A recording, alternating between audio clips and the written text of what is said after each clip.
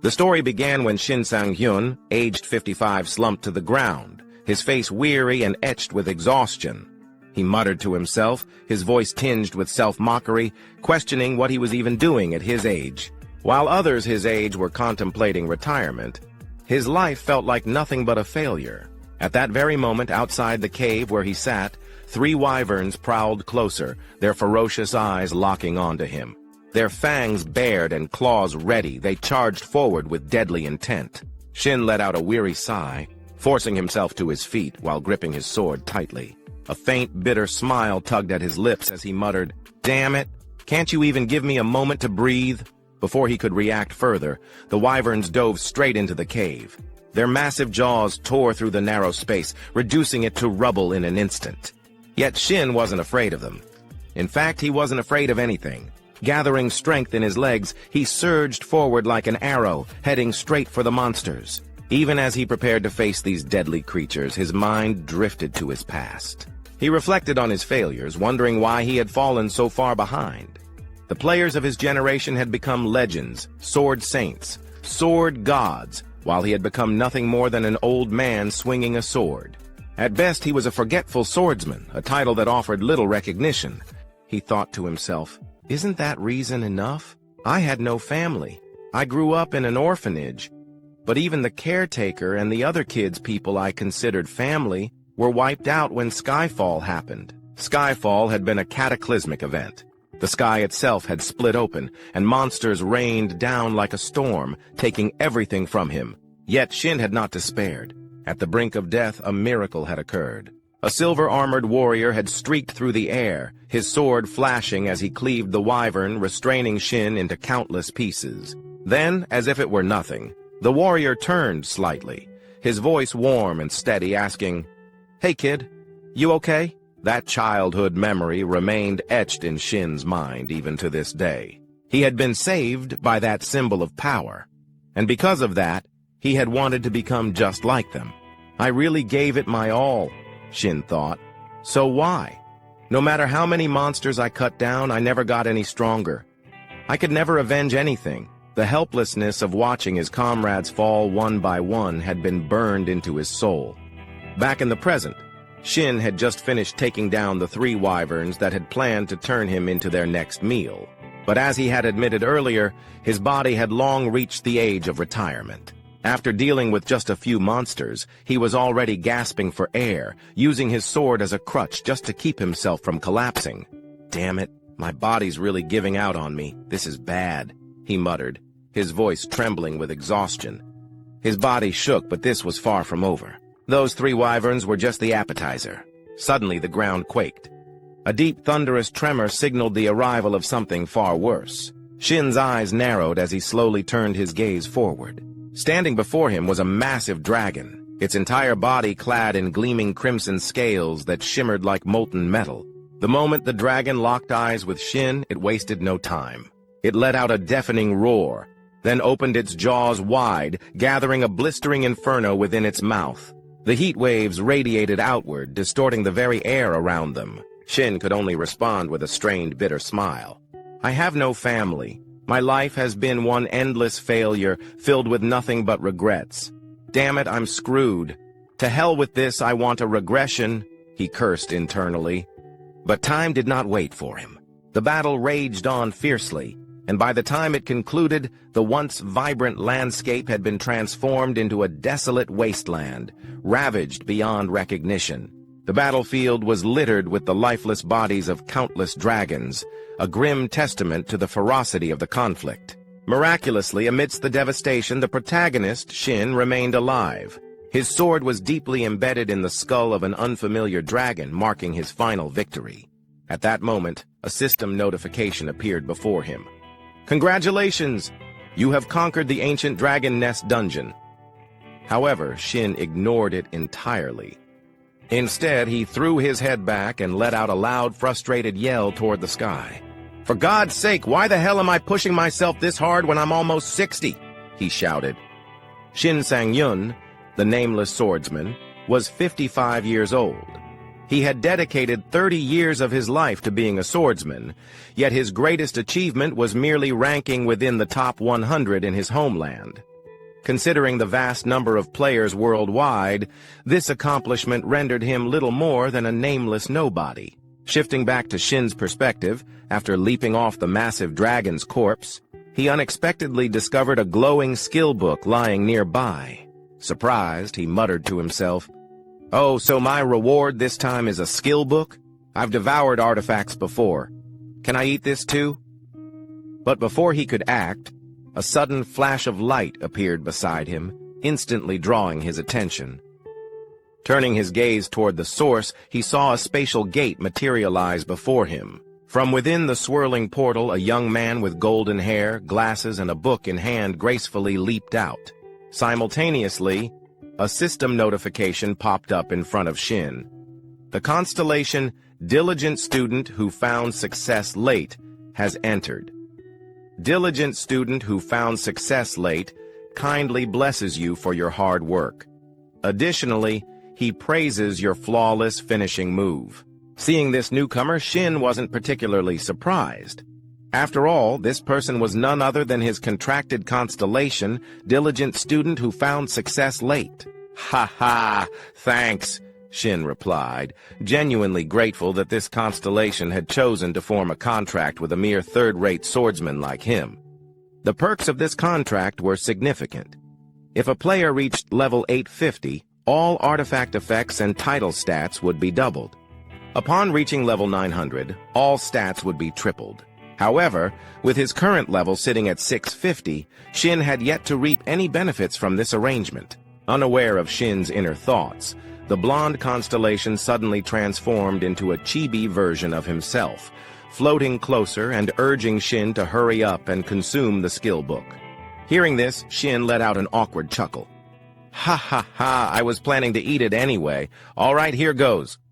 With that, he stretched out his palm toward the skill book and activated his unique ability, Artifact Devourer. This is the only skill I've had since my awakening.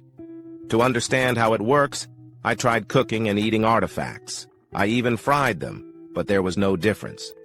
By the time I finished my useless experiments, 30 years had passed.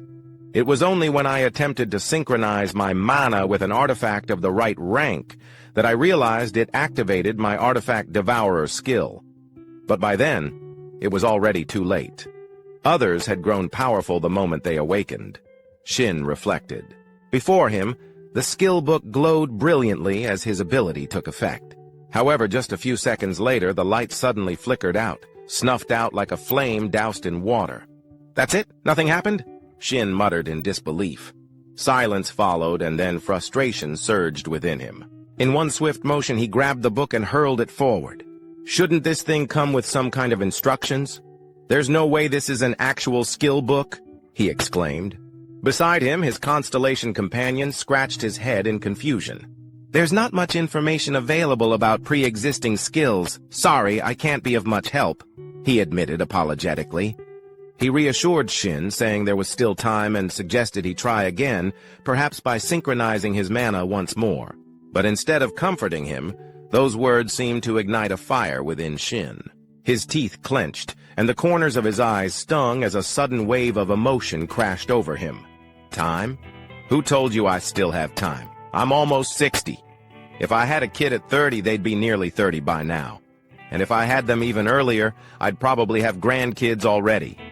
You might not understand this because you're a constellation, but humans don't live that long." Shin snapped. Across from him, the blonde constellation paled, cold sweat beading on his forehead. I'm sorry if I said something wrong," he stammered. Back to Shin's perspective. Seeing himself lash out at his closest companion over nothing, he realized it wasn't right. His face softened, and he let out a weary sigh, shaking his head. "No, you didn't say anything wrong. It's just, my life is full of regrets. I can't forget that person's silhouette. I tried so hard to become like him, but now I'm exhausted. I'm too old." His voice trailed off, his words left hanging in the air. Hearing Shin's lament, the young constellation fell silent, deep in thought. Then, as if reaching a decision, he broke into a smile. Shin, oblivious to this, scratched his head and said, "Anyway, I was planning to retire. Take note. I'm canceling our contract. You should find someone else to play with." Before he could finish his sentence, Shin suddenly noticed the space around him distorting. The world itself seemed to bend and melt away. At that moment, a system notification flashed before his eyes. Constellation diligent student who succeeded late is maximizing the essence. You have been exposed to regression. Initiated scene transition. The scene shifted to an outdoor interview under the bright sun. A handsome reporter with brown hair turned to the person beside him. Dungeons and gates. They're the basic environments for awakened individuals, or in other words, where players work, right?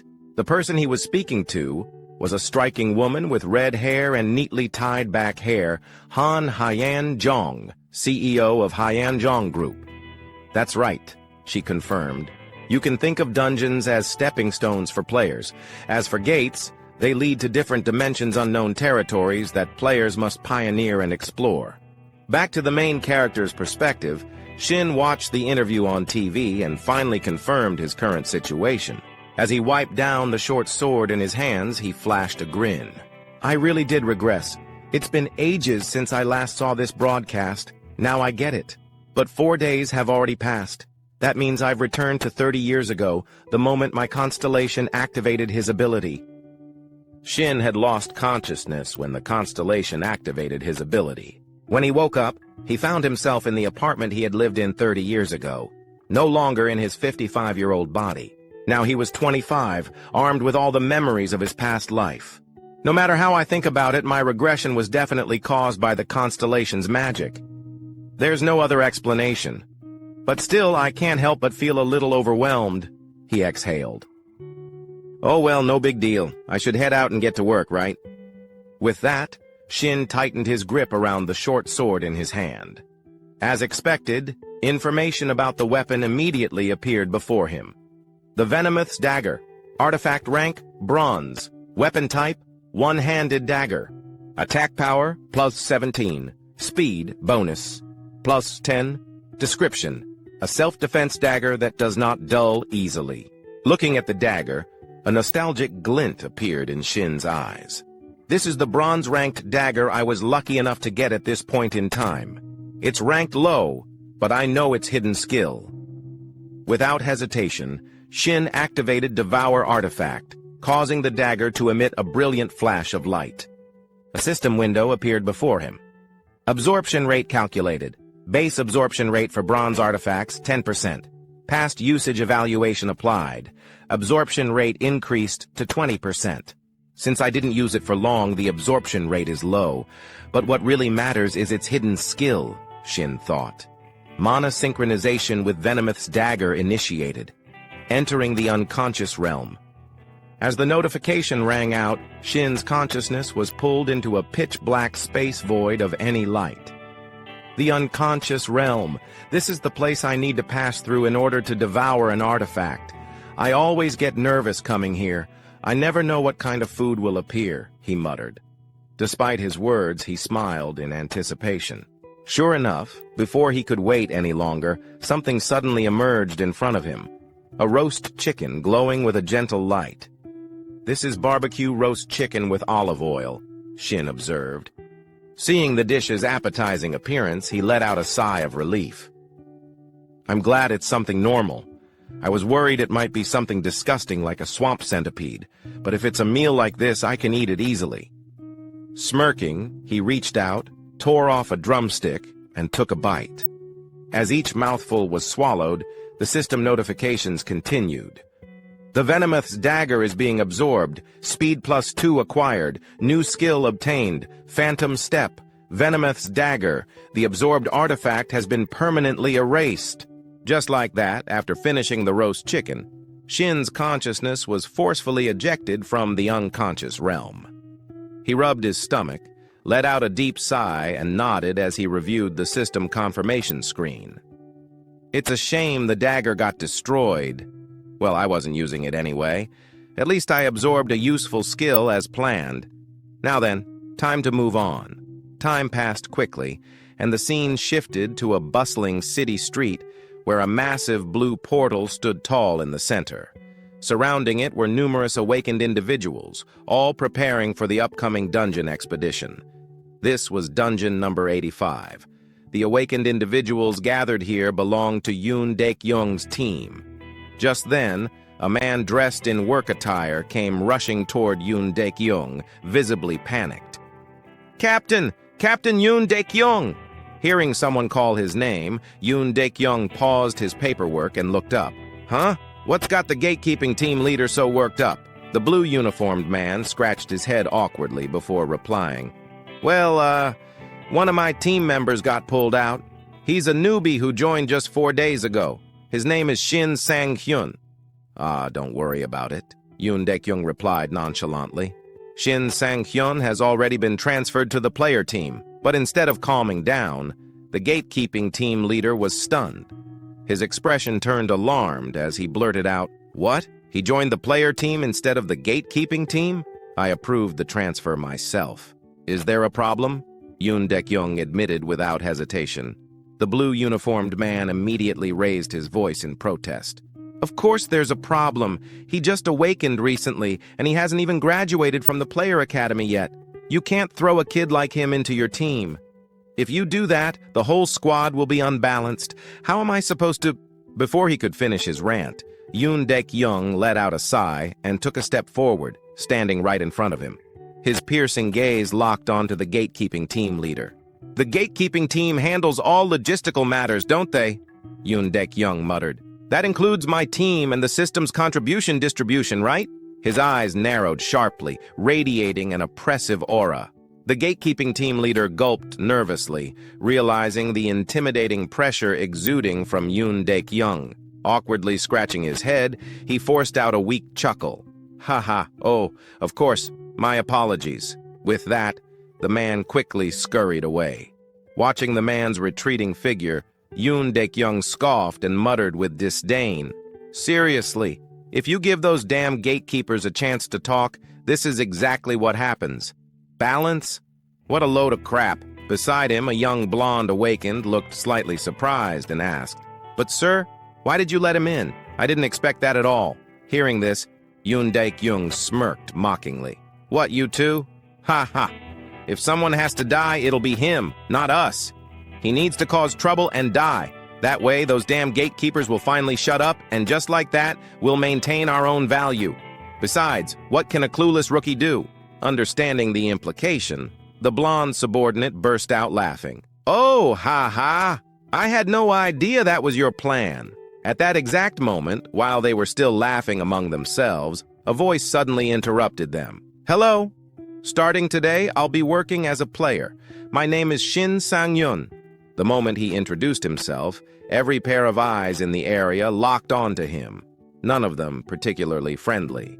The gatekeeper team members glared at Shin, their eyes filled with resentment, while the awakened players eyed him with cunning amusement. Being stared at so intensely by so many people made Shin's scalp tingle slightly. "I expected this, but they're not even trying to hide their emotions." From Yoon Daek-young's perspective, he quickly masked his true expression and put on a bright smile. "Finally, our new recruit has arrived. Shin, right? Nice to meet you. I figured you'd be late for your first day as a player." As he spoke, his gaze shifted to the weapon Shin was carrying, and he narrowed his eyes slightly. "Oh, your weapon. Is that a longsword?" Opposite him, Shin put on a polite smile and explained, "Yes, that's right. I've learned from watching a lot of YouTube videos." Yoon Daek-young raised an eyebrow and gave a pointed reminder. "You do know that the longsword is one of the hardest weapons to wield, right?" Shin clenched his fist and responded, his voice filled with determination. "I'll do my best to protect myself. Trust me." Shin's response seemed to amuse the captain. With a wide grin, Yoon Daek-young threw an arm around his shoulder and spoke enthusiastically. "Ha ha, good spirit. That's what I like to see. A real man should have that kind of drive, just like me." After saying that, he turned to address the rest of the team. "All right, let's get this dungeon run started. Time to fight." Hearing his command, the other team members cheered loudly, raising their fists into the air. With Shin now in the group, everyone quickly checked their equipment before stepping into the massive portal one by one. Meanwhile, Yoon Dik-young stood off to the side, making sure the entire team entered in an orderly manner. As he watched Shin's back, his expression remained neutral, but inside, he was full of scorn. He learned from YouTube? What a joke. Does he think dungeons are some kind of game? Just because he awakened and became a player, he's already getting cocky. Looks like he's asking for death. A cold smirk formed in his mind as he continued. Given the conquest strategy I have in place, this orc dungeon is known as the Wailing Wall for rookies. He'll learn his place soon enough. Stupid brat. That was what Yoon Dik-young firmly believed. But just moments after stepping inside, his face turned deathly pale. Sweat began to pour down his forehead as he took in the shocking sight in front of him. Lying all across the dungeon floor in a horrifying mess were the corpses of countless orcs, completely obliterated. And the cause of this carnage? None other than Shin himself. In that instant, Yoon Dik-young's mind screamed in disbelief. This is insane! Who the hell is this guy? Orcs were creatures that almost exclusively appeared in games, novels, and fantasy films. Because they were so frequently depicted, it was easy to assume they were weak compared to other monsters like dragons. They were often portrayed as dumb, violent, and little else. This misconception led many new players, filled with arrogance, to rush into battles with orcs without a second thought. In reality, their attributes were anything but weak. On average, an orc stood around 250 centimeters tall and weighed roughly 180 kilograms. Their sheer size alone granted them overwhelming strength compared to humans, earning them the infamous nickname, the Wailing Wall. The scene shifted to the inside of a dungeon, which resembled the long corridors of an ancient fortress. As the group moved forward, a dark-haired man glanced back and reminded the protagonist, Shin Sang-yun, not to expect any special treatment just because he was new. He sternly told Shin that from that moment on, he would be on his own. Shin's eyes flickered with mild surprise, but before he could respond, the captain of the porter squad spat on the ground and scoffed from behind. The captain mocked Shin, calling him an arrogant little brat who had just awakened and was already acting like a seasoned player. For most, such words would have been deeply insulting.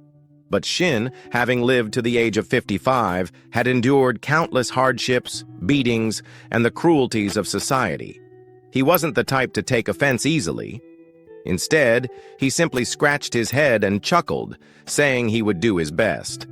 Internally, he noted that no one there seemed particularly kind to rookies. Despite Shin's lighthearted response, the dark-haired man in armor remained irritable. He snapped at Shin, emphasizing that it wasn't about doing his best, but about doing things right. Trying his best, he said, was useless. Shin's expression remained calm, and after a brief pause, he asked if he would be allowed to fight on the front lines if they encountered monsters. The armored man scowled and asked if Shin was out of his mind. Before he could continue berating Shin, his expression suddenly shifted to one of alarm. He urgently warned the group that an orc was approaching. Upon hearing this, Shin and the leader of the porters immediately turned around.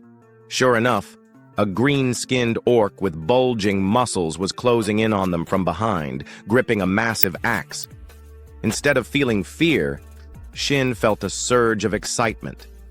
He thought to himself that this would be his first battle since his regression and decided to take it on.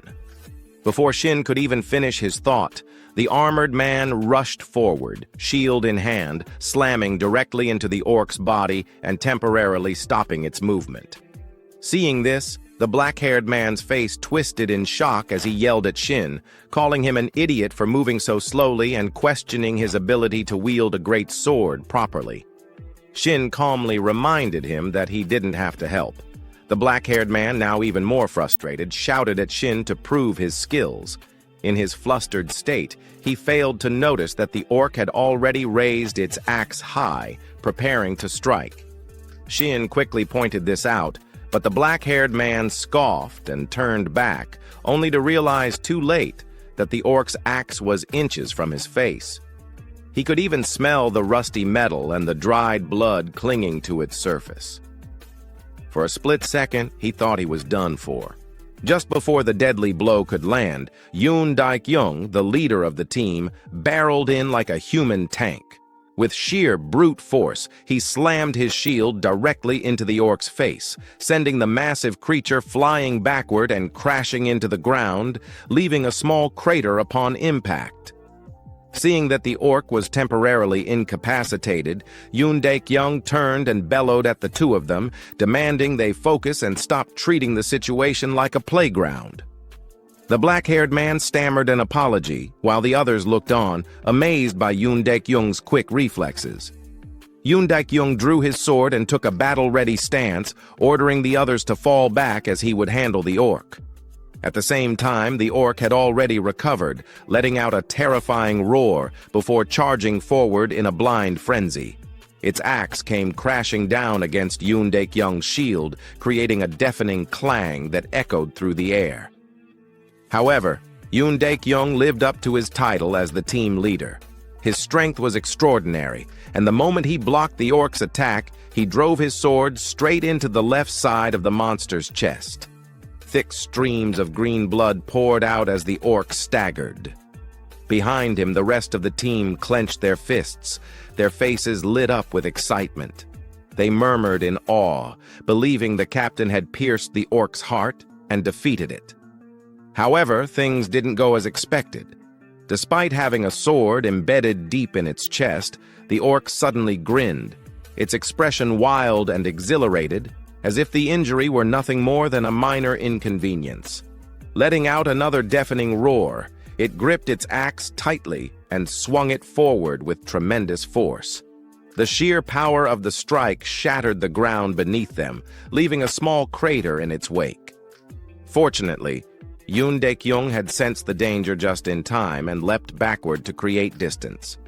From Shin's perspective, as he watched the two muscular figures clash, his experience told him there was a problem. Yoon Daik-young was likely the highest-leveled fighter there, but at best, he was only around level 50, nowhere near strong enough to land a fatal strike on the orc. Shifting back to the battlefield, Yoon Daik-young let out a fierce battle cry, tightening his grip on his sword before launching himself forward. Seizing the opportunity while the orc was still reacting to its previous attack, he drove his blade deep into its body once more. This time, it was a perfectly executed critical strike. No matter how resilient the orc was, there was no surviving such a blow. As the massive creature finally collapsed to the ground, lifeless, the lower-ranked hunters erupted into cheers, praising Yoon Daik-young for taking down an orc by himself. Yoon Daik-young let out a small breath of relief before turning back to check on his team. He asked if everyone was all right, and the older awakened ones responded with cheerful grins, calling him seriously reliable. Just as Yoon Daik-young ordered the group to move out, eerie, blood-curdling screams rang out from the distance, immediately drawing their attention. They turned around to see an intimidating sight, a group of red-skinned orcs marching toward them, their expressions full of aggression as if they were actively seeking a fight. The orcs were well equipped, their sharp weapons glinting menacingly. Cold sweat began to trickle down the faces of the older awakened ones as they realized the severity of the situation.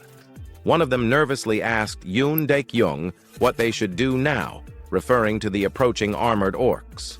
Taking in the enemy's numbers and their well-equipped state, Yoon Daik-young immediately began reconsidering his options. He cleared his throat and suggested that it would be best for them to retreat and ensure the team's safety. He admitted that deep down, he felt a pang of regret. Just as they had finally taken down one enemy, an entire squad of orcs appeared. Unlike the others, who were paralyzed by fear, Shin's eyes lit up at the sight of the approaching monsters. Without hesitation, he made a bold suggestion, asking if he could give it a shot. His words instantly earned him a series of outraged glares from the weaker hunters around him. They exclaimed in disbelief, questioning whether Shin Sang-hyun had lost his mind. On the side, Yoon Dek-young, the captain, apologized, admitting that he should have trained Shin properly before bringing him to the battlefield. He let out a deep sigh and tried to reason with Shin, acknowledging his excitement about awakening. However, before Yoon could finish his sentence, Shin had already gripped his greatsword and launched himself forward like a gust of wind. The entire group stood frozen in shock. Yoon Dek-young called after him, warning that he was going to get himself killed. Contrary to everyone's expectations, the moment Shin closed the distance, he swung his great sword with a single devastating strike, effortlessly slicing a young red-skinned orc clean in half. For a brief moment, an eerie silence blanketed the battlefield. Only Shin's voice broke through as he remarked how amazing great swords were. Behind him, after several seconds of stunned silence, the so-called weaker hunters began sweating profusely. Their eyes filled with disbelief, as if they had just witnessed a prehistoric beast come back to life. They muttered among themselves, questioning what had just happened. An elite orc had been cut in half, and even with a greatsword it seemed absurd. Ignoring their murmurs, Shin casually rested his greatsword on his shoulder and chuckled, wondering if he was still level 1. He commented that his swing hadn't been as smooth as he wanted. A display of his player information appeared. Name, Shin Sang-hyun, level 1, title, None, constellation, None, unique skill, artifact absorption, artifacts consumed, 1, health 25, energy 20, experience 40. On the other side, the remaining orcs clenched their teeth, veins bulging across their furious faces as they watched their comrade get effortlessly cut down. Then, as if some unspoken command had passed between them, they all roared in unison and charged at Shin like rabid dogs lunging for a bite. Seeing this, Shin tightened his grip around his sword, his voice cold and unwavering. He stated that his level might be low, but he had experience to spare. In a blur, both sides dashed past each other. With a single, almost effortless swing of his great sword, Shin sliced through the orcs with ease, their bodies cleaving apart like fragile dolls. However, at that very moment, an orc wearing a bone mask lunged at him, its sharp axe arcing through the air, aiming straight for Shin. Without breaking a sweat, Shin twisted his body slightly, sidestepping the strike with minimal movement. Then, in one swift motion, he swung his sword upward, severing the orc's arm and splitting its face in two. He scoffed, his voice dripping with amusement, asking if the orc had any idea how many monsters like it he had killed in his younger days. Meanwhile, the awakened hunters in the back could only stare in utter disbelief. Someone muttered in shock, questioning if that was really Shin Sang-hyun. They speculated that he might just wipe out all of them at this rate, calling the situation insane. Back on the battlefield, Shin now stood face to face with the leader of the orc squad. He declared that only the orc warlord remained, his eyes locked onto his final opponent. Unlike the others, this orc was a towering figure, dwarfing even the already massive members of its species. But it wasn't just its size that made it dangerous. It was clad in full armor, heavily equipped for battle. The warlord scanned the battlefield, its bloodshot eyes taking in the remains of its fallen kin. Rage swelled within its chest, and with a deafening roar, it lifted its massive spiked club and swung it downward with overwhelming force, aiming to crush Shin in a single blow. Seeing this, Shin wasted no time and leapt to the side, dodging the attack in a blink. The unfortunate wall behind him, however, wasn't so lucky. It exploded into rubble under the sheer force of the orc's strike. But Shin didn't even glance at the destruction. Mid-air, he twisted his body and swung his great sword in a clean, decisive arc, slicing straight through the warlord's thick neck. However, the wound Shin had just inflicted was too shallow, not nearly enough to take down the monstrous orc. Seeing this, the squad leader, clearly worried, shouted that the orc's skin was too thick and that their attacks were useless. He concluded that they were screwed. Before the orc leader's words could fully settle in the air, it seized the moment Shin landed, letting out a fierce roar. It swung its massive arm backward, bringing its colossal war club down toward Shin's much smaller frame. Yet, Shin showed no sign of concern whatsoever. "Calm down, will you?" he said casually, his voice steady. At the same time, he activated his skill, Demon Breaker. A system notification appeared. Hidden skill activated. Status abnormality blocked. Cooldown, 15 seconds. Skill level, 1. Effect. When attacking a target, be it human or monster, the target will be immobilized for 2 seconds. Success rate and duration depend on the target's resistance level. The moment the skill took effect, the orc leader's entire body froze in place. Its weapon, which had been mid-swing, halted abruptly, and its massive frame trembled violently as it struggled against the invisible force restraining it. Seeing this, Shin grinned, his eyes narrowing in amusement. "Yeah, just stay put like that," he chuckled. Across from him, the orc leader let out a panicked howl, but before it could even comprehend what was happening, Shin's razor-sharp blade had already sliced clean through its thick neck, sending its head flying. The orc's massive body collapsed to the ground with a heavy thud, while its severed head rolled to a stop at the feet of Yoon Daek-young, who stood watching from a short distance away. The sheer brutality of the scene left everyone in stunned silence. "What the hell did I just witness?" someone muttered. "Didn't he just awaken 3 days ago?" another stammered. "And that disruption skill he used, isn't that supposed to be an advanced ability? I thought even high-ranked players could only stun an enemy for like 1.5 seconds at most, and he's wielding a great sword like he's been doing it his whole life. Should we ask him what kind of YouTube videos he's been watching?" A chorus of whispers and murmurs of admiration spread through the group. Meanwhile, Yoon Daek-young stood frozen, his mind racing. Watching Shin display such overwhelming strength was nothing short of baffling. Did he really just use a high-level skill? And against an armored orc, no less. He's only been awakened for a few days, hasn't he? Where the hell did he even get a skill like that? The more he thought about it, the more intrigued he became. A system notification appeared. "Congratulations! You have leveled up. You have met the requirements to receive a title. You have obtained the title, Fearless Immature Puppy. Title rank, F effect +5 evasion." Seeing the unexpected reward from the system, Shin felt both surprised and excited. "I wasn't really paying much attention to leveling up, but I didn't expect to get a title and a bonus effect on top of that. This is amazing." The system then continued with another notification. "You have unallocated stat points. Please choose a stat to enhance." Available points, 1. At the same time, the system interface shifted to his attribute screen. Seeing this, Shin reached his hand forward to allocate his points. "I already know which stat I want to increase. In my past life, I learned this lesson far too late. Luck directly affects skill accuracy and item drop rates. And right now, I need it more than anything." Without hesitation, he immediately allocated his newly earned free stat point into luck.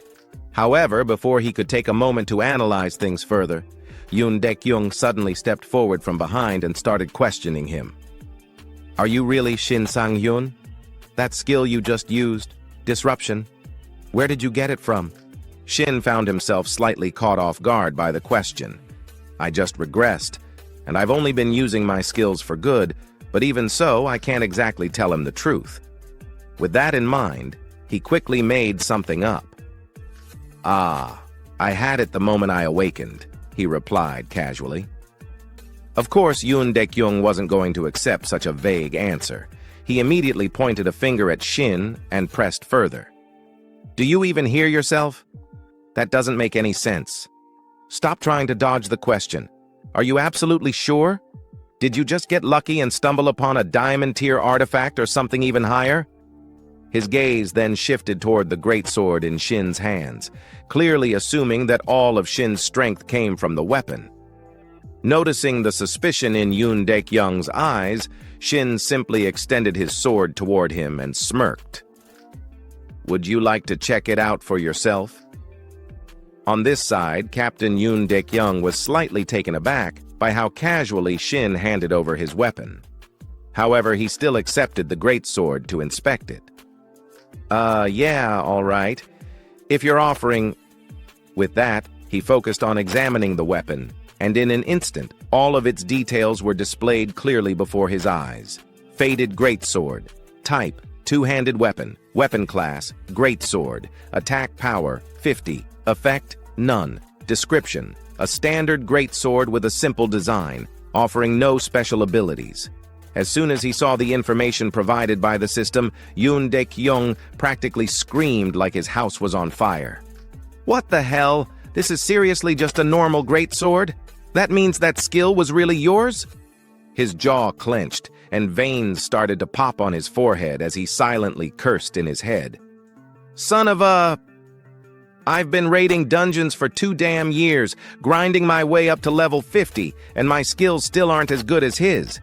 If this keeps up, then the reward distribution today..." Before he could spiral any further, a teammate suddenly shouted, "Captain, the sub-boss just showed up." Hearing that, the rest of the team turned their eyes toward Yoon Daek-young, waiting for his command. His face darkened slightly, but he quickly gave out orders. "All right, let's move then." He turned to Shin and said, "Thanks to you, we had an easier time clearing out those small fry. But don't get cocky and end up dead. A flashy skill like yours won't do jack against the demonic orc we're about to face." Shin tilted his head slightly, finding Yoon Daek-young's attitude a little strange. However, as if remembering something, a smirk slowly formed on his lips. I almost forgot why I joined this team right after regressing. This team distributes rewards based on contribution." With that, he suddenly called out, "Hey, Captain!" Yoon Daek-young turned back with a frown. Shin flashed a bright grin and asked, "If I kill the demonic orc myself, can I take the artifact as my reward?" The red crystal was a rare loot that could only be obtained by defeating the demonic orc. Even then, it was known to be incredibly difficult to acquire. No, rather, the drop rate was absurdly low. However, in his past life, after his team had failed to take down the demonic orc, Shin had witnessed another team successfully obtaining the red crystal. He still remembered that moment vividly, the sight of the victorious party standing over the slain demonic orc, holding the precious crystal in their hands. One of the team members had exclaimed in amazement, congratulating their captain and asking how he had managed to get such a valuable item. The crystal was worth a fortune at the market and was known to be the only artifact possessing the delay skill. As they stared at it with eyes full of greed, their captain, looking slightly uncomfortable, had waved them off and told them to calm down, complaining that they were practically spitting all over him. The delay skill was precisely what Shin desperately needed at that moment. Brushing aside the memories, he returned to the present and repeated his request. His words left the entire team momentarily stunned. Noticing their reaction, he quickly elaborated on his reasoning. He reminded them that their team distributed rewards based on contribution. So, if he managed to kill the boss himself, there should be no issue. At this, Yoon Daek-young fell silent. The pause in conversation made a drop of sweat trickle down Shin's face. He knew he needed the delay skill as soon as possible. It was crucial for the events that were about to unfold. But to the others, he must have seemed like an arrogant rookie, trying to take on more than he could handle. There was no way they would take him seriously. As expected, 2 of the weaker team members, oblivious to their own lack of strength, glared at him with contempt. They accused him of being out of his mind and demanded to know who he thought he was. Killing a few orcs had clearly made him overconfident, and now he was talking about loot distribution as if he had already earned a right to it. Before they could continue, Yoon Daek-young calmly raised a hand, silencing them. He then turned to Shin with a sharp gaze and stated his terms. If they failed to defeat the boss, then, and only then, would Shin be allowed to enter the dungeon and take it on himself. His warning was clear: but just the fact that Yoon Daek-young agreed to distribute loot based on contribution was enough to make Shin feel relieved. It had been easier than he expected.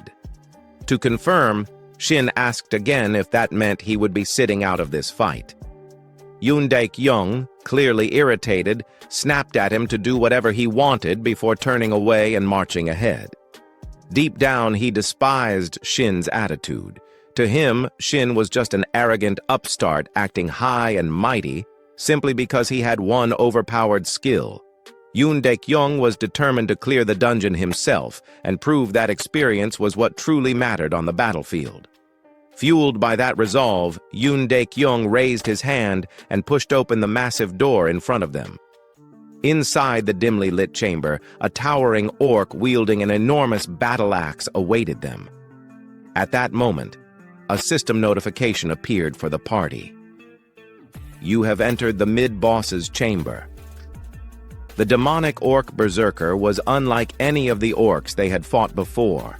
It stood massive and muscular, its purple skin rippling with sheer brute strength. Curved, goat-like horns jutted out from its skull, and embedded deep within its chest was a gleaming red crystal.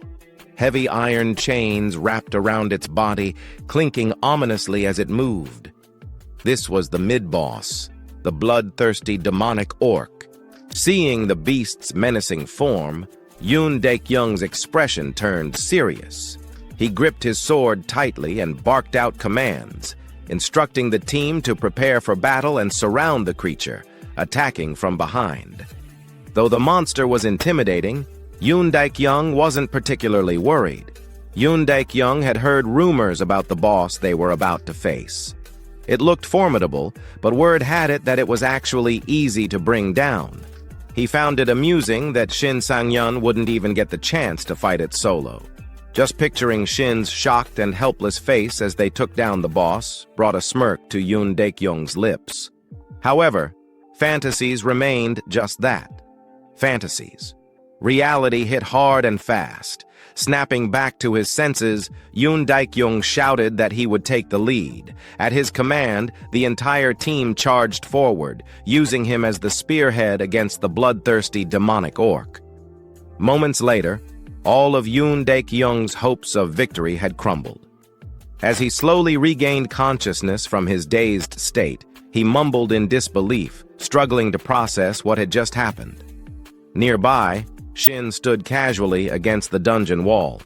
Seeing Yoon Daek-young wake up, he merely clicked his tongue and shook his head, remarking that he had been slightly worried when the team rushed in like that, but he never expected them to charge straight at the boss like idiots. He muttered to himself that this was exactly why they had failed in his past life as well. Meanwhile, the other surviving party members hurried to their fallen leader, scrambling to help him up. Panic filled their voices as they anxiously asked what they should do next, fearing that if things continued like this, they would all be dead. Yoon Daek-young, however, remained silent, his gaze locked onto the demonic orc ahead. His brow furrowed in confusion. Why were not just this boss but even the previous orcs so unbelievably strong? Cursing under his breath, he admitted to himself that he never should have trusted the market intel. Gritting his teeth, he made a bitter decision. They needed to retreat. There was no way they could win today. But just as he prepared to issue the order, something caught his attention. Out of the corner of his eye, he noticed Shin still standing there, arms crossed, a relaxed smile on his face. A sick feeling churned in Yoon Daek-young's stomach. That look, that attitude, Shin still wanted to fight. Unlike Shin's unshaken demeanor, a blonde-haired party member was visibly seething, grinding his teeth in frustration, as if Shin owed him money. He exploded in anger, demanding to know if Shin was insane and questioning what was wrong with him. Before the blonde-haired man could continue his rant, Yoon Daek-young abruptly swung out an arm, silencing him. With a firm voice, he ordered everyone to fall back, explaining that the boss had terrible peripheral vision and that they could slip past its blind spot. The rest of the party exhaled in relief. Someone even muttered a quiet thanks to the heavens. As Yoon Dek-young turned away, blood dripping down his face, he cast one last glance at Shin. He warned him that if he died, he had only himself to blame. In response, Shin let out a faint chuckle. Slowly drawing the sword from his back, his voice remained steady, filled with confidence. He reassured Yoon Dek-young that there was no need to worry. He had no intention of dying that day. Facing the bloodthirsty, demonic orc across from him, Shin steadied himself. As if sensing the killing intent radiating from him, the monstrous orc boss clenched its massive battle axe tightly, its eyes burning with fury. Without hesitation, it charged forward like a raging tank, exuding an overwhelming aura of aggression. Seeing this, Shin took a deep breath, his grip on the sword instinctively tightening. A thought flashed through his mind. If this fight were purely about stats, he wouldn't stand a chance. But with all the experience he had accumulated, that was no longer an issue. With that realization, he swiftly swung his sword to the right, deflecting the orc's battle axe to the side. In an instant, a piercing metallic crash rang through the air as steel collided with steel. The demon orc let out a low, guttural growl, clearly startled by the unexpected resistance. Meanwhile, the awakened fighters who had been preparing to retreat suddenly halted in their tracks upon hearing a loud metallic clash. They turned to one another, exchanging puzzled looks. One of them muttered in disbelief, wondering aloud if they had truly heard a loud clang. Another asked if Shin had just knocked the orc's axe away. Back on the battlefield, Shin flexed his now numb wrist and let out a casual complaint, remarking that his hand had gone numb. He noted that he could only deflect strikes, not counter them. Then, as if spotting something fascinating, his gaze locked onto the glowing red gemstone embedded in the demon orc's chest. A smirk spread across his face as he muttered that it had been a long time since he had seen that gemstone. He referred to it as the ultimate combo, his interest in it evident. Shin's obsession with the red gemstone was not without reason. It possessed a special effect that, when combined with his delay skill and the title skill Demon Crusher, could create something truly terrifying. At present, Demon Crusher's stun effect lasted for only 2 seconds, which was already useful but difficult to improve. However, with his core skill, Artifact Devourer, he had the ability to merge the effects of different abilities. This gave him an idea. What if he could stack the stun effect from Demon Crusher? He realized that this could lead to the perfect skill combination, an infinite stun lock. If he could obtain delay, this possibility would become a reality. The mere thought of paralyzing enemies endlessly while they remained completely helpless sent waves of excitement surging through him. His smirk widened as he confidently raised his sword and taunted the monster, asking what it was waiting for. As if understanding his provocation, thick veins pulsed across the demon orc's forehead like writhing worms. With an ear-splitting roar, it launched itself straight at Shin, its monstrous energy surging as it prepared to strike with devastating force. However, this was exactly what Shin had been hoping for. He thought to himself that it was perfect, just what he wanted. If the monster charged at him recklessly, he would have the perfect chance to uncover its weaknesses. With that thought, Shin charged forward without hesitation. His sword sliced cleanly across the orc's side, leaving behind a deep wound. Thick streams of dark purple blood spurted from the gash, spilling onto the battlefield. At the same time, he activated his Demon Crusher skill. The demonic orc froze in place, stunned for 2 whole seconds. Its trembling hands could no longer grip its battle axe, and the massive weapon slipped from its grasp, crashing into the ground and forming a small crater upon impact. The other awakened fighters watching from behind stared in shock, their eyes practically popping out of their heads. One of them muttered that it felt like watching a scene from a fantasy movie, struggling to comprehend what they were witnessing. Another expressed disbelief that the Demon Crusher's stun had actually worked on a mid-tier boss, calling it overpowered. Yoon Daek-young, unable to process the situation, mumbled under his breath in astonishment. Meanwhile, Shin let out a smug chuckle.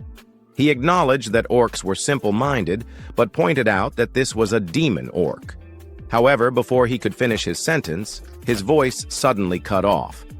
Against all odds, the demon orc had already shaken off the stun effect and launched a vicious kick straight at him. Reacting on instinct, Shin raised his greatsword just in time, using it as a shield to absorb the blow. Even so, the sheer force of the impact sent his body flying backward. His sword dragged across the ground, carving a deep groove into the battlefield. As he steadied himself, his brows furrowed in frustration. He cursed under his breath, realizing that he had forgotten about the orc's regeneration ability. His gaze locked onto the wound he had inflicted, only to find that it was no longer there. A faint green glow pulsed across the demon orc's body, and within seconds, the deep gash had completely healed. The worst part was that this very same regeneration ability had allowed the demon orc to break free from the stun effect far earlier than expected. Shin clenched his jaw, acknowledging that the battle was going to be far tougher than he had initially thought.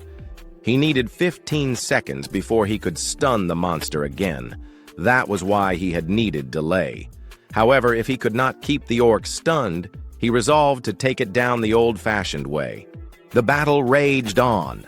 Across from Shin, the demonic orc tightened its grip on its battle axe once more, its bloodlust burning hotter than ever.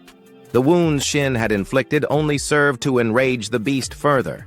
Now, the monster had only one thought in its mind: to crush him. A swift and decisive victory was all it desired. Yet again, the demon orc swung its mighty axe, but Shin deflected the attack effortlessly. He barely twitched a muscle as he guided the attack downward, burying the axe into the ground with a casual flick of his sword. With a grin, he remarked that this was easier than he had expected. And so, their clash continued, sword against axe. Each attack sent shockwaves rippling through the air, shaking the battlefield. Meanwhile, among the spectators, doubt was beginning to take hold. A blonde awakener stood off to the side, seemingly uninterested in the fight. Instead, he turned toward his commander and urged him to leave, insisting that even that bastard's skill was proving useless. Yoon Daek-young, the commander, appeared stunned, his voice laced with confusion. He questioned why the stun skill wasn't working, noting that the level gap was barely noticeable. He couldn't understand why Shin looked so confident. Was he really just a newbie? The thought gnawed at him. Something wasn't adding up. Back on the battlefield, Shin was growing bored. Deciding it was time to finish the fight, he acknowledged that he had been in situations like this before. If he wasn't strong enough, he simply had to put everything into a single decisive strike. Forget slashing the enemy apart. He would use their own power against them. Gripping his sword tightly, he waited, his eyes sharp as they tracked the demon orc's movements. Then, the perfect opening presented itself. With a flash of movement, Shin lunged forward. The orc charged at full speed, completely unaware that it was running straight into its own demise. Shin's blade pierced cleanly through its chest, striking straight through the heart. The orc let out a final gurgling gasp, coughing up a mouthful of blood before collapsing lifelessly. At the same time, a system notification appeared before Shin's eyes. "Congratulations! You have defeated the mid-boss, Demon Orc. You have leveled up. You have earned the title, Demon Hunter, rank E. Title effect: when facing mid-bosses or higher, your healing ability increases by 5x. Reading through the effect, Shin couldn't stop himself from grinning. 2 titles already. Was this what it felt like to play solo? Just as he was about to revel in his victory, his eyes caught movement. Commander Yoon Daek-young was slowly approaching, his wide eyes still filled with disbelief. Even now, he struggled to accept the reality before him. The very same mid-boss that had wiped out his entire team had just been crushed effortlessly by this so-called newbie. Seeing the stunned expressions of those around him, Shin quickly forced out a crooked smile. There was only one way to avoid unnecessary trouble. Activating his amateur acting skills, he raised his voice in a dramatic wail, lamenting how he had almost died and how he couldn't have managed without the commander dealing damage.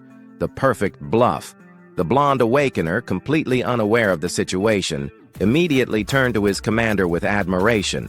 He eagerly asked when the commander had even landed a hit on the monster.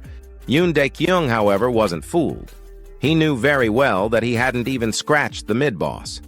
His gaze shifted toward Shin, filled with confusion. Meanwhile, Shin smirked internally. Surely the commander wasn't that dumb, right? He was throwing him a bone. He just had to take it. Yoon Dae-kyung's gaze drifted to the red crystal on the ground, and he instantly understood Shin's intention. Keep your promise. That's what he's saying. Letting out a defeated sigh, Yoon Dae-kyung mumbled to himself, admitting his complete loss. However, the moment of hesitation vanished as he straightened his posture. With renewed confidence, he turned toward his team and barked out orders. Announcing that the mid-boss was down, he commanded them to prepare for the final boss. "Yes, sir," the squad responded in unison before moving forward. As they ascended the stairs to the next floor, a few of them couldn't resist sneering at Shin. Some muttered how there was no way that kid had taken it down alone. Others wished they had the stun skill, though they admitted it hadn't even worked on the mid-boss. Shin ignored the chatter. His focus was elsewhere, on the true prize. His gaze locked onto the red crystal, the very thing he had been waiting for. Once the audience was gone, he smirked. Time to eat this thing. Item: red crystal. Rarity: silver. Type: special equipment. Accessory. Special effect: delays attribute decay, stat bonuses, +10 vitality, +10 strength. Description: a rare item obtainable only by defeating the demon orc. It contains condensed resilience and endurance. A smirk formed on Shin's lips as he picked up the crystal. Let's see what this thing can really do. A strange feast. The moment Shin absorbed the red crystal, his consciousness was pulled into a subconscious void. Before him sat a steaming dish, spicy cold noodles with jellied meat prepared by the super chef. Just looking at the dish, an uncontrollable hunger surged through him. Without hesitation, Shin grabbed the bowl, lifted his chopsticks, and began eating. As he devoured each strand of noodles, a series of system notifications appeared. You are now ready to absorb the red crystal. Absorbing red crystal. Based on the base absorption rate of 20% for silver tier items, your strength and vitality have increased by +2. You have obtained the special effect. Delay. You can now embed this effect into one of your skills. A bead of sweat rolled down Shin's temple. Why do I feel so uneasy about this? Which skill would you like to combine with delay? Add it to Demon Smash, Shin replied immediately. The system confirmed the combination. The delay effect has been added to Demon Smash. If you use Demon Smash before the first stun expires, the effect duration will extend as follows. Second and third hit, 90% success rate. Fourth hit, 60% success rate. Fifth hit, 30% success rate. The moment the message ended, Shin was thrown out of the subconscious space. He stared at the system screen in disbelief, eyes wide in shock. A guaranteed 4-second stun? I only thought it was theoretically possible, but it actually works. To confirm, he rubbed his eyes and double-checked the system logs. An unexpected proposal.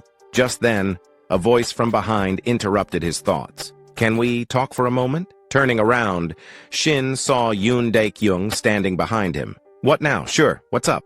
Shin asked. Yoon Dae-kyung's tone was hesitant, but he spoke clearly. Right ahead is the final boss room.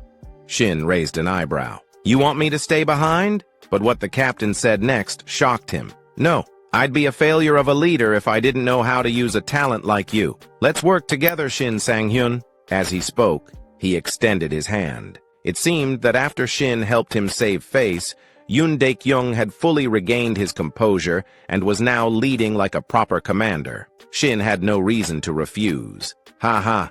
but my conditions stay the same. He grinned, clasping Yoon Daek-young's hand. Yeah, I know. The captain chuckled in response. The final boss room. At that moment, the blonde awakener approached, arms crossed. Are we finally heading in? Yoon Daek-young nodded firmly. Yeah. From this point on, everyone needs to stay alert. But as they moved forward, the blonde suddenly clicked his tongue, shooting a glaring look at Shin. This left the protagonist utterly confused. The hell's his problem? Did he eat expired food or something? Meanwhile, Yoon Daek-young didn't seem to notice the blonde's sour attitude. With a bright grin, he patted Shin's shoulder. Let's finish this up. Drinks are on me after. Time flew by quickly as Shin's team finally stepped into the last boss room of dungeon number 85. Their opponent this time was a monstrous orc with ash-gray skin covered in strange, spiral-shaped runes that pulsed faintly. In its grip was a blood-stained spiked mace, still dripping from its last victim. An overwhelming savage aura radiated from the creature. This was the final boss, the frenzied orc, a captain's resolve. From Yoon Daek-young's perspective, after witnessing the sheer power of the previous boss, the demonic orc, he no longer underestimated this dungeon. A cold sweat dripped down his face as he took a determined step forward, looking at Shin. I'll go first. However, before the captain could recklessly charge in and get himself obliterated, Shin unsheathed his sword and shook his head. Stay close to me. Yoon Daek-young hesitated. Right now, you shouldn't. But before he could finish, Shin exhaled deeply, lost in thought. The frenzied orc has lower skill resistance than the demonic orc, which means it's easier to stun. As long as I stay calm and attack properly, this shouldn't be a problem. But stay close to me. Since when did I start saying things like that with such confidence? Back then, I was always scared. Even when I grew older, I barely managed to survive. I can't live like that again. I have to change my weak past and my future. And to do that, I'll show everyone here my overwhelming strength. An overwhelming display. With that resolve burning in his heart, Shin swung his sword down, slashing deep into the frenzied orc's torso. The wound tore from its abdomen to its shoulder, causing the beast to howl in agony. Without hesitation, Shin activated his skill. Demon Smash! A shockwave of force crashed into the orc, leaving it staggered and unable to move. It's stunned for 4 seconds, he shouted. Without missing a beat, Yoon Daek-young rushed forward, leading the charge. Now get him! With the boss completely immobilized, the entire team unleashed a relentless barrage of attacks, overwhelming the beast before it could even showcase its strength. And just like that, before the orc could land a single devastating strike, it collapsed. Dead. Dungeon complete. The moment its massive body hit the ground, a system notification rang out. Congratulations! You have defeated the final boss, the frenzied orc. Congratulations! You have completed the dungeon of the Red Orc Altar. Recognition and a glimpse of the future. As the lifeless body of the frenzied orc lay in a pool of its own blood, some members of the party couldn't help but remark, wasn't this dungeon way too easy? I didn't even have to use a single potion. Another adventurer chimed in, grinning. See? I told you that stun skill was amazing! Meanwhile, a group of porters huddled together, whispering among themselves while stealing glances at Shin. Do you think he has his own gate? Should I ask him? Huh? I was about to ask first. So what? I need to make a living too. Another porter scoffed. Their team captain retorted, shaking his head. A fast-changing world.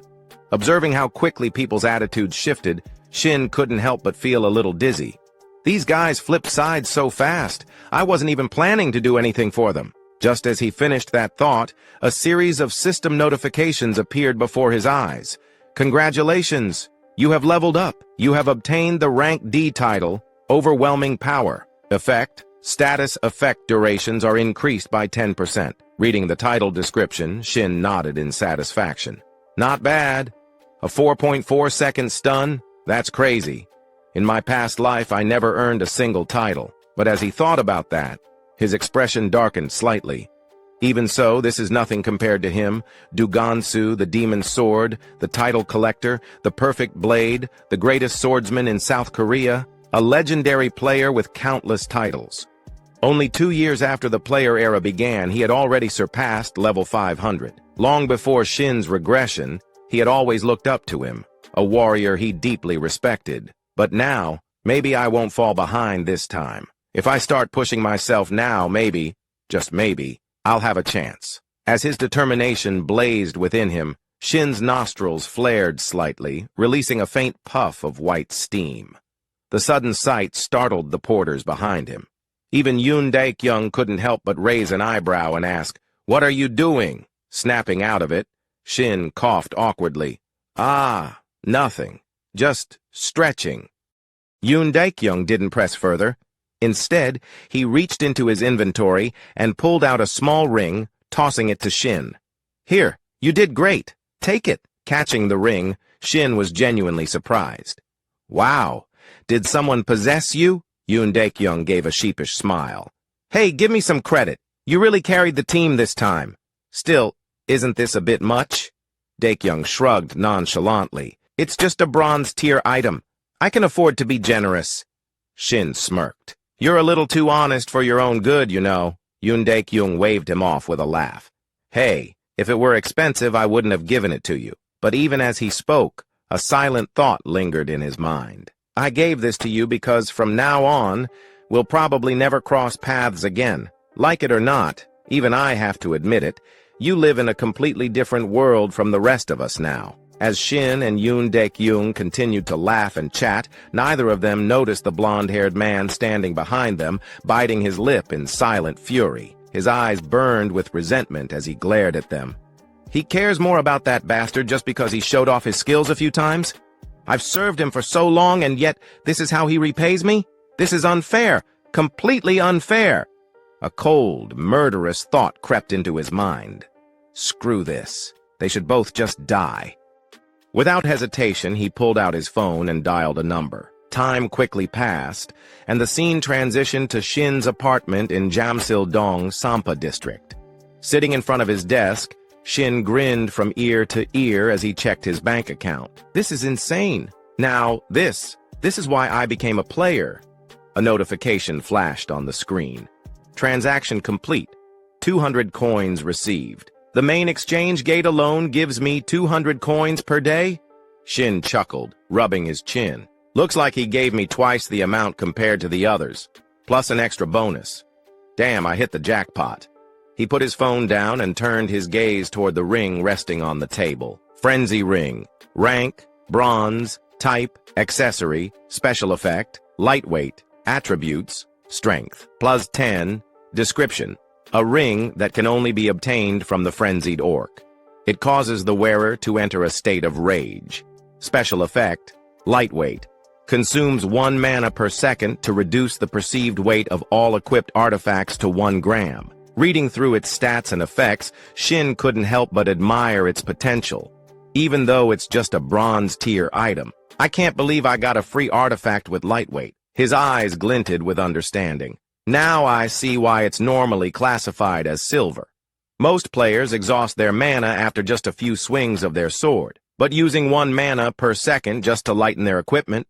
That's ridiculous. Who the hell would waste their mana on something like that? The thought made him chuckle to himself, but then his expression shifted, his grin turning sharper. Then again, none of that matters to me. Shin leaned back in his chair, deep in thought. In my past life, I only discovered my ability when I was already over 50 years old, but that's exactly why I trained so damn hard to master it. He recalled a crucial memory, a time when he consumed an artifact that required mana defunction, and the result, the penalty effect, disappeared. Artifacts that drained mana always had a drawback, a side effect that made them difficult to use. But for Shin, when I absorbed them, the penalties vanished completely.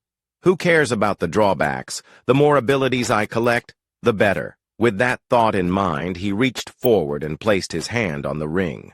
A faint blue light began to swirl around his fingertips. Then, without hesitation, he started the absorption process. Meanwhile, at the H-Soul nightclub in Gangnam, the atmosphere was thick with smoke, alcohol, and the heavy beat of music. Amidst the neon glow, the blonde-haired man from Yoon Daek-young's party lounged in a private booth, his arm draped around a beautiful woman. but he wasn't enjoying the moment. He was ranting. "I'm telling you, it's true!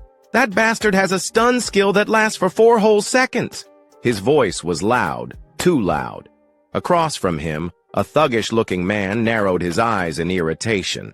"Oi, who the hell do you think you're raising your voice at?" The blond man immediately shrank back, bowing his head. No, I'm sorry," the thug scoffed, his expression full of disdain. Then he leaned forward, eyes gliding dangerously. "So what? You want me to take revenge for you?" The blond man shook his head violently. "No, but I swear he's cheating. He even used multiple stun items." Before he could continue, the thug suddenly slammed the table. "Then what the hell do you want from me, you idiot?" His voice boomed through the room, making the surrounding clubgoers flinch.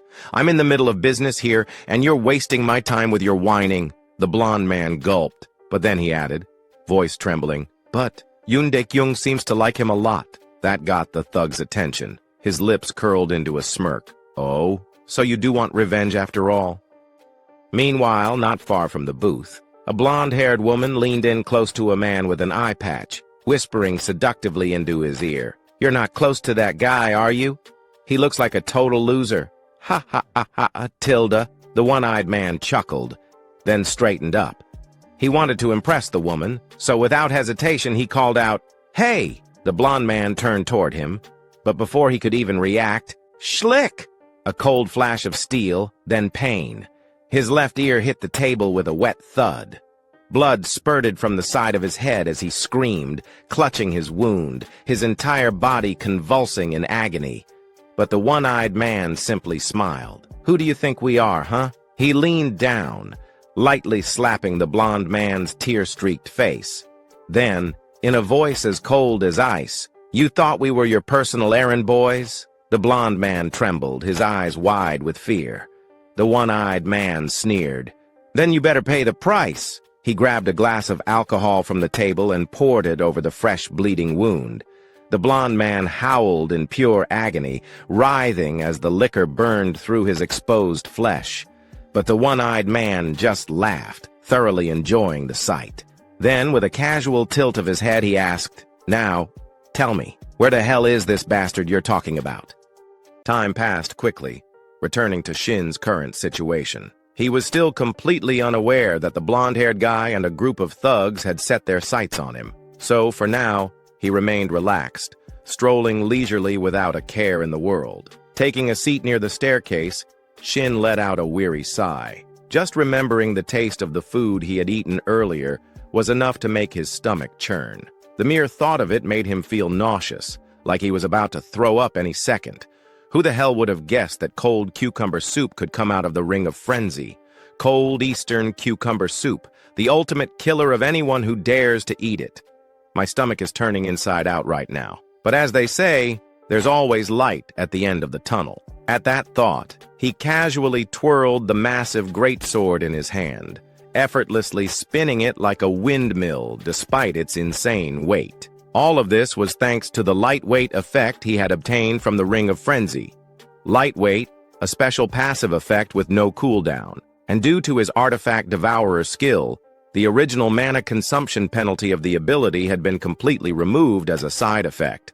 However, the lightweight effect had been nerfed. Now, instead of completely negating weight, it simply set the weight of all artifacts to a fixed 100 grams. Well, I guess I'll be using this greatsword for now. But what if I accidentally drop it? That would be a disaster. All right, next up. As he spoke, Shin quickly pulled up his status window. Gazing at his current stats, Shin reminded himself of his next step. I need to start drawing the attention of the constellations. A player could only have one constellation, so he had to choose carefully. If possible, I want a constellation that matches my strongest stat. That means luck. But then he let out a small sigh. Well, at the moment, I don't have any outstanding stats that would attract them. I guess all I can do for now is train. With that thought, Shin slowly stood up, his eyes locking onto the countless training dummies lined up ahead. Time to get to work. Days later, at this moment, Shin had just arrived at an unfamiliar location, having driven there himself. The moment he stepped out of the car, his face was completely pale, as if he was about to drop dead at any second. I seriously thought I was going to die back there. I guess 3 days of non-stop training plus a long road trip was way too much. Well, at least I got a new skill out of it, so I guess it was worth it. As he spoke, Shin twisted his torso left and right, stretching his body a little to shake off the fatigue. The new skill he had acquired was ambidextrous sword mastery, basic passive ability for swordsman. Skill level 1. Description: increases adaptability with all types of swords, excluding short swords and one-handed long swords. Now, as for the place Shin had come to, this was none other than Dungeon Number 1, a solo-player exclusive dungeon. Looking at the glowing blue portal before him, a faint smile appeared on his lips. Today, I get to go all out by myself. No more worrying about people staring at me like I'm some kind of freak. Not only that, but getting access to a solo dungeon like this usually meant waiting in line for months. I should be glad I managed to slip in through the cracks. Just as he was about to step forward, he suddenly paused. His gaze shifted toward the distance behind him, and his expression darkened. A black car sat idly in the distance, parked in complete silence. It had been following him for quite some time now, and at this point, Shin was sure of it. I can't believe they actually followed me all the way into the damn forest. I don't know what they want, but whatever it is, I'll settle it inside the dungeon. His voice turned cold, and his eyes gleamed with a dangerous edge. Inside the dungeon entrance, the entrance to Dungeon 101 resembled a massive cave, its dark, ominous passage stretching deep inside. Emerging from the blue portal, a group of thugs stepped forward calmly, their expressions unreadable. It seemed that the blonde-haired traitor had somehow convinced them to take the job. But before they could take another step, Shin's voice rang out, cutting through the air. "This is a solo-player dungeon, isn't it? You guys couldn't have gotten lost. That means you're trespassing in my playground." Hearing that voice, the leader of the rat gang raised an eyebrow in slight surprise. His eyes swept over Shin, taking in his posture. The guy looked like he had been waiting for them this whole time, but that moment of curiosity quickly turned into mocking laughter. "Are you stupid or something?" Turning back to Sang-un, the whole gang erupted into laughter, their expressions full of amusement at his supposed foolishness. Shin, however, remained calm. The moment he got a good look at them, he immediately realized something was off. These guys weren't a normal dungeon raid team. Thinking it over, he decided to give them one last chance to avoid unnecessary bloodshed. "I won't report this, so get lost." His eyes narrowed slightly as he spoke. At the same time, he silently analyzed the entire group, scanning them carefully before coming to a quick conclusion. No healers, no mages. They gave up stability, the one thing every dungeon party needs, to form an all-swordsman and archer team. These guys aren't dungeon hunters. They're awakened hunters, a pack of hyenas. Just as he suspected, this was a group that specialized in hunting other awakened players. And judging by their attitudes, they weren't even trying to hide it anymore. Ha! This dumbass actually thinks he's something special. The huge thug let out a loud laugh. Meanwhile, the small blonde-haired guy next to him sneered. "That's your fate, dumbass. If you die here, not even your corpse will be found." For some reason, Shin felt a strange sense of familiarity with this group. Digging through his memories, he remembered something from the past. This exact group had been completely wiped out by the Player Association's strict surveillance. It's been a while, huh? Against groups like this, the archers are always the biggest problem. "Yeah, I already figured that out," Shin responded lightly, his gaze locking onto the archer, a cold, emotionless man who showed no reaction whatsoever to the idea of killing someone. Not wanting to waste any more time, the archer casually drew his bow, speaking in a bored tone.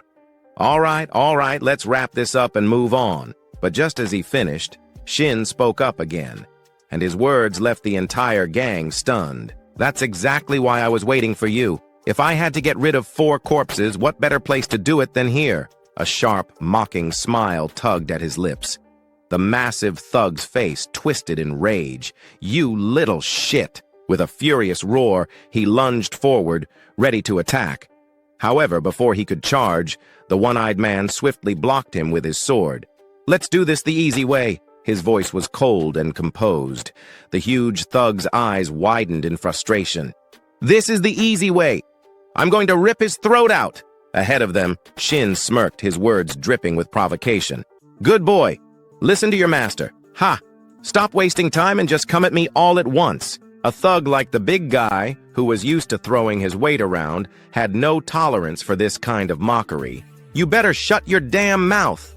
With a furious roar, he planted his foot down, exploded forward like a raging bull, and swung his massive greatsword straight for Shin's torso without hesitation. Survival of the fittest. Is there a better phrase to describe a dungeon? Inside a dungeon, monsters always aim for your life. And in those same dungeons, the artifacts you and everyone else seek exist on the razor's edge of life and death. If you're weak, you die. There are no rules inside the dungeon. So if you want to live, you had to kill. That was the karma from my past life. And it still applies even now. In the end, everything that happens here is just self-defense. The entire gang of thugs stood frozen in shock, their eyes filled with disbelief as they locked onto the scene before them. Just seconds ago, the big guy had charged forward, radiating overwhelming aggression, but now he had been sliced clean in half. Not a single scream escaped him. One sword strike. That was all it took. Shin coldly swept his gaze over the remaining three. What are you standing around for? Come on, all of you, no hesitation. The remaining three immediately backed away, instinctively increasing their distance. After seeing that level of strength, they all understood one thing. If Shin got close, they were dead. Relying on their experience hunting other awakened players, they quickly adjusted their strategy while running. The blue-haired guy barked out orders. Cover us while we reposition. Got it, the archer responded. But internally, his mind was spiraling in confusion. He killed Sanho? Even if the guy was an idiot, Sanho was still level 100, and that kid had only awakened recently. What the hell is going on? The archer couldn't make sense of it. Meanwhile, on Shin's side, he had started spinning his greatsword, its heavy blade whirling through the air like the blades of a helicopter. The sharp winds it generated howled ominously, sending shivers down the spines of those who heard it. Hey now, where are you running off to? Shin teased, his smirk widening. Motherfucker! What kind of monster is this? The archer cursed. Even as he spoke, his hands moved instinctively, drawing his bow and letting loose 2 arrows at blinding speed. But to Shin, it was child's play. With one effortless swing, he sliced both arrows in half before they could even get close. And then, before the archer could react, Shin spun around and hurled his greatsword straight at him. Thud. The sword struck its target. The archer barely had time to scream before collapsing lifeless. The dying scream made the 2 remaining thugs freeze in place. They turned their heads in shock, their faces going pale. Who the hell is this guy? The small, orange-haired thug shouted in disbelief. Unlike him, however, the blue-haired one had a completely different thought process. His sharp gaze locked onto Shin, and more specifically, the fact that he was now unarmed. He threw away his great sword. That means he's got no weapon right now. This is the perfect chance to strike. Attack! At his command, both of them charged at the same time. Shin also dashed forward, heading straight for his great sword, which was still lodged in the archer's corpse. The race was on. But just as his fingers brushed the hilt of his weapon, the 2 thugs' blades came slashing toward him. Slash! The sound of steel cutting flesh echoed through the air. A spray of fresh blood splattered onto the ground, but it didn't come from Shin. It came from the archer's corpse. Because in the moment just before the blades reached him, Shin had used his sword as a pivot point, launching himself into the air with an acrobatic flip. You're insane. The orange-haired thug gritted his teeth, stunned that Shin managed to dodge even in that tight window of time. But Shin wasn't interested in conversation. Still midair, he reached down and ripped his great sword out. At that moment, the blue-haired thug, Juntae, suddenly reached out, grabbing the orange-haired one's head from behind. The smaller thug flinched in confusion. Juntae, what the hell are you doing? Before he could react, Juntae shoved him forward like a human meat shield. Slash! The orange-haired thug barely had time to scream before Shin's greatsword cut through him like paper. Just like that, he was gone. Damn. That's some real brotherly love right there. Selling out your own teammate the second things go south, Shin said, mocking. After that, he paused his assault for a moment and casually added, "You guys were selling organs, right?" Juntae's eyes narrowed. Shin smirked. "Yeah. No way in hell people like you would trust each other just out of goodwill. So let me guess. Your real goal was awakening mana stones through organ transplants, right?" For a brief second, Juntae's expression shifted. Shin immediately caught it. Bullseye. Still, Juntae let out a cold chuckle. "So what if you figured it out, huh? You little shit!" As soon as the words left his mouth, Juntae lunged, his sword aimed straight at Shin's chest, and on his lips, a victorious grin. But just when the blade was barely 5 centimeters away from Shin's face, it stopped, frozen in place, unable to move forward even a single inch. Because Crushing Kneel has been activated. A debilitating shock surged through Juntae's body. For the next 4.4 seconds, he was completely paralyzed. Like a statue. Shin took a step forward, looked him in the eye, and spoke. "Let me ask you something." A cold chill crawled up Juntae's spine. He tried to move. Nothing. Tried to speak. Nothing. All he could do was stand there, feeling sweat drip down his face. "What the hell? I'm paralyzed? But how? Those wounds from earlier? No way! Just from those tiny cuts? There's no skill that broken. And what is he talking about? I'm the one who kills. That's how it's always been. I take lives, not the other way around." Yet now, for the first time in his life, he saw the end. And as death loomed closer, his mind flashed back to the past. Back to when he tricked a fresh, new, awakened rookie. "Give it your all this time, okay?" He had smiled, placing an arm over the young, freckled boy's shoulder. "With you here, we can do anything. I'd trust you, bro." The rookie grinned back, completely unaware. Scene transition. A different memory. A young rookie, his face covered in blood, trembled in fear. Tears mixed with red streaks as he stared at Juntae. Why are you doing this?" His voice cracked.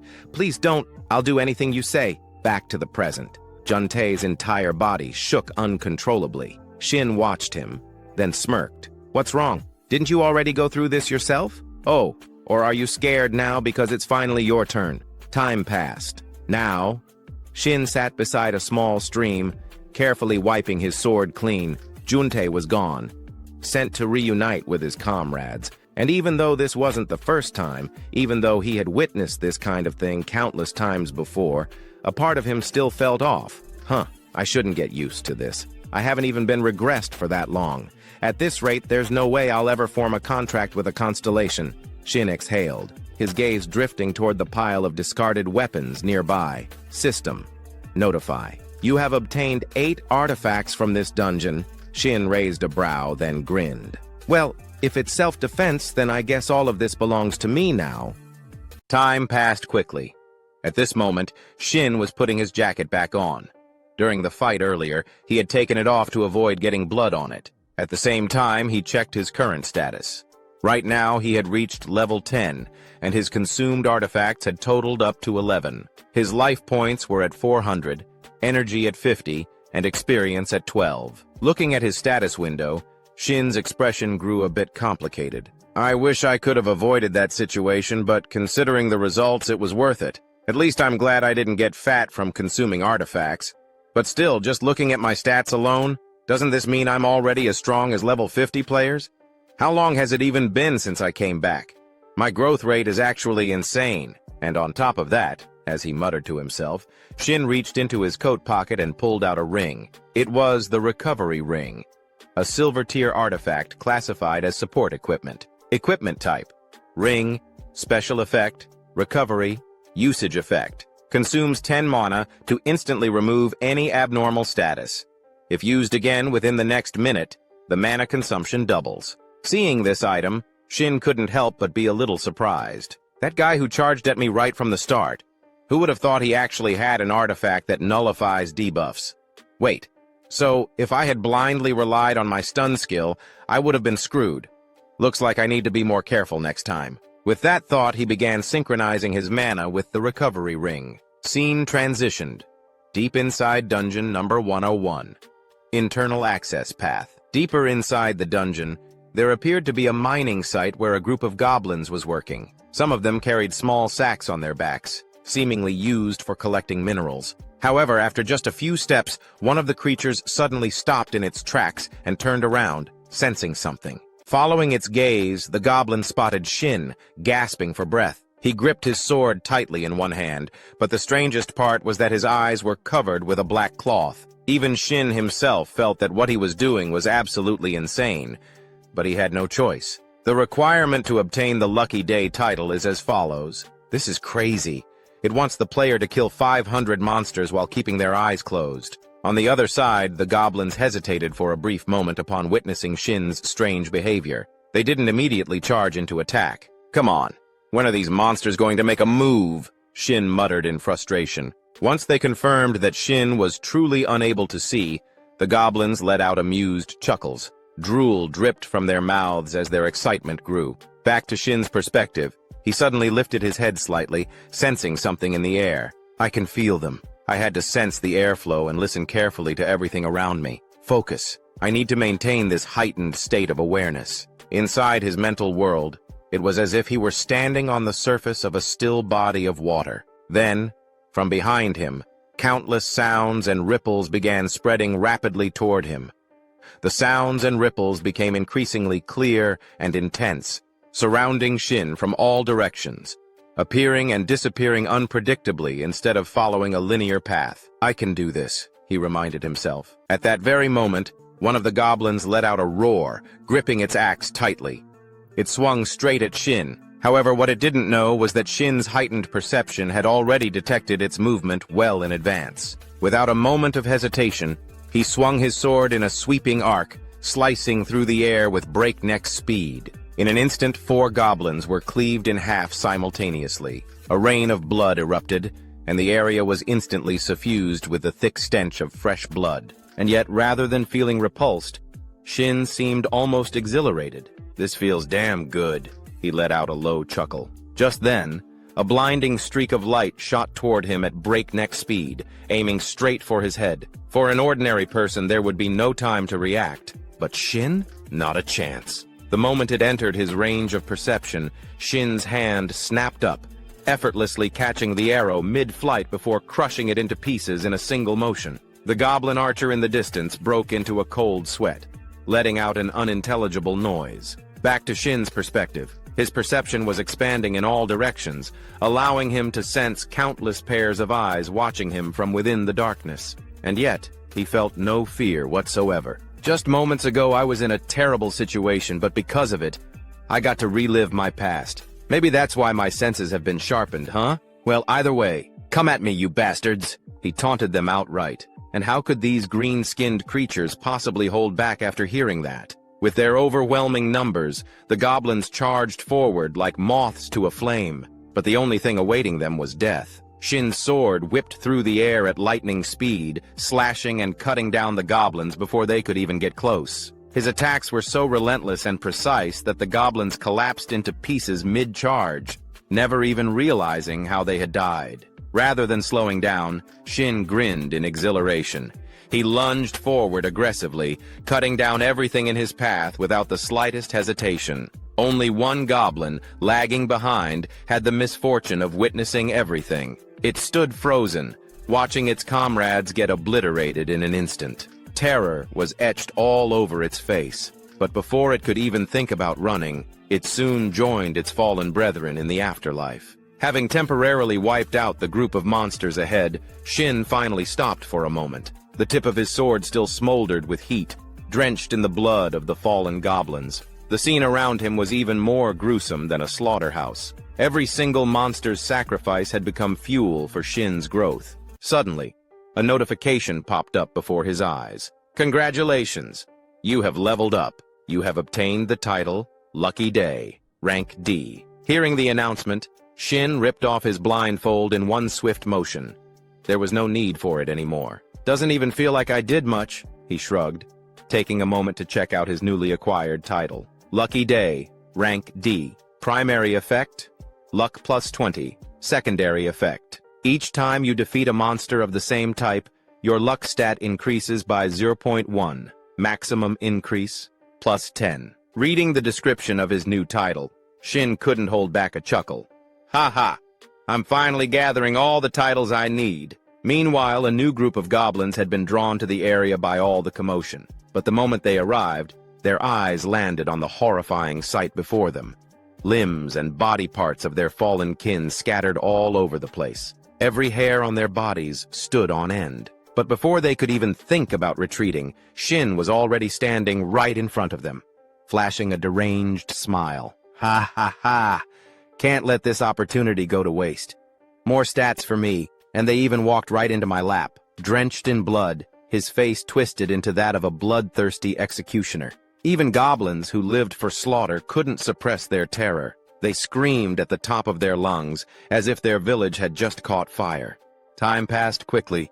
The unfortunate goblins that had arrived late had now joined their fallen comrades in the afterlife. And as for Shin, he was so thrilled that his whole body was trembling, as if he were having a seizure. Ha! My luck stat went up by 30 just from this one title. This is even better than most platinum-ranked titles. This has to be worth 500 million. No, maybe even 1 billion yuan. In this lifetime, I can finally afford a house, he shouted in pure exhilaration. But then, at that exact moment, a crimson spatial crack suddenly appeared behind him, crackling with violent lightning. At the same time, a notification popped up before his eyes. The space around you begins to fade. Shin didn't even need the warning. He could already feel the disturbance in the space behind him. His expression instantly stiffened as he whipped around to see what was happening. Cold sweat dripped down his face, and that grin he had just moments ago, it vanished completely. A series of notifications began to appear in front of him. 3 constellations have taken an interest in you. The constellation Dimensional Ruin Cleaner asks, "Are you interested in bringing misfortune to others?" The constellation Grand Voyager of the Void is intrigued by your mysterious nature and wishes to converse. The constellation Goddess of Luck smiles at you while extending her hand. At this moment, the physical manifestations of the 3 constellations stood before Shin. First was the Dimensional Ruin Cleaner, a grotesque entity resembling a giant insect, yet it had a pair of wings and an unnervingly long tail. Next was the Grand Voyager of the Void, shrouded in mystery, draped in a flowing white robe. An enigmatic and unfathomable aura emanated from his presence. Lastly, there was the Goddess of Luck, an overwhelmingly beautiful figure capable of captivating one's very soul. Switching to Shin's perspective, he couldn't help but feel a mix of excitement and nervousness upon witnessing all 3 of his close friends being noticed by the 3 Grand Elders at the same time. That was fast, and all 3 of them too, he thought to himself, a bit overwhelmed. Then, in an attempt to draw some attention to himself, he spoke up half-jokingly, "Ha ha, did you guys see my performance?" To his surprise, the Goddess of Luck suddenly floated right in front of him. Rather than being mesmerized by her beauty, Shin felt a creeping sense of unease. Had I done something to offend them? Wait, was my tone too arrogant? I've never been in this kind of situation before, not even in my past life. No, the more pressure I feel, the more confident I need to act, he reminded himself. Fortunately for him, the Goddess of Luck showed no signs of displeasure. Instead, she flashed a radiant smile and seemed to regard him with favor. She then spoke in a voice filled with curiosity. "This is the first time I've ever seen such a lucky swordsman. How unusual." Hearing that, Shin scratched the back of his head awkwardly and chuckled. "Oh, luck. Yeah, I guess I really am insanely lucky. Ha. Even he was a little taken aback by just how ridiculously fortunate he had been. Phew, just as I expected. This constellation seems interested in forming a contract. That means I can take my time and examine things properly now, he thought to himself. Meanwhile, the star of the collapsing void cleaner openly praised Shin's potential for cruelty. This particular constellation had the personality of a classic bloodthirsty executioner, and Shin couldn't help but wonder, did I catch his attention just because I massacred a bunch of goblins in such a short time? On the other hand, the Grand Wanderer of Space seemed more intrigued by the hidden depths of Shin's psyche. This left him puzzled. Why was this constellation here? I've heard that the Grand Wanderer of Space only appears before players who possess the aura of a saint. So does that mean they're actually here because of her? He murmured, his gaze shifting forward with a hint of doubt. At that moment, the goddess of luck was happily chatting with the other two constellations. She even reached out and ruffled the Grand Wanderer's hair, causing his face to flush a deep red. Seeing this, a rumor from Shin's past life suddenly resurfaced in his mind. The goddess of luck. Even in the world of constellations, there were rumors that she had incredibly vast connections. Across from him, the beautiful goddess caught his skeptical gaze, noticing how he was staring at her intently. In response, she turned to face him and casually reassured him, "I'm not possessive. Even if you choose me, you're still free to form contracts with other constellations." Reading this system message, Shin was momentarily stunned. This offer was almost too good to be true. "Wait, seriously?" He blurted out before thinking to himself, "This is a massive advantage. A sharpshooter can hit their mark even when firing into the air under the blessings of the world. They never run out of arrows." The miracle archer, among all archers, Hashimoto Yugi, was the one who had defeated countless top swordsmen. Not only did he have an absurdly high luck stat, but his destructive power was overwhelming. People suspected he was cheating or exploiting a loophole, but in reality, it was simply because he had contracts with two constellations, and it was the goddess of luck who made that impossible feat a reality. With that thought in mind, Shin knew better than to offend these three constellations, so he could only force a smile and chuckle awkwardly. Ha ha ha. Having three constellations appear at once sure makes it hard to choose. Across from him, the emotional state of the three constellations shifted instantly. They urged him to cast aside the petty concerns of a mere mortal and make a decision of fate. One of them even began to question whether they had chosen the wrong person. From Shin's perspective, however, it wasn't that he was playing mind games to raise the value of his contract. He was genuinely struggling to make the right choice. The goddess of luck is definitely a good constellation. But if choosing her means no other constellations will appear in the future, then this decision is practically locking in my entire fate as a player. Over the 10 years I spent as a player, only one constellation ever approached me, the model student who succeeded late in life. When he appeared, it was like a beacon of salvation. I was overwhelmed with joy. No matter how much I struggled, I believed that the future would be bright. But nothing ever changed. Not until I turned 55. That's right. I never got any real benefit from my constellation. The activation condition was absurd. The ability required me to reach level 850 before it would double all stat effects from artifacts and titles for my entire life. I couldn't use the constellation's most important power. No, more than that, I didn't even dare to dream of using it. But in the end, maybe that constellation was the reason I got to turn back time. So, for that, I'm grateful. Which is why, this time, I had to be more careful than ever. From now on, I had to accept that there won't be another chance to rewind time. As he thought this, he carefully studied the three constellations before him. Should I choose divine power, destructive power, or luck? And just like that, after a brief moment of contemplation, Shin made his decision. Without hesitation, he pressed the confirmation button on the system screen. Immediately, a notification popped up. You have signed a contract with the constellation, Goddess of Luck. Once the contract is established, even if the player dies, it will remain in effect for 30 years without disappearing. In another realm, an entity was closely monitoring the contract between the reincarnated player and the Goddess of Luck. Shin, friendly constellations sincerely congratulate your contract and wish for your victory. Hostile constellations have decided to use their players to hinder your growth. A series of notifications flooded the screen, causing Shin to glance nervously at the bright red warning messages before him. Haha, what the hell is this? Why am I suddenly attracting so much attention?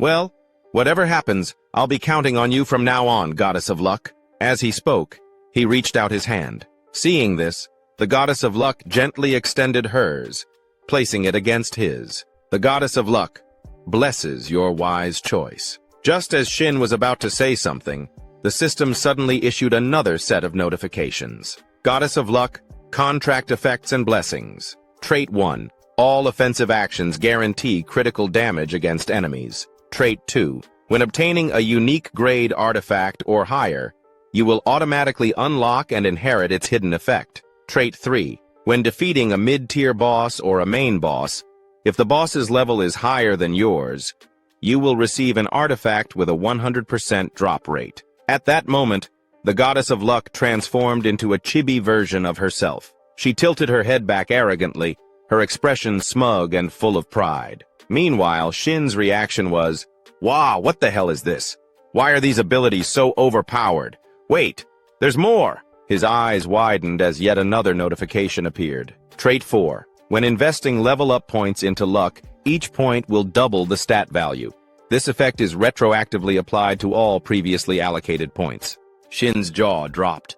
Looking at the 4 contract traits granted by the goddess of luck, Shin was so overjoyed that he cried like a baby. Guaranteed critical hits and artifact drops? You've really had it rough, Shin. As he spoke, he felt like his life was only now truly beginning. Then, out of nowhere, the goddess of luck turned to him and asked, "The goddess of luck inquires, what will you do about the offers from the other constellations?" To Shin, after witnessing firsthand what he had gained from the goddess of luck, why would he even care about the other two? He turned around and dismissively waved his hand. "Ah, it's fine. You two can leave now. I need to focus on the goddess." Hearing this, the other two constellations immediately bristled with irritation. The Grand Voyager of Space. Take a number. See you next time. The Spatial Collapse. Janitor. Warning. One day, I will take something from you.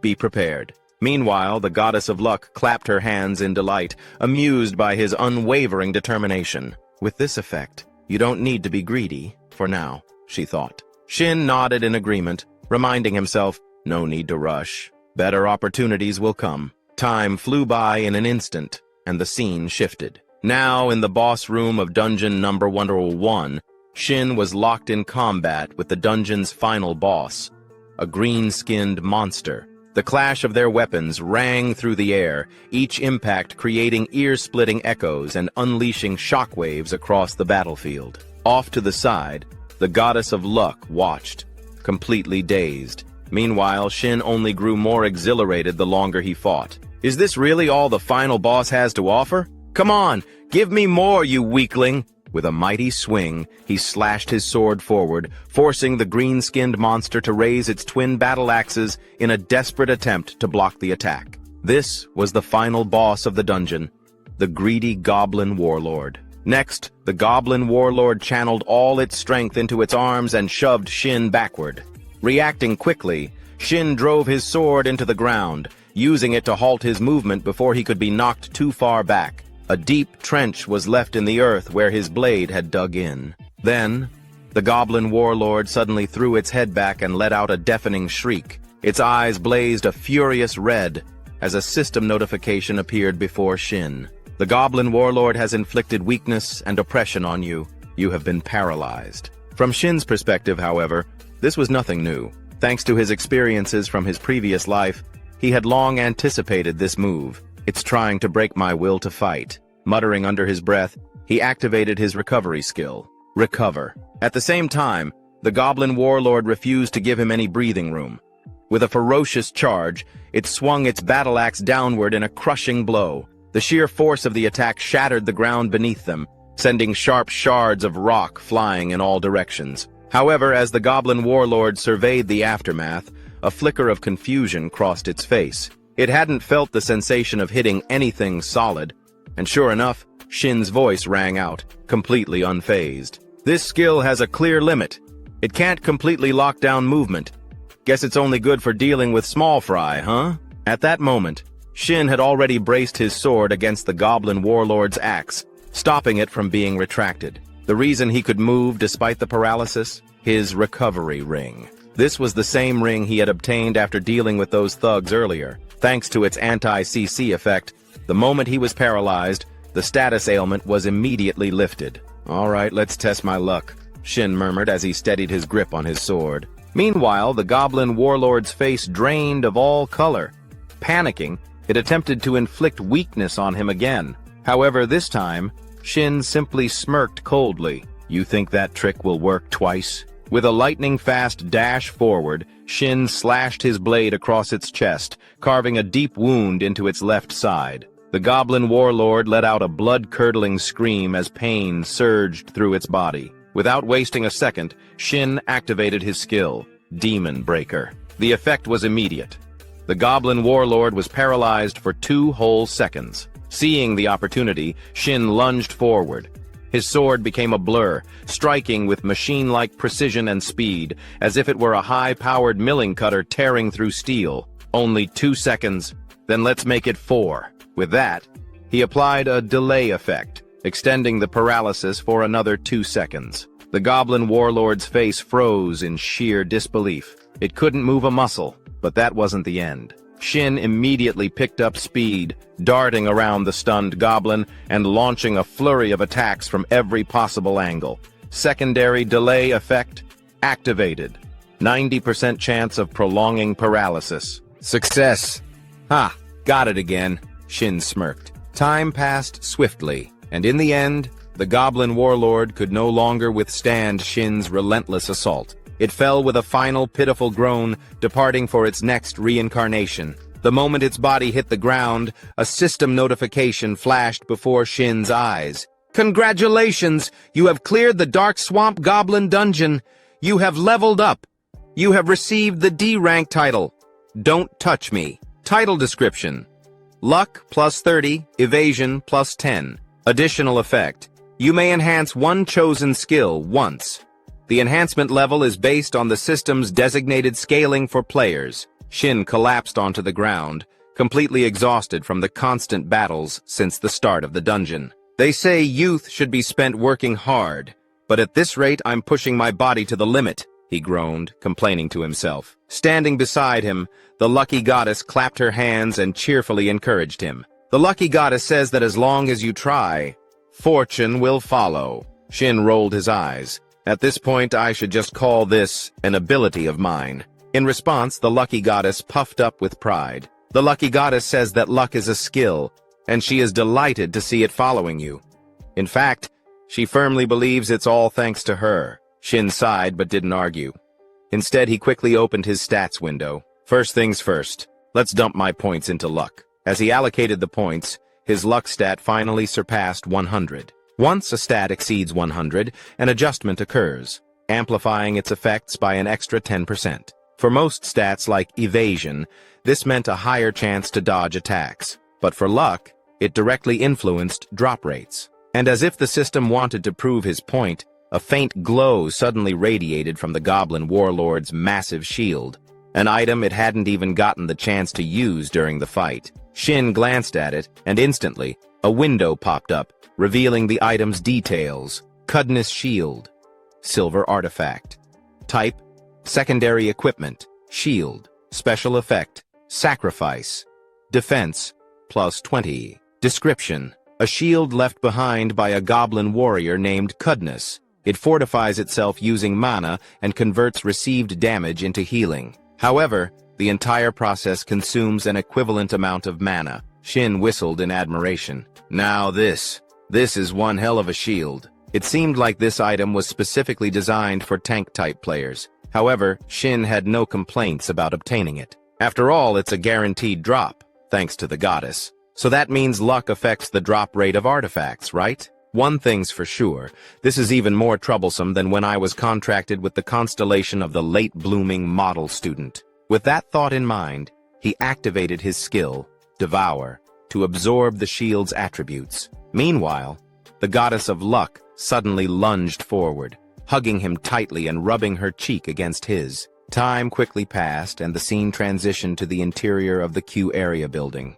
At this moment, Shin was there, trying to explain something. However, he was immediately rejected by a female employee, her eyes heavy with exhaustion. "No way," she said, shaking her head. Standing across from her, Shin persisted. "I understand what you're trying to say, but look, I have my reasons." Before he could finish, the woman cut him off. "I'm sorry, but can you reconsider? I'm about to lose my mind.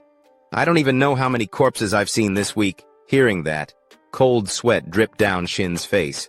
He muttered to himself, "I can't let things go off track from here. To understand how things got to this point, we need to rewind to 2 hours earlier, on the Hanam Expressway. Seated inside a car, Shin was reminiscing about the ordinary moment when he devoured the shield. I was worried since it was a goblin's shield, but a simple meal of kimchi and white rice, a classic peninsula-style dish. At least there was kimchi with the rice. Thinking about this, Shin's car suddenly came to a halt, shaking violently. A moment later, the control panel lit up with a flood of crimson warning icons, startling him into shouting, "What the hell? Why are all these warning lights on?" "Is it finally time to get a new car?" he muttered to himself, but quickly shook his head. No. Moving to a new area is more important than getting a replacement. The lower a player's level, the more criminals will have their eyes on them. I can't live in a constant state of paranoia. Moving to well-guarded places like Player Street will be more convenient. And if I factor in artifacts, I should buy used ones, so they're easier to consume and absorb. Money. I need a ton of money, and I need it fast. There's only one place I can get that kind of cash. The system appeared when the player era began, bringing with it a slew of quests. The organization overseeing all of these missions was none other than the Player Association. If it's a system managed by the association, I can make it work. Here I come. Quest Zone. With that thought, Shin floored the gas pedal, racing toward the Player Association. Back in the present, being rejected right at the entrance crushed his dreams of quick riches. Across from him, the dark-eyed employee desperately tried to knock some sense into him. "So, please, enter a dungeon appropriate for your level. Why on earth would you go into a level 100 zone? Besides, you're not even ranked yet." In response, Shin pulled out his best pleading face. "I won't cause any trouble. I swear.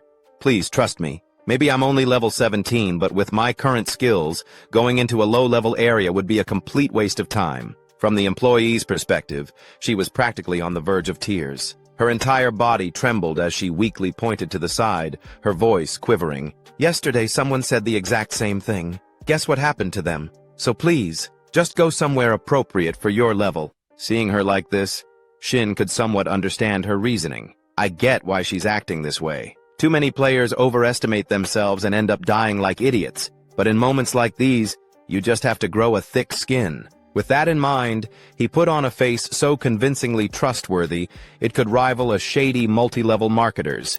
Then, with absolute certainty, he declared, "No, absolutely not." At that moment, a purple-haired girl overheard the commotion and approached. "What's going on here?" she asked. Hearing this, the black-haired employee quickly turned to her, shaking her head. "Hello! It's nothing, really." This purple-haired girl was Miso, a member of the Eden Guild, a level 100 player, and an A+ ranker. When Shin recognized her face, his eyes flickered with shock for a brief moment as he realized who she was. She's called the Slaughter God Archer, Kim Miso, the first level 100 player to reach A+ rank and earn the title Divine Archer, a rising star. But more than her skill, what truly makes her stand out is the fact that she's the daughter of Kim Yun-cho, the chairman of Holy Biotech. That means she's also known by another alias, Shadow Reaper, alongside Shinty Rei, the country's top assassin player, and Do Jinho, one of South Korea's best swordsmen. Her family holds the most shares in the Eden Guild. You could say she's the most privileged player in history. Miso, noticing Shin staring at her, turned to him and asked, "This is our first time meeting, isn't it? I've been watching for a while. Why are you insisting on taking a level 100 quest?" Without hesitation, Shin replied, "Because it pays well." At that moment, he caught the murmurs of nearby players. "Whoa, Kim Miso is the one who started the conversation? But what's with that guy's attitude? Is he insane?" "Hey, just drop it. She's about to say something to that level 17 trash," a guy in a cap muttered, holding his friend back. Hearing their words, Shin simply closed his eyes in silence, though in his mind he was cursing them all. "I can hear you, you bastards." Unaware of his inner thoughts, Miso warned him, "That zone is going to be difficult for you." Shin sighed and shrugged. "Of course I know that, but the greater the risk, the greater the reward." He paused for a moment, thinking to himself, "I'm definitely not doing this out of personal feelings. Even though in my past life, I applied to join Kim Misa's party and got rejected, I'm absolutely not doing this out of spite." Unaware of Shin's petty inner thoughts, Miso remained enthusiastic as she continued speaking. But you do know that completing a mission alone is against the association's regulations, right? Her words immediately snapped Shin back to reality. He quickly realized the problem. Now that I think about it, solo missions won't have their restrictions lifted for another 4 years. Knowing that he wouldn't be able to go at it alone here, he scratched his head awkwardly and said, "I guess I didn't read the details carefully. Well then, I'll be on my way." With that, he quickened his pace. However, he failed to notice that his odd behavior had caught Misa's attention.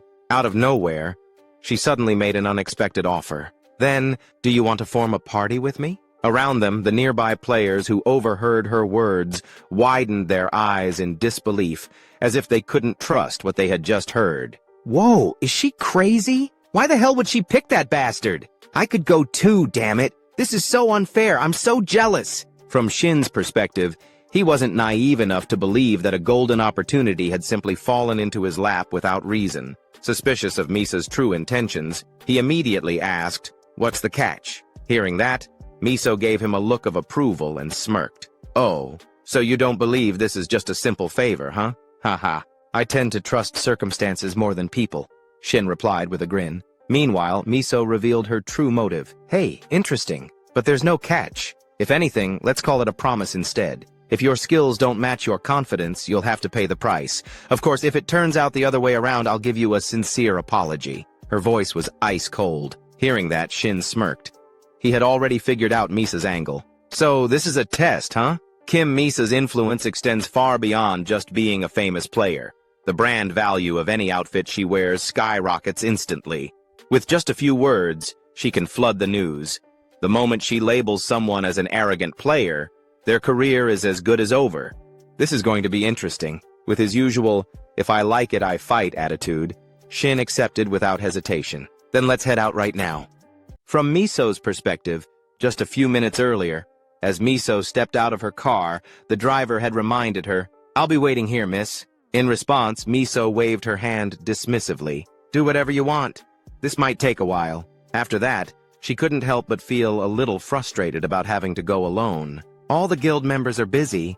How annoying. Guess I'll have to find a party member for myself. Just as this thought crossed her mind, she overheard Shin's conversation with the association staff. Coincidentally, Kim Miso had a reason to team up with Shin Sang-hyun. The minimum party requirement for missions was just as much of a hassle for her as it was for him. Among all these circumstances, she suddenly came across a player exuding confidence, someone whose true abilities were unknown to everyone.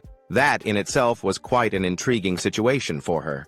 And so, their unexpected partnership was formed. Meanwhile, the staff member caught between the two was sweating profusely. Then, out of curiosity, Miso casually asked, "By the way, what mission was Shin Sang-hyun planning to take?" Hearing a famous player ask about him, the staff member fumbled for a moment before responding, "Ah, yes. Please wait a moment." She quickly checked the system screen in front of her, and then tilted it toward Miso for her to see. The mission details read, "Defense Mission. Eliminate all monsters approaching the Guardian Tower. If the Guardian Tower's core is destroyed, the mission will fail. Monster type: wolf-type creatures. Number of monsters: 300. Recommended: level 100. Mission reward: 500 million yuan." After reading the mission description and its requirements, Miso's gaze shifted slightly. Even for a level 100 player like her, this was not a mission to be taken lightly. What the hell is this? This isn't a simple collection quest or a standard hunting mission. It's a defense mission. That means they have to wipe out every last monster to succeed. One of the most crucial principles of a 4-player team is having at least one ranged damage dealer. And he planned to do this alone? If I weren't here, he'd be dead for sure. The more she thought about it, the more convinced she became that Shin Sang-hyun was out of his mind for even considering this mission solo. Seeing the slight hesitation in Miso's gaze, Shin smirked and provocatively asked, "What's wrong? Are you scared?" Miso blinked in disbelief for a moment. "Did I hear that right?" Shin grinned and replied casually, "Oh no, it's just that you suddenly went quiet, so I was wondering if you were having second thoughts. If it's too much, we can always recruit more members before heading in. Maybe a tank or a high damage range DPS. As Shin continued listing off suggestions, the staff member beside them broke into a nervous sweat. She noticed that Miso's entire body was trembling, but not from fear. It was pure, unfiltered rage. Feeling her pride taking a serious hit, Miso suddenly grabbed Shin's wrist and hissed through gritted teeth, "No, Shin Sang-hyun, this mission is perfectly fine." Before he could say another word, she slammed the accept button. The moment she did, a system notification appeared before them. Mission accepted. You will now be transported to the designated mission area. As the message flashed on their screens, a dazzling light engulfed both of them. Bolts of energy crackled wildly in all directions as the teleportation process began. Meanwhile, the staff member watching this unfold had gone completely pale. She mumbled anxiously to herself, "Since Kim Miso is going with him, nothing bad should happen, right? Hopefully. I really hope nothing bad happens. No one knows how this is going to turn out." Elsewhere, a black-clad player who had been watching them disappear into the mission zone scratched his head in confusion. "Do you guys think he'll actually pull it off?" Hearing this, the burly player in the iron helmet scoffed and responded with absolute certainty, "No way. He's only level 17. How the hell is he supposed to fight level 100 monsters?" Unlike the others who dismissed Shin outright, the blue-clad player had a different perspective. "Hey, do you really think Kim Miso would just randomly bring him along for no reason? She's currently being praised as the youngest A+ ranked player. Do you think her ability to judge people is that poor?" He crossed his arms and continued, "You guys know about the ranking system that the Player Association recently restructured, right? It was created because evaluating a player's strength purely based on level was inaccurate. There are 2 criteria for ranking.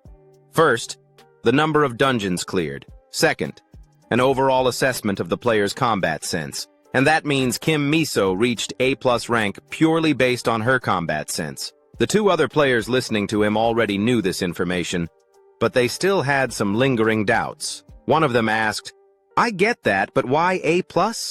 Why not just A?" At this, the blue-clad player smirked knowingly. "Ah, that's because there are even bigger monsters ranked above her, right? But forget that for now. It doesn't matter. What does matter is that he just went in together with Kim Miso." With that realization sinking in, the single guys among them let out a dramatic sigh of envy. Damn it. So jealous. Some even wiped away imaginary tears, feeling utterly miserable. The mission begins. As the scene shifts to Shin's group, they find themselves in a modern cityscape, the setting for their current mission. Towering high into the sky, the structure they must defend pulses with arcs of lightning, crackling with ominous energy. Atop the tower, Kim Miso stands with her bow in hand, her sharp gaze following Shin as he silently strides across the bridge. Words carry responsibility. If things get too dangerous, of course, I'll step in.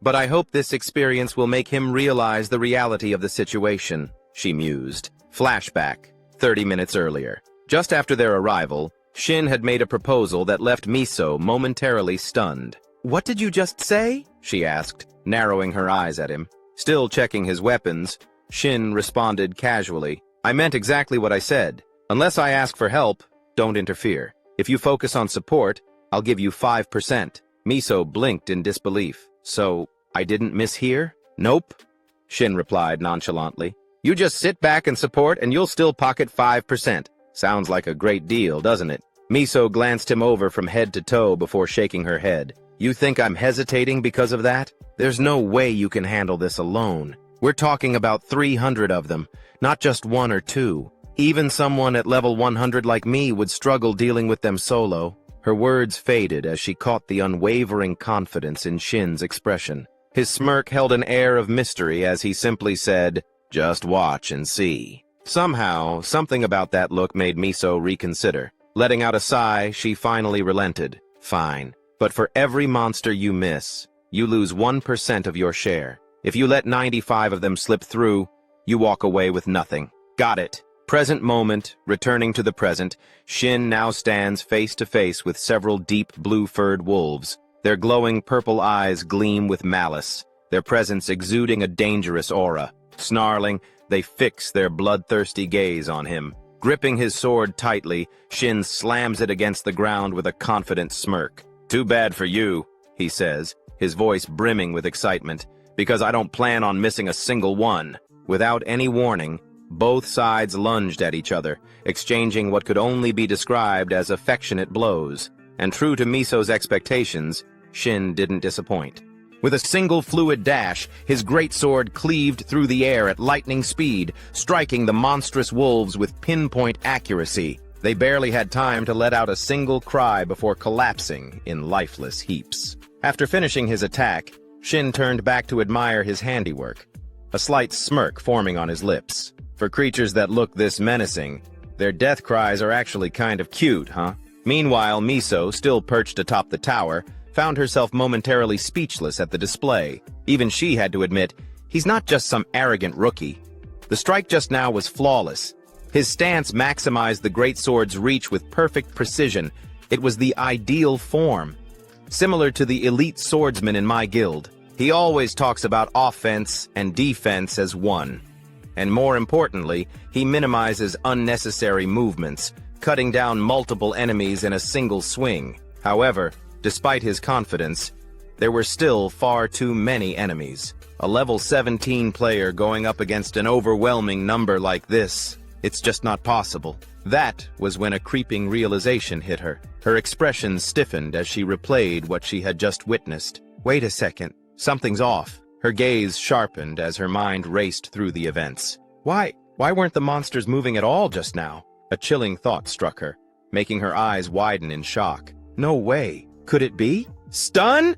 She shouted, her voice echoing in disbelief. The realization hit her so hard that she lost balance, tumbling forward in a panic. Fortunately, at the last second, she managed to grab onto the railing, swiftly pulling herself back up. She clutched her chest, still reeling from the shock. Damn it, that was close. Almost fell right off. But her mind wasn't on her near accident.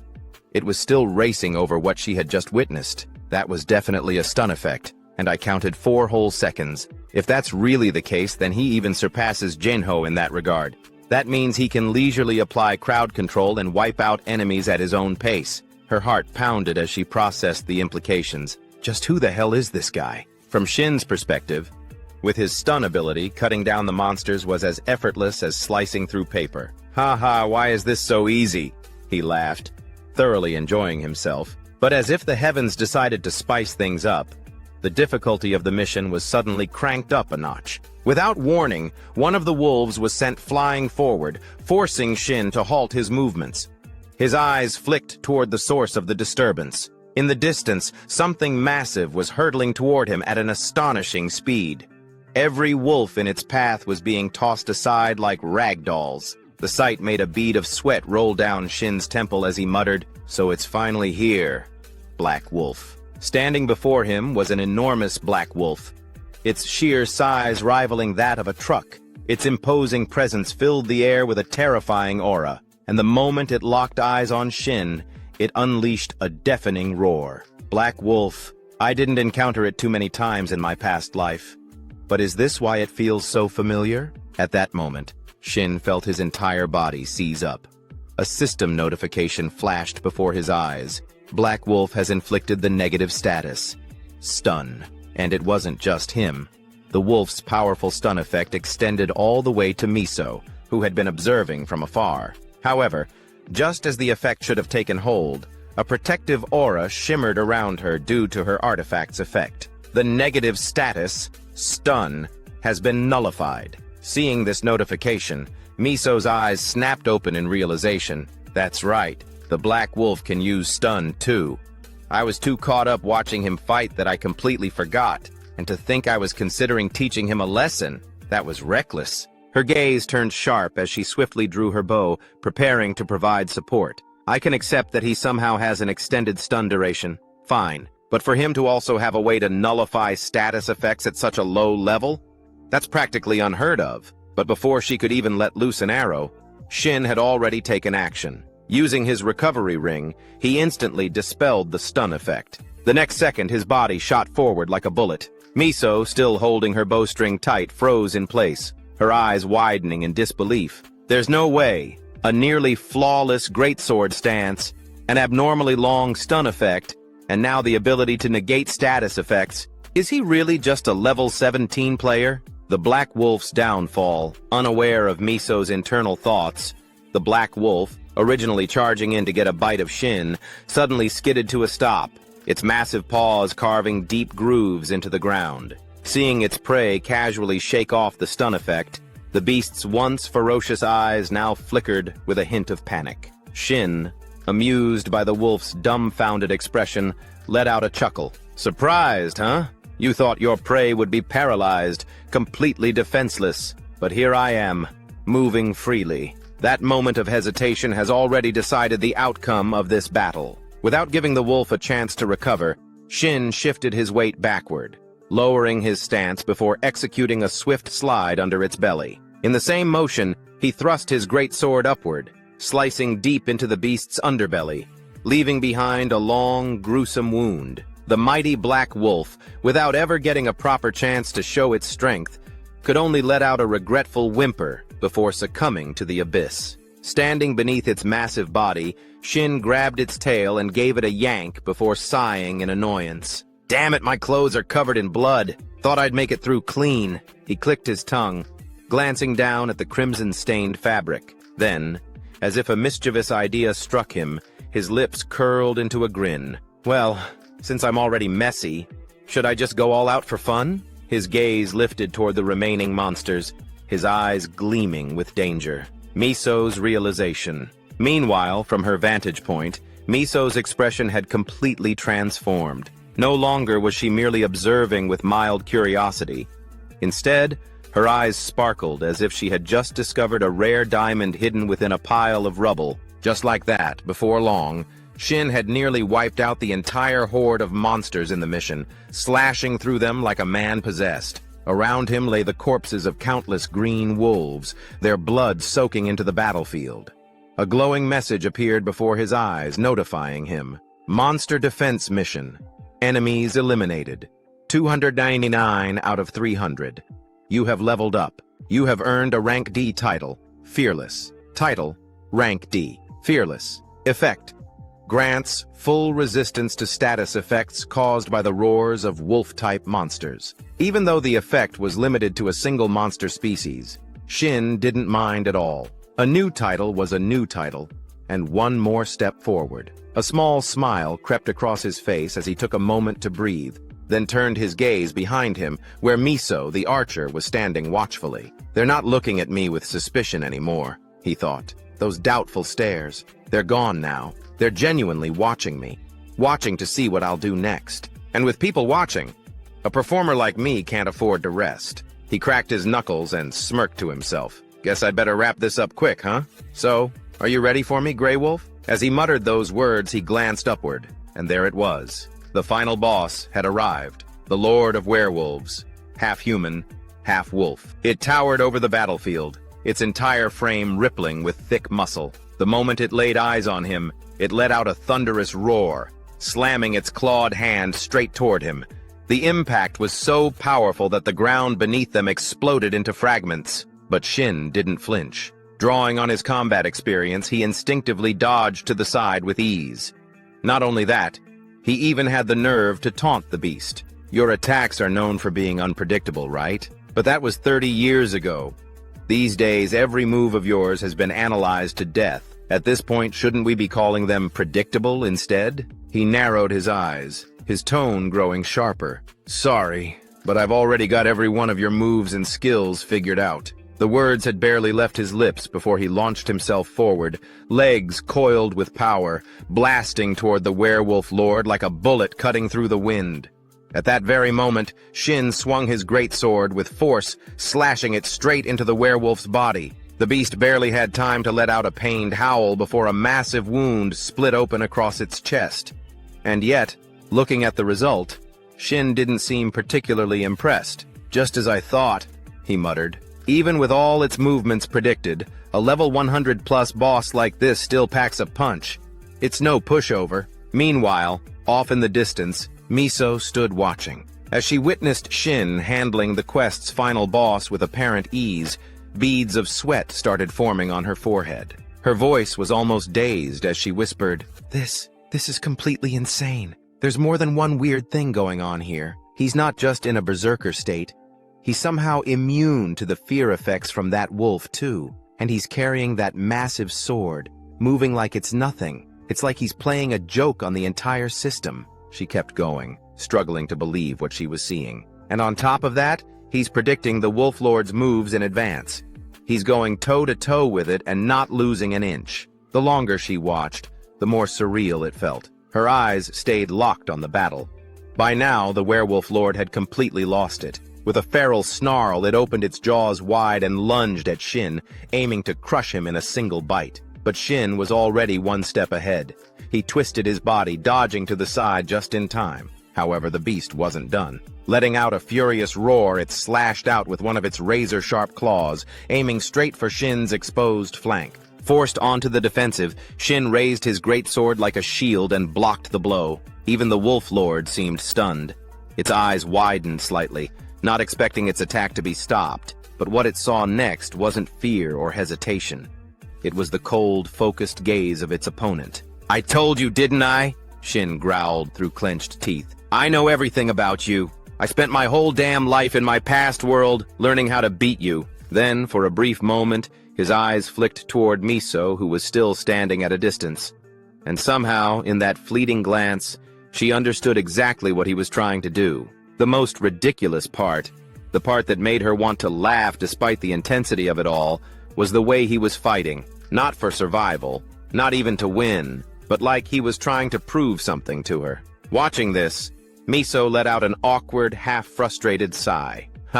What kind of guy is he? Seriously. Back in the heat of battle, the sound of clashing steel echoed relentlessly through the air. As the fight dragged on, Shin started to feel the toll it was taking on his body. His stamina was dropping fast. "This fight's dragging out way longer than I thought it would," he muttered under his breath, frustration building. "I've been showing off trying to look cool in front of Kim Miso, and now it's eating into my time with this boss. If things had gone according to plan, this thing should have been out of gas by now. So why the hell is it still going strong?" Behind him, the Werewolf Lord continued its relentless pursuit. It was like the beast wouldn't be satisfied until it had landed a few solid blows on him. Shin could hear the piercing whoosh of claws slicing through the air at his back. The sound alone was enough to make the hair on his neck stand on end. "This isn't good," he thought, beads of sweat forming on his brow. "If I let my guard down even once, I'm done for. My stamina is already taking a serious hit." At the same time, the boss monster seemed to be losing patience. No longer content with simply chasing him down, it suddenly gathered strength and lunged forward with explosive speed. Shin, sensing the shift, snapped his head around just in time. But then something clicked. "That movement. I know this." His thoughts raced. It's one of the boss's high-tier attacks, designed to bait its opponent into dropping their guard. A powerful fake-out that opens the door for a devastating follow-up. This move has killed so many players before. Though he'd never tested it in live combat, Shin knew what he had to do. Now isn't the time for hesitation. No turning back, he told himself. Sometimes bold moves are the only way forward. With resolve hardening in his eyes, Shin spun on his heel, gripping his sword tighter. He made the split-second decision to meet the boss head-on. In an instant, both combatants hurled themselves at each other. Shin swung his sword in a sweeping arc, slashing clean across the monster's right arm, severing it entirely in a single fluid motion. But the Werewolf Lord didn't even flinch. Taking advantage of Shin's unguarded moment just after his attack, the beast swung its remaining arm with brutal force, its claw raking straight across Shin's chest, digging deep into his flesh. A sharp spray of blood burst into the air, painting the battlefield in red. The metallic tang of it filled the space around them. Off in the distance, Miso fell to her knees in a daze as she witnessed the brutal scene unfold before her eyes. Her vision blurred with tears. "For someone I've barely even known," she whispered shakily. "Shin Sang-hyun, this is so stupid. I should have jumped in to help him right away. Even if he showed unbelievable skill just standing here doing nothing, it's no different from killing him with my own hands. I'm sorry. I'm so sorry, Shin Sang-hyun." The archer could barely contain the guilt in her voice as she berated herself. But of course, there's no way our protagonist would go down that easily, right? Then, at the center of the battlefield, a soft green glow began to emanate from Shin's body. The light was gentle, almost calming. Miso's sobs faded as she lifted her head to watch in stunned silence. To understand what was happening, we need to rewind a bit, back to the time when Shin had cleared out the goblin dungeon and obtained a shield, Cutness's barrier. That item had long since been absorbed and reduced to ashes, but now, its special ability was finally being activated. The effect was called Sacrifice. Sacrifice. Conditional passive skill. Activates under specific circumstances. Fully restores any damaged body part, selected in advance. Converts the damage received into restorative energy. If the incoming damage exceeds the player's max HP, the effect revives the player with full health, using the value of that lethal blow. After reading the effect's description, Shin instantly understood how the skill worked. A conditional healing skill that only triggers in specific moments. It becomes insanely useful after taking fatal damage, so I need to select a body part for it to protect, right? A system screen popped up, displaying a selection of body parts that he could assign to activate the sacrifice effect. Seeing the options laid out before him, Shin couldn't help but swallow hard. What is this? They've broken it down way too specifically. There are 16 sections in total. That's insane. The safest choice would usually be the back, but even the back is split into 4 sections. That's completely inefficient and dangerous. I can't even predict where I'll be hit. He knew that if he wanted to survive, he couldn't just rely on luck. In that case, he thought to himself, eyes narrowing, I'll have to use this ability strategically. Back in the present moment, thanks to the sacrifice ability, all the damage Shin had just taken from the boss's vicious strike was instantly converted into life force. His health bar surged to full in the blink of an eye. Still, even Shin couldn't help but break into a cold sweat from the gamble he had just taken. Phew, it worked. If I had miscalculated even a little, I would have been dead on the spot. That was way too risky, he muttered to himself, but I guess I pulled off a lucky 2-for-1. In front of him, the werewolf lord was now stunned, its body locked in place, frozen by the effect. Seeing this, Shin gave a small shake of his head and chuckled at the monster's misfortune. I can't tell if I got lucky or if you got unlucky, he said aloud. The right arm you used as bait to lure me in. It got chopped off. Who would have thought you'd lower your guard just to land a lethal blow? But now, how about we test your endurance at a whole different level? And with that, the tide of battle was sealed. Missing an arm and stuck in a stunned state, there was no way the bulky boss monster could withstand what came next. In no time at all, it had collapsed before Shin, down on its knees, barely clinging to life. Only the faintest trace of breath remained in its massive body. Shin exhaled deeply, finally allowing himself to relax. That's the end of it. The stun didn't last long, but it was enough to take you down. Just then, he heard footsteps rushing toward him from behind. Turning, he saw Miso sprinting up beside him. He greeted her casually. You made it, Kim Miso. But instead of returning the calm tone, Miso snapped at him in frustration. If you had a healing ability like that, you could have at least told me beforehand. I nearly had a heart attack watching you die. And seriously, what was that just now? Did you resurrect or something? How the hell did you know the werewolf lord's every move and skill so precisely? I've seen a lot of sword wielders before, but none of them have been as mysterious as you, Shin. It's like you're... Before she could finish her sentence, Shin cut in with a cold, almost amused smirk and asked, like I'm what, exactly? As Shin spoke, he suddenly noticed the strange look Miso was giving him. Her eyes were fixed on him with a mix of curiosity and awe, which piqued his interest. What's with that look? He asked. Miso quickly shook her head. Oh, it's nothing. It's just... You really seem like a high-ranking player, that's all. Her comment left Shin mentally spiraling. Wait, that's what she was going to say? I thought she was going to question how I took down the boss so easily. But actually, she's not wrong. No average player could have pulled that off. Brushing the thought aside, Miso turned her attention toward the massive corpse of the werewolf and asked, Anyway, are you going to finish it off or what? Just then, the werewolf let out a faint groan, signaling it was still barely clinging to life. Shin, not in the mood to drag things out, muttered, I'll make this easy for you. I almost forgot you were still breathing. With a final swing of his sword, he sent the beast off to join the rest of its underlings in the afterlife. The reward was definitely not something to scoff at. A system notification popped up in front of him. You have obtained a rank C title, Fight to the Death. Title rank C. Description. When in isolation with no allies within a 5-meter radius, the fight-to-the-death state is activated, temporarily boosting all stats by 20%. The effect ends immediately when isolation ends. Seeing the reward, a grin spread across Shin's face. He couldn't hide his excitement. A special title for one-on-one combat. And it's my first rank C title. Man, this brings back memories. From the side, Miso caught the glint in his eyes and made an educated guess. You got a new title, didn't you? Not bothering to hide it, Shin shot her a look. Wait, you knew that would happen? Miso, you fought this boss before, haven't you? Standing proudly, Miso responded with a smug smile. Well, yeah. Of course, I've soloed it before. As Miso finished her sentence, her voice suddenly trailed off. A hint of embarrassment flashed across her face, and she let out a quiet sigh before admitting, honestly, there's nothing to brag about. I only managed to beat that thing thanks to an artifact. I can't exactly say it was because of skill, like you. Shin waved his hand dismissively. Using an artifact is a skill in itself, so thanks for the compliment. Miso forced a small, awkward smile. Her eyes briefly drifted to the gear Shin was wearing, and she didn't know what to make of it. Internally, she sighed. The artifacts I'm using are worth over 200 billion yuan, and here he is using a mass-produced greatsword. You could probably find in every corner shop.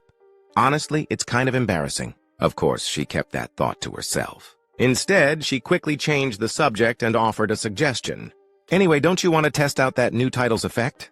Before Shin could even register what she meant, a symbol suddenly appeared above his head. 2 swords, crossing each other, accompanied by a system notification. Title: Fight to the Death has been activated. Isolation detected.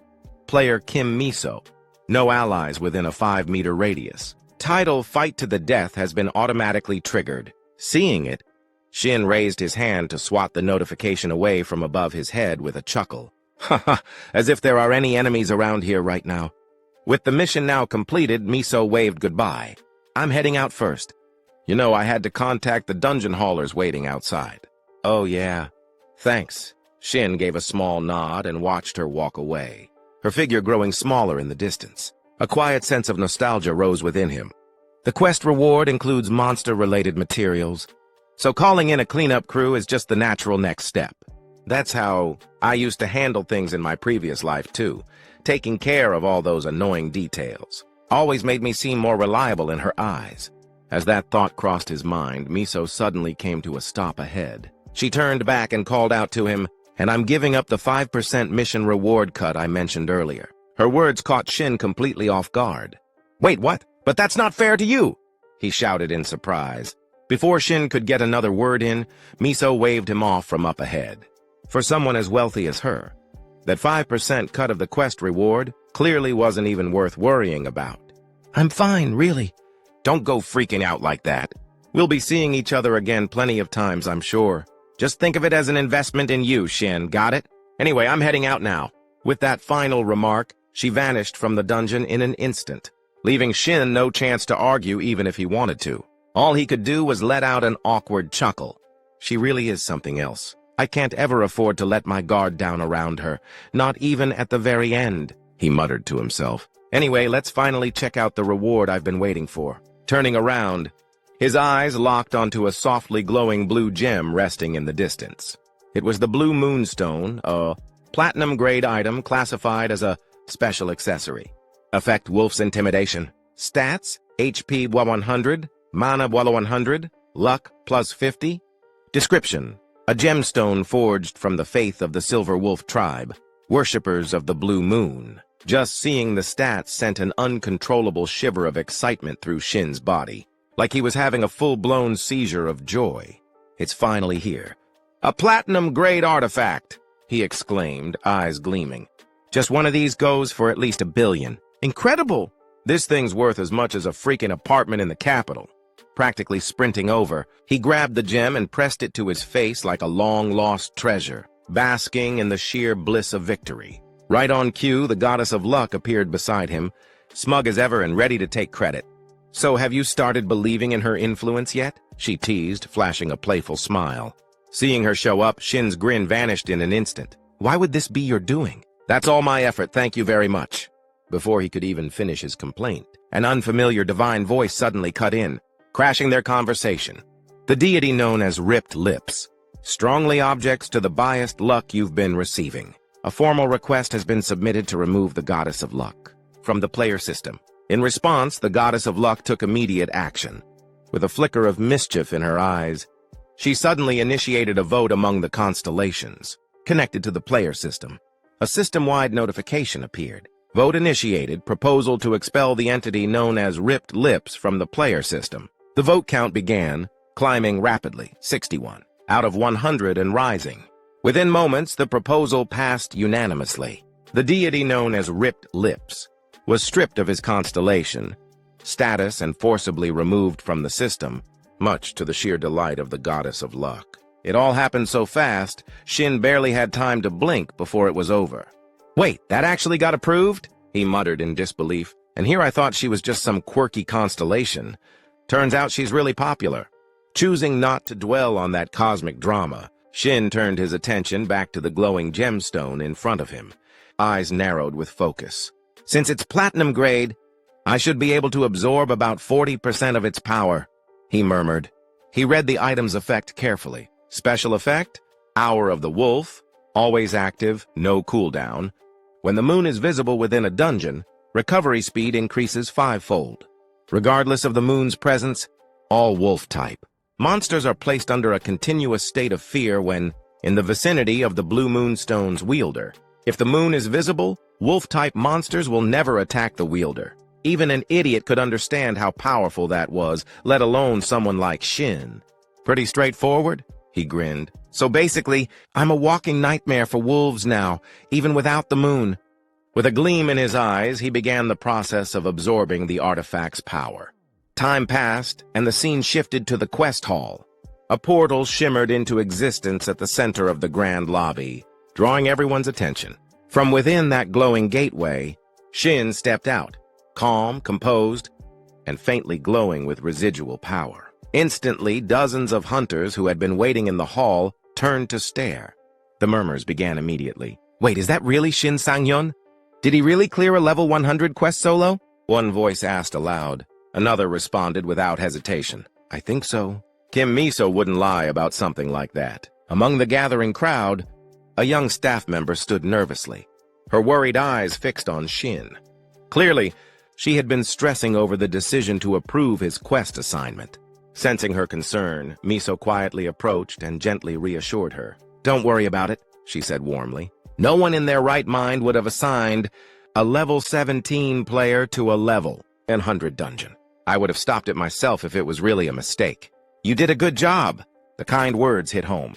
The young staffer's eyes welled up with emotion, and before she could stop herself, tears began to stream down her cheeks. As Miso gently patted the young employee on the shoulder, she added with a smile, "You should start remembering Shin Sang-hyun's face. He's going to become one of our regulars very soon."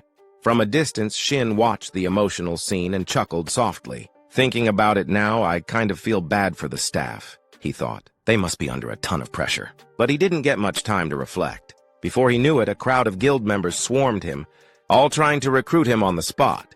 "Shin Sang-hyun, I'm Yoon Jun, scout team leader of the Guardian Guild. You seem like an amazing player. How about joining us?" No, don't listen to them. Our guild offers the best support and benefits. Just hear us out." "Wait, we also—" Voices overlapped in a chaotic flurry of guild advertisements. But just as things were getting noisy, Miso stepped forward and cut them off. "Sorry," she said with a cool smile, "but Shin has some matters to settle with us first. We'll be taking our leave." The abrupt statement left the other guild members visibly unsettled. "Wait, what does that mean?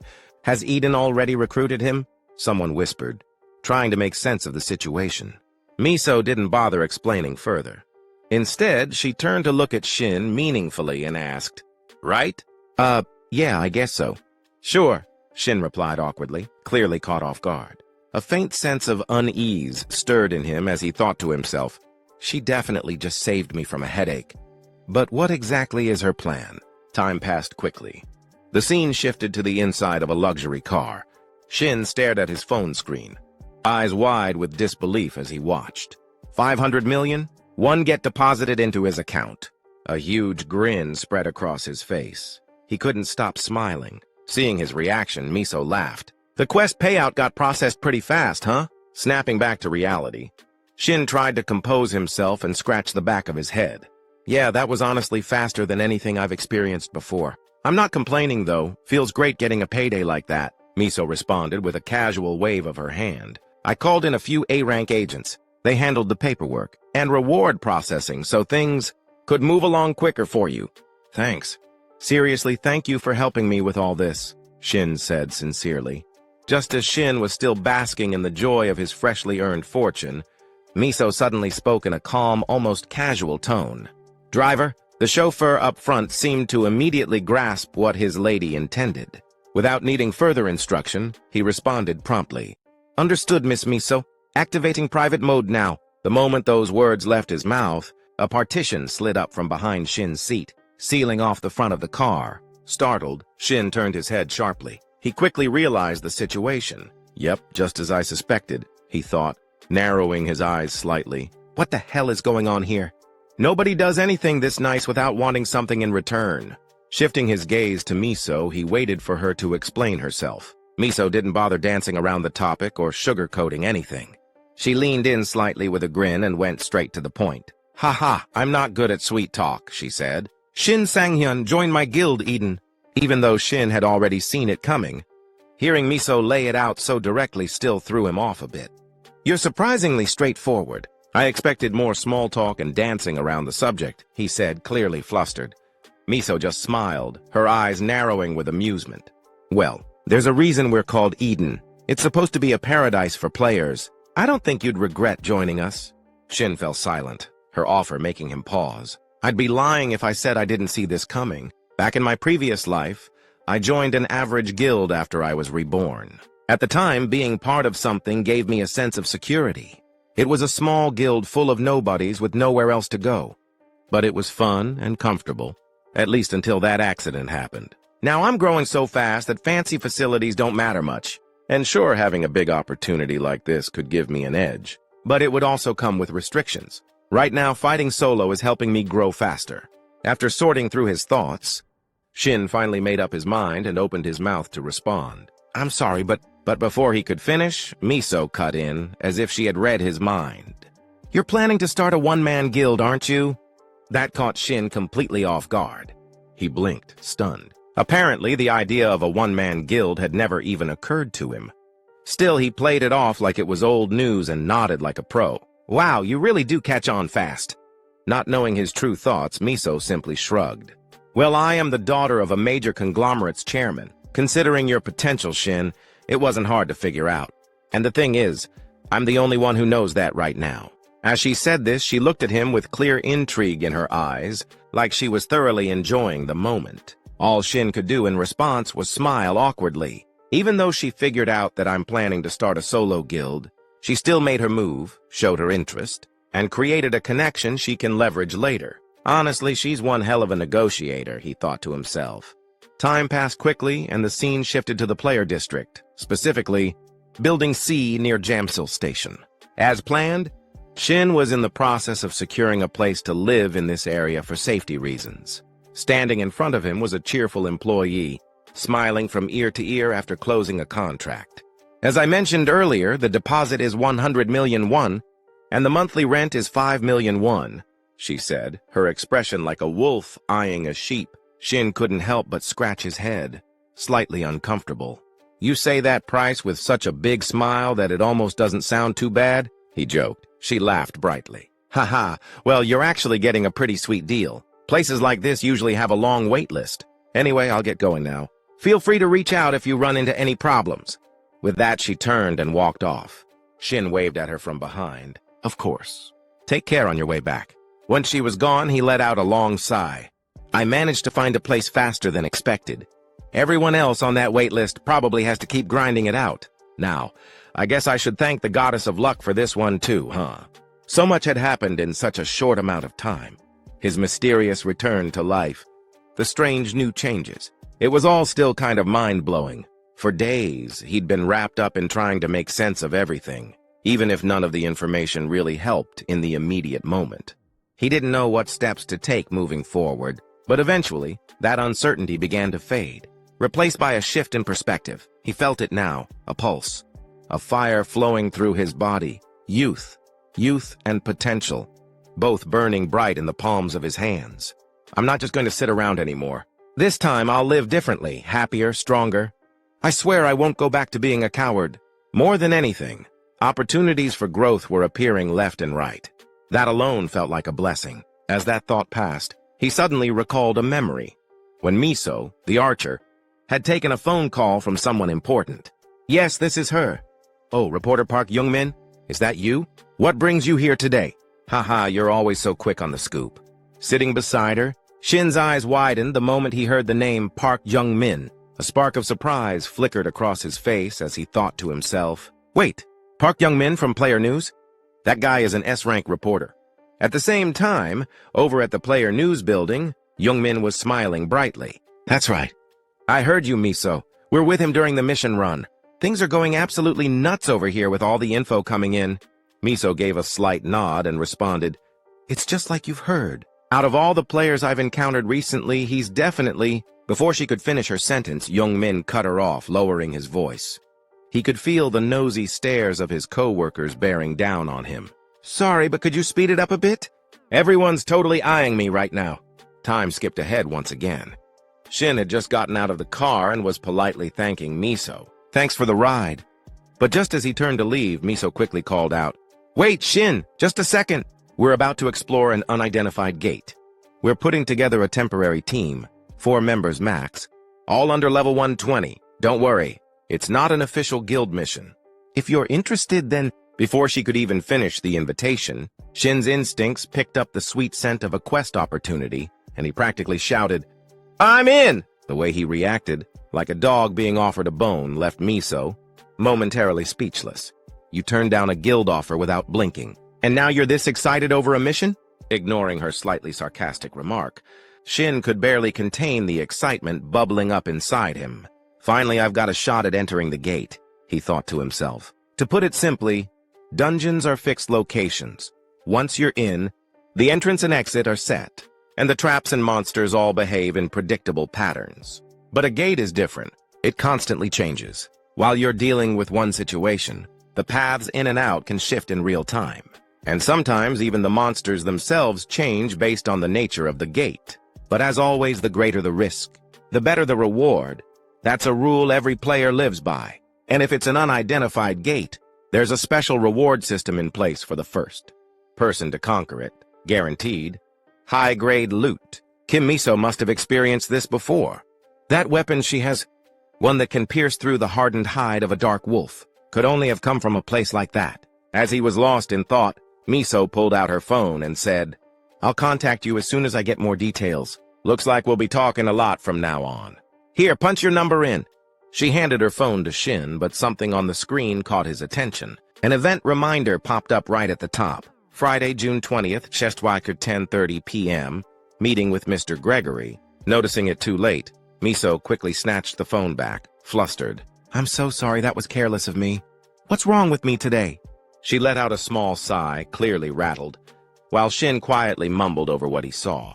Looks like she's got some kind of secret she can't talk about. But then again, who doesn't? Every player has their secrets, even me. I've got things I could never tell anyone. If people ever found out I was reincarnated, who knows what kind of chaos that'd cause. It'd be a serious problem, that's for sure. Thinking about it all, an image of his old companion from his past life suddenly surfaced in Shin's mind. A wave of nostalgia washed over him. I have no idea where he is now or what he's doing, but we spent so many years working side by side. He sighed internally. It's not easy trying to track him down now. Meanwhile, over at Eden Guild's VIP lounge, Miso was sitting across from a tall man dressed in a striking orange outfit. But instead of engaging in conversation, she was completely focused on her phone screen, her eyes fixed on it. Noticing this, the man tilted his head. Curiosity piqued. It's been a while since we grabbed coffee together, hasn't it? He said casually. But are you waiting for someone to call? You've been staring at that phone like it owes you money. Miso looked up and replied with a faint smile. It's Shin Sang-hyun. We're preparing to explore a gate together. Oh, wow, the man said with a teasing grin. You two are already that close. Flustered, Miso quickly waved it off. No, it's not like that. With that, the conversation naturally shifted to Shin. The man leaned back and asked, "Isn't he the one who can maintain combat focus longer than even I can? And he straight up rejected a recruitment offer from Kim Miso herself? I mean, if it were me, I'd probably like the guy too." Across the table, Miso didn't deny it. In fact, she added a subtle warning. "You should probably start getting a little worried, Appa." "Huh? Me? Why would I be worried?" he asked, genuinely puzzled. Miso explained with a steady voice, "His swordsmanship is sharp, really sharp. Almost on par with yours. Maybe even better." Hearing her unusually high praise for Shin, the man couldn't help but burst out laughing. "Haha, you're only saying that because I teased you, right? I'm sure the guy's talented, but comparing him to me, that's a stretch." That man, with his rugged, masculine features and confident demeanor, was none other than Joe Giho, an S-rank player from Eden Guild, currently at level 700.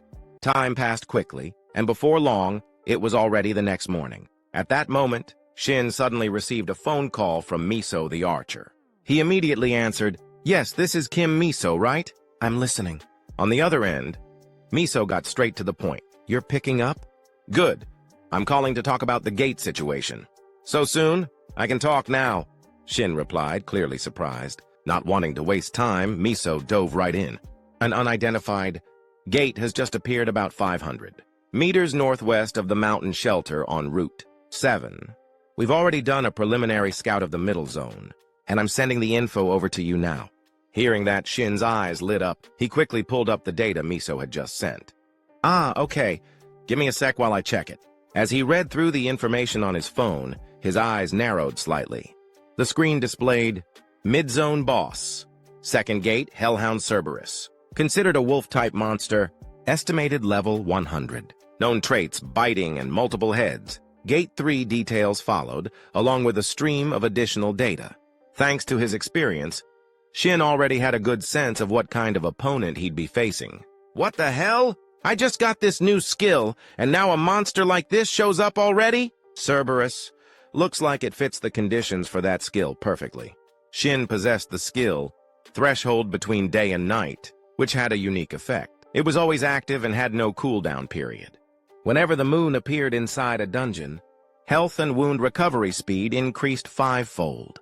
Additionally, regardless of whether the moon was visible, any dog or wolf-type monster would fall into a fear state if the player possessed a blue moonstone.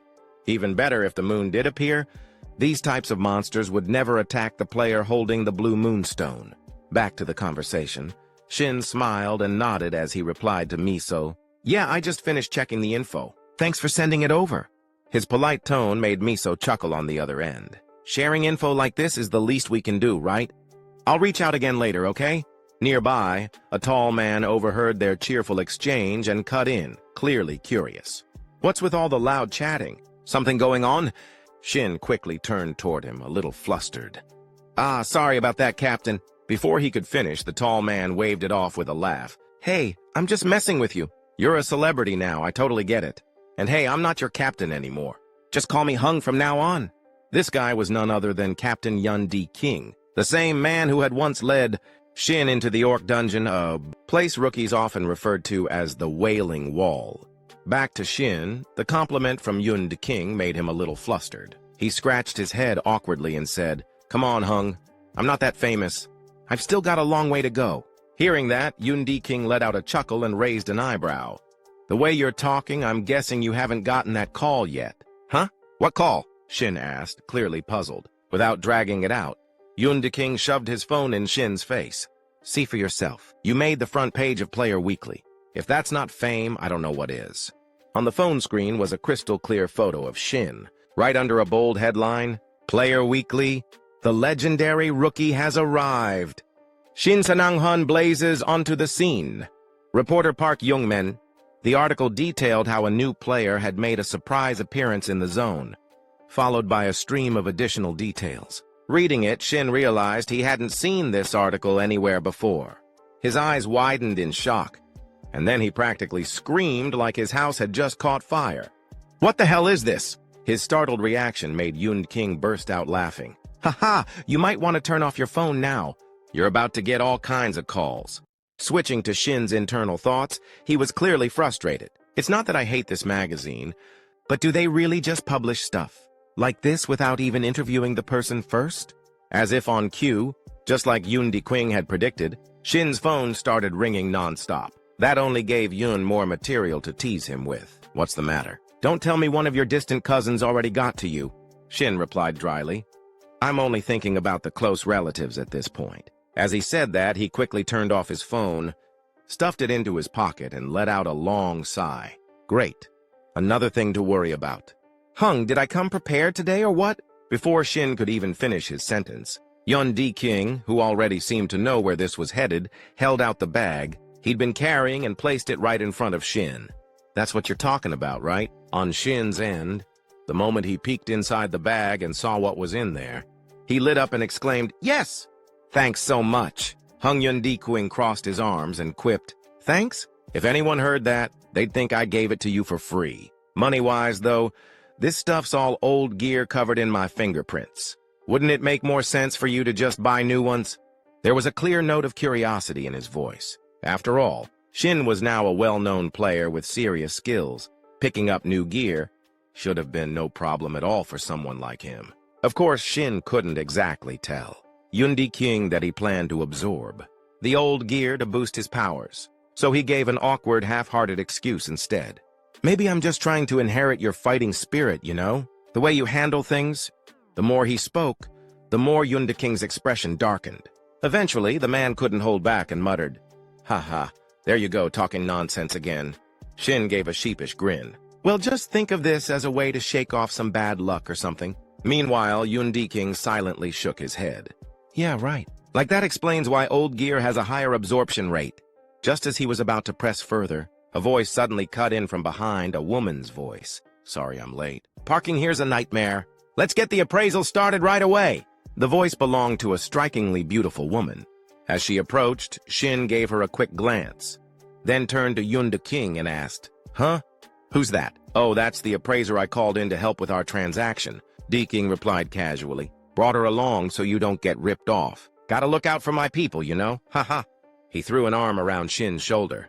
Wasting no time, the appraiser got straight to work. A soft purple glow shimmered from her lips as she cast a skill that enveloped all the items in a faint light. Moments later, she let out a relaxed breath, nodded, and turned to both of them. "All set. The evaluation's complete. You two can go ahead and trade based on the pre-agreed price. Looks fair." Hearing that, Yoon Dae-kwing shot a sideways glance at Shin. "So you were planning to haggle, huh?" "What? Of course not!" Shin shook his head firmly. Then, maybe because his hands were starting to itch for action, Yoon Dae-kwing suddenly drew his sword and said with a grin, "All right then. Before we lock in the deal, how about you take a look at my swordsmanship first?" Shin quickly raised his hands in refusal. "No way, Hung! I'm not qualified to judge something like that." But before he could finish, Yoon Dae-kwing cut him off, blunt and honest. "Quit pretending to be humble. I'm not dumb. I know full well you're way better than me. And I'm not stupid enough to let my pride get in the way of improving myself. No, really, I mean it," Shin tried to explain, genuinely hating how awkward and complicated this was becoming. But when he saw the serious look on Dae-kwing's face, he sighed inwardly.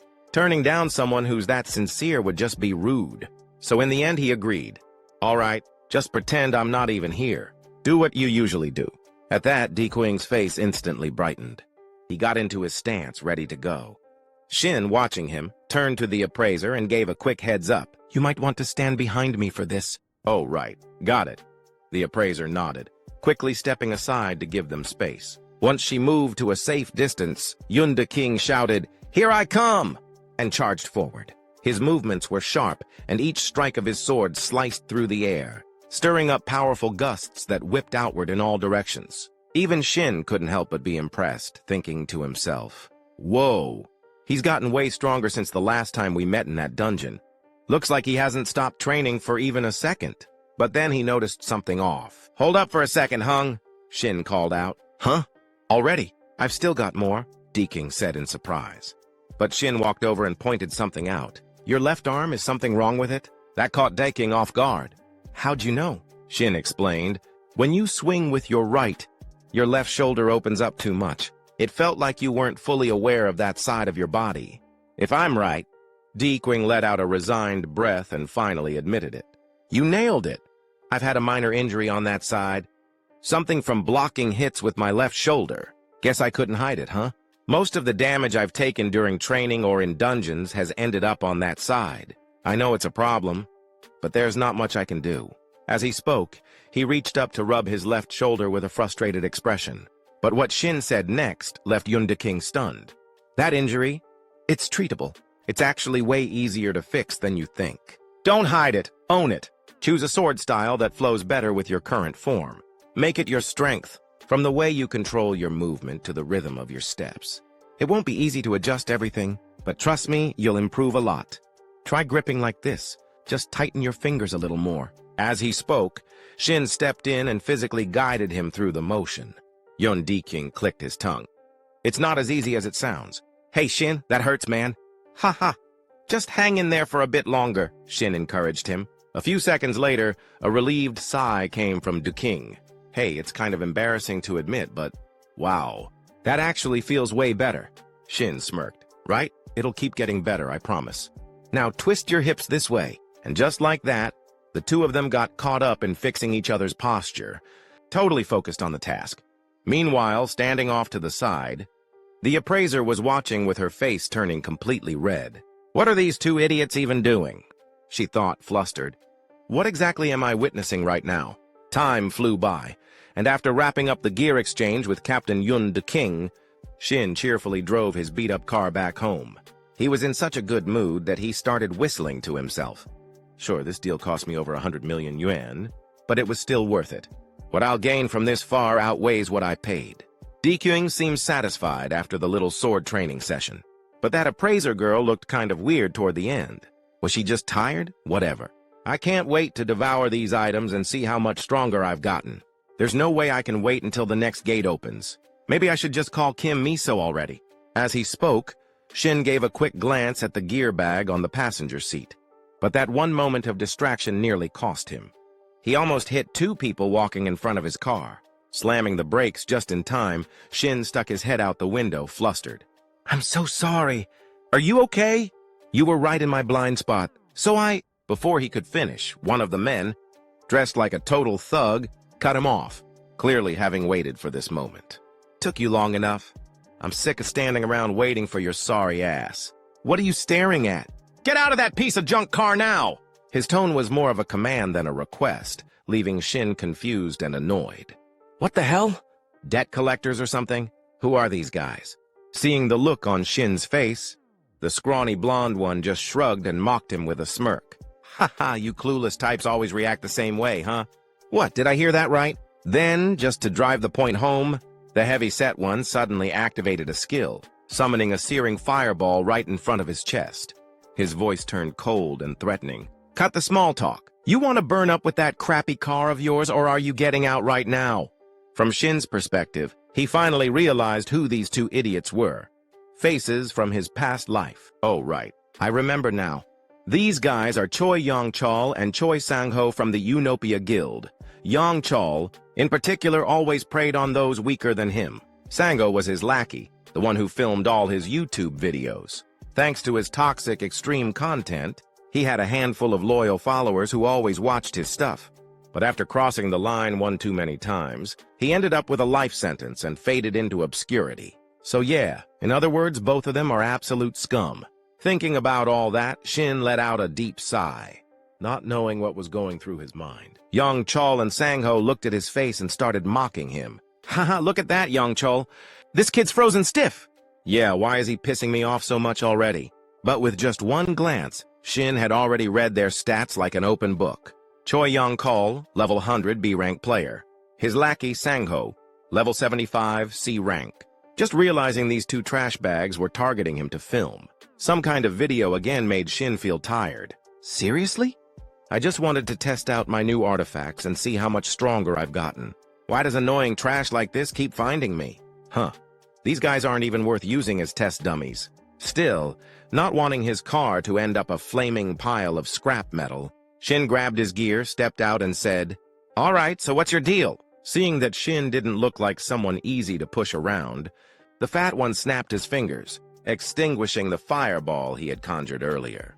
He scoffed and said mockingly, You want to know? Chill out, man. We're just the local peacekeepers around here. Keeping this multiplayer city safe and sound, you know? We've been getting complaints about someone, apparently. There's this jackass driving a piece of junk car all over town. People say they're sick of having to deal with it just being around. Know who I'm talking about? As he spoke, he raised one foot and slammed it into Shin's car. Shin's expression darkened immediately, but Yong Chol, clueless as ever, didn't pick up on it. He kept flapping his mouth with a smug grin. Now do you get it? Unless you want this trash heap of yours to rot away right here.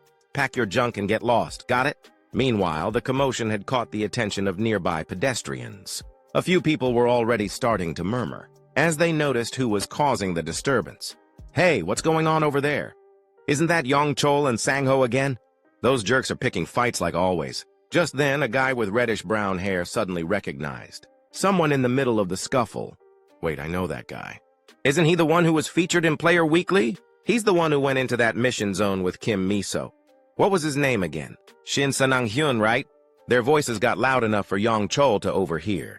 His smirk faded a bit, a trace of unease appearing on his face. He turned to his sidekick and muttered, "Wait, is he strong?" Sango quickly pulled up something on his phone, squinted, then rubbed his chin. Yeah, I remember now. This guy entered the mission zone with Kim Miso. There's a rumor he completed a level 100 mission solo. Yong Chol clearly didn't buy any of it. He did it solo? No way. That guy looks weak as hell. Sangho just smirked and replied, "Haha, come on. Yong Chol, Kim Miso was there too, remember? You really think she'd let some rookie hog all the glory for himself? No chance, I already got the title for our next video." Hearing that, Yong Chol instantly caught on to whatever twisted idea. His buddy was cooking up and laughed along. "Haha, can't believe you're this good at milking this stuff." Without wasting another second, Sangho whipped out his phone, turned on the camera, and gave a little cue. Time to teach the rookie that Kim Miso's been babysitting a real lesson. "We're live!" At that, the fat one stepped up and glared coldly at Shin. "Hey Shin Sanang-hyun, I'm going to be generous here. Let's switch to training mode and have ourselves a duel. If I win, you pack up and leave Player Town immediately and, of course, you'll star in our next video. But if you win, we'll back off and stay out of your way. Fair deal?" Switching back to Shin's point of view, he was already livid after they messed with his car, so he didn't even hesitate before spitting out his reply. "Fine by me. But you're adding 500 million wan and your damn wrist into the bet. If you're too scared, get the hell out of my face." His voice was razor sharp, and his eyes burned with a wild, unhinged fire like a rabid dog ready to bite. That did it. Veins popped across Yong Chol's neck as his temper flared. Just as he was about to curse Shin out, his partner suddenly called out from behind. "Hey yo, wait a sec." Annoyed, Yong Chol snapped back, "What now, dumbass? Can't you see I'm busy?" But Sangho didn't flinch. His face had turned pale and sweat dripped down his temples. "Look, check the chat channel right now." On the public channel, messages were flooding in, all echoing the same thing. 500 mil. Everyone watching was already on board with Shin's raised stakes. Yong Chol couldn't hold back a string of curses. Shin, meanwhile, didn't take his eyes off him for a second and added, "What's it going to be? You in or are you scared?" Back on Yong Chol's side, a realization finally hit him like a brick. Wait a minute. If we actually go through with this, the video won't even be monetized. Too much violence might even get flagged as adult content. Still, with his pride on the line and rage boiling under the surface, he muttered, "Screw it. Maybe this is just the outlet I need to blow off some steam." Time passed quickly, and the scene shifted to the plaza in front of Building C, deep in Player Town. By now, Shin had arrived with Yong Chol and Sangho, drawing the attention of a growing crowd of curious onlookers. A girl with jet black hair spoke up first. "What's going on here? Is that really Shin Sanang-hyun?" Next to her, a guy in a blue jacket looked a bit worried for Shin. "Those guys are just punks. They're always pulling stunts and picking on new players. Hey, do you live around—" Before he could even finish his sentence, the girl cut him off flatly. "I have a boyfriend." Just then, a system announcement echoed across the square. Training mode has been activated. All participating players have received the protective shield buff. Training setup is complete. Players, please begin your combat training. At this point, Yong Chol still had no idea just how dangerous the person he was provoking really was. He kept running his mouth, laughing loudly. "Just like you said, 500 mil and our wrists on the line. And don't worry, I keep my promises, so don't chicken out now. If you're smart, you'd turn around and walk away while you still can. Up front, Shin didn't say a word. He just let out a long, slow breath like he was trying to keep himself calm. Meanwhile, Yang Chol continued to flap his gums. You hear me? Let's get this started. I don't mess around when it comes to fighting, but before he could even finish his sentence, a panicked voice rang out. Yang Chol! Startled, Yang Chol looked up and his eyes went wide. Shin was already airborne, leaping down at him from above, sword in hand. His gaze was icy cold, his voice even colder. I'm not playing either. Even if you beg, I'm not going to spare you. And just like that, their fight exploded into action, streamed live on YouTube for everyone to see. By pure chance, someone else happened to be watching. Kim Miso. The moment she saw what was happening, her eyes went wide with shock, completely frozen in place. Miso couldn't help but feel curious, wondering what the hell was going on with Shin. But once she got a better look at his opponent, her expression shifted as she recognized the man. Wait a second, isn't that Choi Young-chol from the Inopia Guild? He's a B-rank player, but super well-known, because his uncle's the guild master. What's he doing messing with Shin? Right then, a voice called out from nearby. Hey, Miso, what's going on? Why the long face? The voice belonged to a woman with short hair and a physique, like a panther, Shintiri, a top-tier S-rank player from the Eden Guild, level 700. Her sharp eyes flicked over to the TV screen, and she immediately caught on. That player? Isn't that the one you've been trying to recruit? Miso turned to her and admitted, yeah, that's Shin, but I have no idea why he's there or what's going on. Tiri took one more glance at the screen and smirked. Whatever the reason, he moves well. Sharp reflexes. Back on the battlefield, Young Chol was caught completely off guard by Shin's sudden charge. You bastard! He cursed, scrambling backward just in time. If he'd hesitated even half a second longer, Shin's blade would have sliced him clean in two. Fuming, Young Chol retaliated by hurling a massive fireball. You've got some nerve, he roared as the blazing orb rocketed toward Shin. But it wasn't enough, not even close. Shin gripped his sword tighter and swung it upward in one fluid motion, cutting clean through the fireball.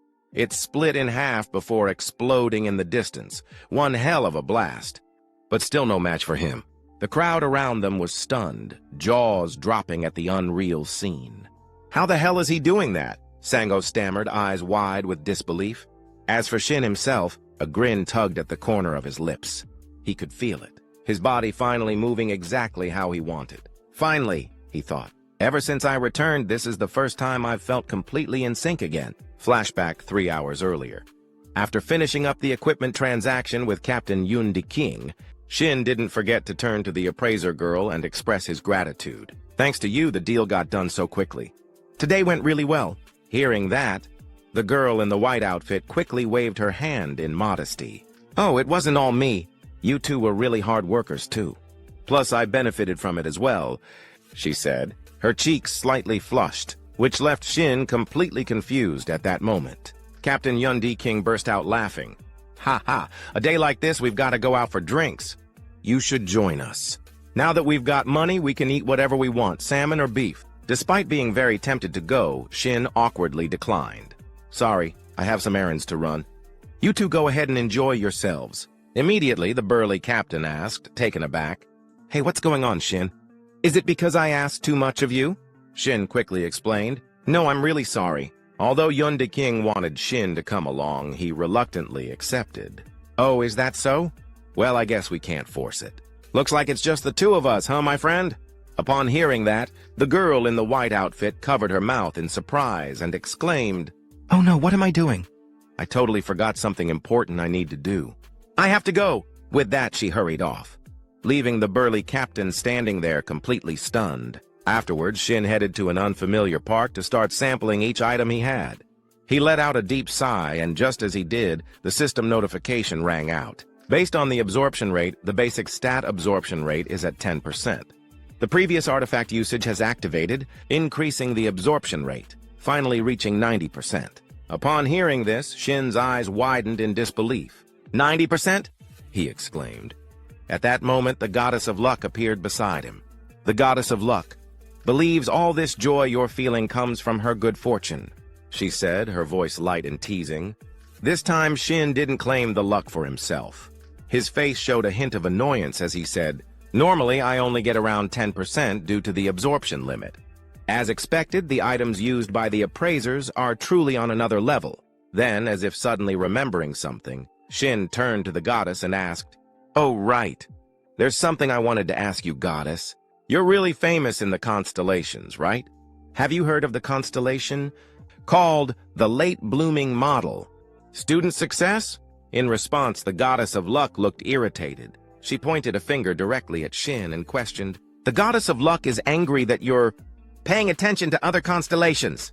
Shin quickly raised his hand in a calming gesture. "I only asked out of curiosity. I didn't mean anything by it. It's just that the constellation has some personal meaning to me, but I didn't realize it would upset the goddess like that. I'm sorry, please forget I even mentioned it." Seeing the sincerity on Shin's face, the goddess of luck's anger began to subside. "The goddess of luck grants you her forgiveness. Due to her generosity, she will help you find that constellation." Hearing the goddess's consent, Shin was overjoyed. "Really? Thank you, goddess. All right, now I can finally put my full focus into this." As he spoke, he began using his absorption ability to start feasting. His consciousness was sent into the mental world. A system notification rang out, syncing with 5 artifacts, the top 5 dishes of humanity. Before Shin was a feast of various delicacies, enough to make anyone's mouth water. Just looking at it made Shin do the same. It took him a few seconds to snap back to reality, wiping the drool from his mouth. No matter how surreal the artifacts are, I never thought a banquet of food could be this enticing. "I really love this," he grinned. "With over a 90% absorption rate, when this ends, who knows how strong I'll be. I can't even begin to guess." Back in reality, a symbol of 2 crossed swords appeared above Shin's head, and a system reminder followed. The True Rival title has been activated. Isolating player Choi Young-chol. No allies detected within a 5-meter radius.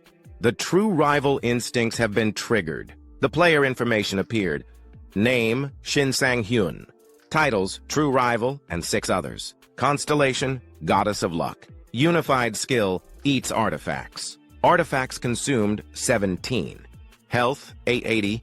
Energy, 124. Experience, 97. Stat window, Strength, 77 plus 40. Stamina, 90 plus 70. Agility, 28. Mana, 60 plus 4. Luck, 167 plus 65. Evasion, 30. Defense, 49 plus 29. Remaining stat points, 0. On the opposite side, young Chol, the burly thug, trembled as his attack was effortlessly sliced in half by Shin. He looked like he was having a seizure. The audience who had been watching couldn't help but tease. "Haha, he's flustered. Is young Chol running out of juice?" Then, like a volcano erupting, young Chol screamed, "You bastard!" As he shouted, he swung his hands wildly forward, unleashing countless fireballs. This made Miso, who was watching, worry for Shin.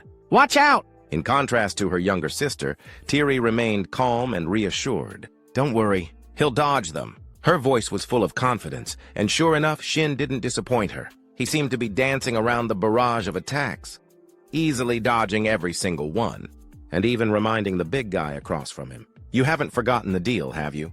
For 500 million, I'll take that arm." With that, he dashed forward. However, this was exactly what Songho had been waiting for. He muttered to himself, "That's right. Charge in, gotcha now." While no one was paying attention, Songho secretly activated some kind of skill, and suddenly, Shin's steps were bound by a stream of white light. Seeing this, young Chol grinned wickedly, flashing Shin the middle finger. "I win, you idiot!" He laughed with a cunning, malicious look on his face. Back on Shin's side, his entire body was now locked in place by a frosty magic circle beneath his feet. A system notification flashed before him. Condition met, player Shin Sang-hyun. Skill, forced freeze, activated. Right after, jagged pillars of ice erupted from the ground, encasing his body in a prison of frost. Elsewhere, Tiri watched the scene unfold on a monitor and gasped in surprise. "Oh, so he can use magic other than burn? Not bad at all." At her words, Miso burst into a fit of amused giggles. "Sis, don't be too surprised. Shin can even use status effect nullification. You really underestimated my judgment. Just keep watching. You'll understand why I was so eager to test him." As she spoke, she casually glanced back at the screen, only for her expression to freeze. From her perspective, A large hole had just appeared in the block of ice that had been containing Shin, and he himself was nowhere to be seen. Back in the battlefield, young Chal, the bulky one, blinked in disbelief. What the hell? Where'd that bastard go? A flicker of doubt ran through his mind. The skill definitely activated. Unless he has status effect nullification, there's no way he could have escaped. Is he really a rookie? But just then, Shin's figure appeared right above his head. With a fierce grip on his great sword, Shin launched himself downward. His feet slammed into young Chal's back with full force, driving the heavy man straight into the ground. The impact cracked the earth beneath him into a spiderweb of fractures. Yet, despite the clean landing, one thing left Shin visibly displeased. His blade, aimed directly at young Chal, had failed to strike the target as intended. Something had disrupted the finishing blow. All around them, the spectators froze in shock. Sung-ho, the scrawny one, stammered, barely able to form a sentence. Meanwhile, the chat channel exploded.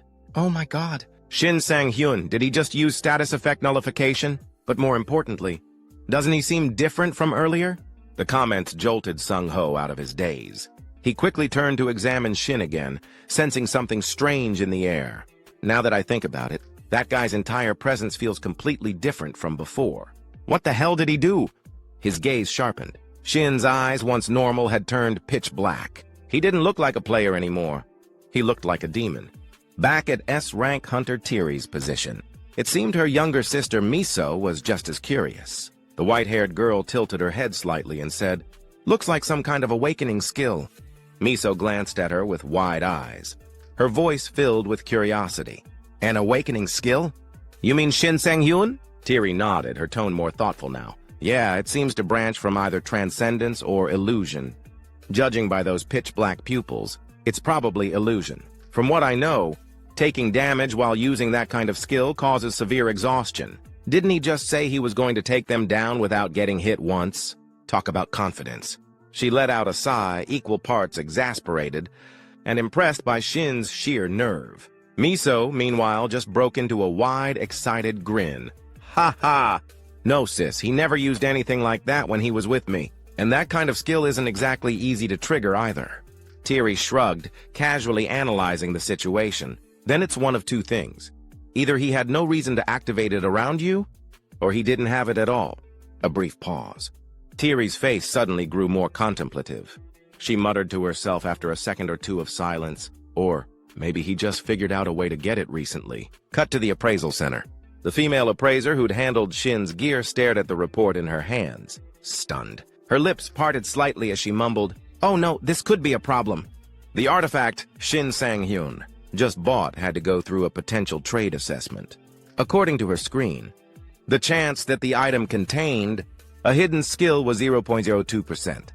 And the skill in question, psychedelic. She scoffed in disbelief. A hidden skill with odds that low? No way. If he actually pulled that, he must be blessed by Lady Luck herself. Psychedelic. A hidden skill, a high-tier awakening ability. Cooldown, 1 hour.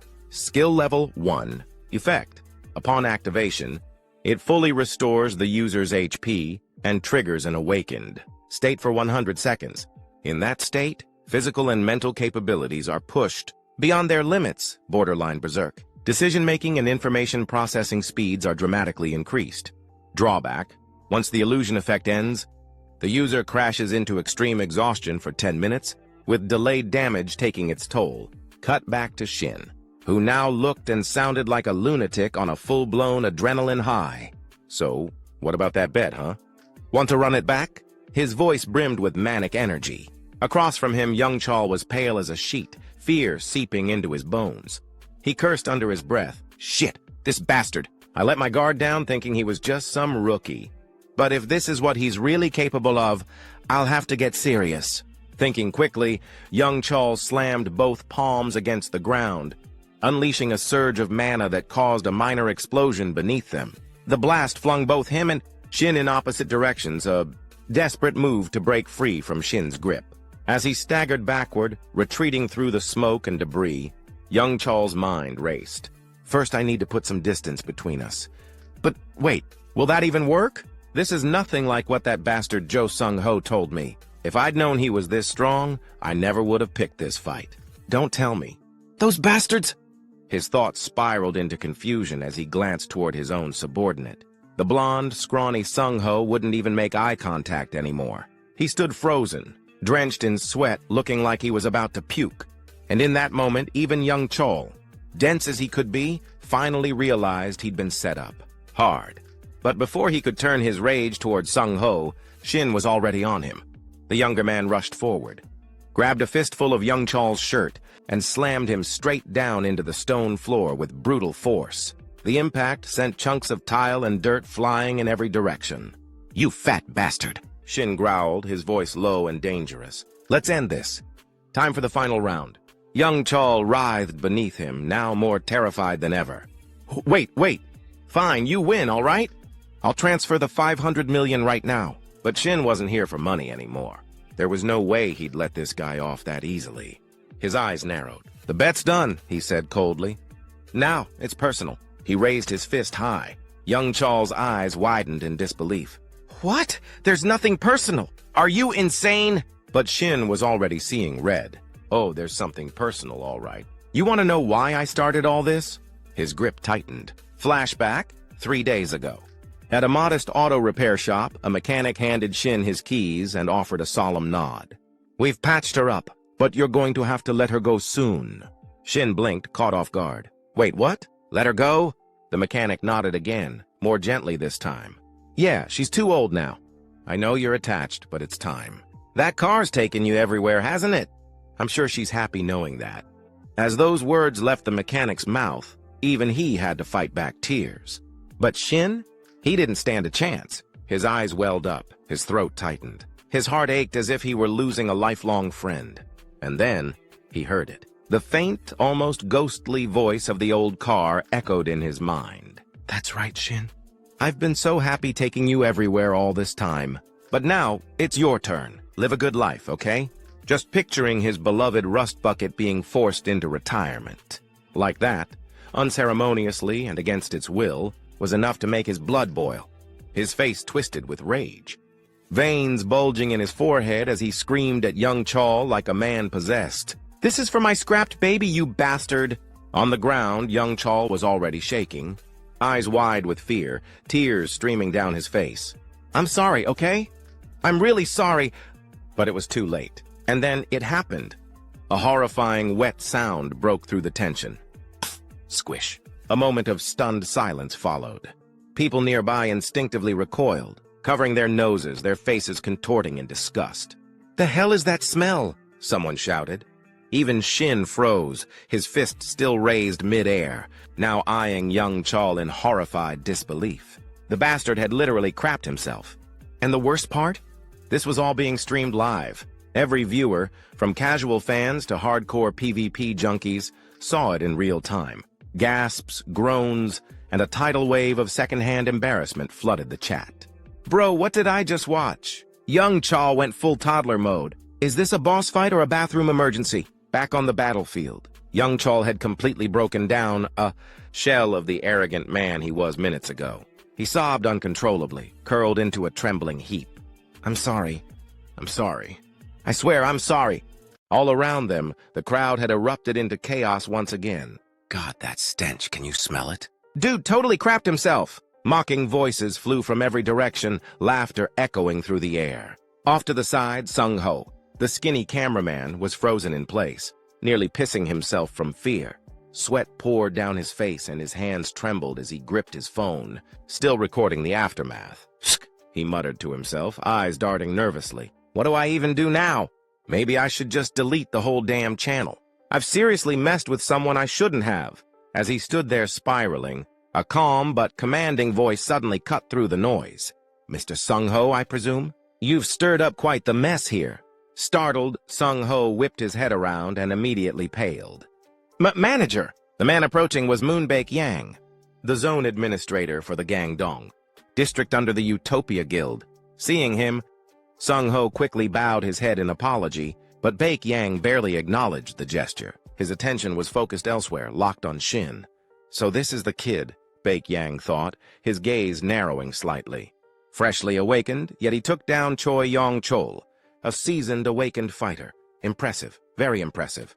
Let's see what kind of player he really is. With that, Baek-yang stepped forward, his expression friendly but analytical. You must be Shin Sang-hyun, yes? I'm here on behalf of Utopia to handle the incident report and, of course, to offer compensation for what you've endured. Do you have a moment to talk? Across from him, Shin raised an eyebrow slightly, his voice firm and unyielding. Before that, could you state your name and guild affiliation? There was nothing rude in his tone, just a quiet strength, calm, controlled, confident. But for some reason, that only made Baek-yang feel uneasy. That attitude, it's not arrogance. No, this is something else. He's calm, too calm. Like someone who's survived hell and come out the other side sharper than ever. His skill and presence are way beyond his rank. Realizing that, Baek-yang quickly nodded, adjusting his tone with newfound respect. Apologies for not introducing myself sooner. I'm Moon Baek-yang, administrator for the Gangdong District Utopia Guild. He offered a slight bow, already thinking ahead. We need to recruit him, whatever it takes. Burn some resources if we have to. As long as we come across as respectful and genuine, we might have a shot at pulling him in. To push his plan forward, Baek-yang suddenly raised his voice with conviction. Utopia Guild will cover all the damages. Shin didn't even hesitate. The moment those words left Baek-yang's mouth, he whipped out his phone and pulled up a banking app. For real? That makes things easy. He held up his phone screen. Go ahead and transfer me 20 billion won. Here's my account number. I'd say that's a fair number, considering the psychological trauma and everything else I've had to put up with. Baek-yang's expression froze, completely blank. That number hit him like a truck. 20 billion? He repeated, stunned. Any chance we can, I don't know, negotiate?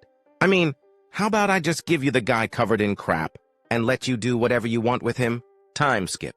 Shin's apartment. From outside his door, Baek-yang's voice could be heard again, annoyingly persistent. Mr. Shin, are you sure the Utopia Guild's compensation reached your account? Inside, Shin groaned in frustration, shouting back, Dude, are you still here? You seriously haven't heard from Kim Miso yet? Baek-yang fired back another question. You're absolutely sure you're not affiliated with the Eden Guild, right? Shin opened the door, rubbing his temples, utterly fed up. Nope, not even close. Please, for the love of all that's holy, leave me alone. But the moment he tried to shut the door, a swarm of reporters shoved their microphones through the opening, shouting over one another like a chaotic press conference. Mr. Shin, the public has a right to know. Please comment. That's right, speak up. Why are you dodging the question? Are you or aren't you dating Kim Miso? Don't avoid it. Just answer directly. Bombarded from all sides, Shin felt more drained than when he'd cleared that last dungeon. He let out a long sigh. Right. Since when is my love life part of the public's right to know? And with that, he slammed the door shut, shutting out the voices. He trudged back to his room, muttering to himself, Am I not tired enough already? Dating in my situation? Yeah, sure, let's add that to the list. Inside, his eyes fell on the gear he'd laid out earlier. Cleaned, polished, ready. Today was the day of the raid. Kim Miso had invited him to join. Can't believe it's actually happening, he thought. That raid Miso mentioned? It's today. This whole week's been chaos. Time to get focused. He blinked in surprise at the pile of new equipment. Everything I ordered got delivered already? That was fast. And I even leveled up after the last boss fight. My /step skill went up 2 ranks. Combined with the overwhelming impact title, I get a full 2.6 seconds of bonus pressure. Stacked with my previous effects, that pushes it past 5 seconds. Depending on who I'm up against, that gives me a massive edge. Okay then, let's see what kind of damage I can do today. Grinning to himself, Shin swiped across his system screen, checking his remaining skills. Superior Swordsmanship, a basic passive skill, level 1. Boosts proficiency with daggers and one-handed swords. Full Acceleration, a movement skill, level 1. Description: Concentrate massive power. Then dash forward instantly to strike the enemy. The longer the charge up, the greater the damage and distance. However, the user can't move while charging. Looking at the effects of both skills, Shin nodded in satisfaction. With a skill set like this, I've got what I need to conquer that gate. Solid mobility and a backup weapon. Perfect. He reflected briefly on his past. Battles, the weaknesses he'd exposed along the way. I can't make the same mistakes again. When he fought the Alpha Wolf, he had to risk everything. Limited by his offensive approach and the drawbacks of that self-sacrifice skill, barely managing to win. Same with the fight against Choi. Young Chol, he'd walked right into the guy's trap, completely lacking any mobility skills. If Yang Chol had been just a little stronger, it would have been game over. I need to keep my head clear.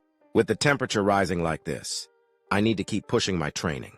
Otherwise, I'll just repeat my past failures just like the disaster in 2040. This time, he had to make sure the future changed. He wasn't going to lose everything again. This time I had to be strong. I had to become strong, like him. As those words echoed in his mind, an image surfaced. The knight who had once saved him when he was a child. Suddenly, his phone rang, snapping him out of the thought spiral. He reached for it, answering casually. "Hello?" A youthful voice came through the line. "Hi, Mr. Shin Sang-hyun. This is reporter Park Young-min. I'm calling about the interview we scheduled for today. Just wanted to confirm you're still available." The moment he heard that, Shin's face twisted like someone dealing with a serious case of constipation. But he recovered quickly and forced a cheerful tone. "Ah, of course. Still early, right?" Young-min replied. "Exactly. I'll see you at the cafe I messaged you about earlier." Shin had completely forgotten about the interview. Damn, it totally slipped my mind. "The gate raid is at 7 p.m. The interview's at 2, right?"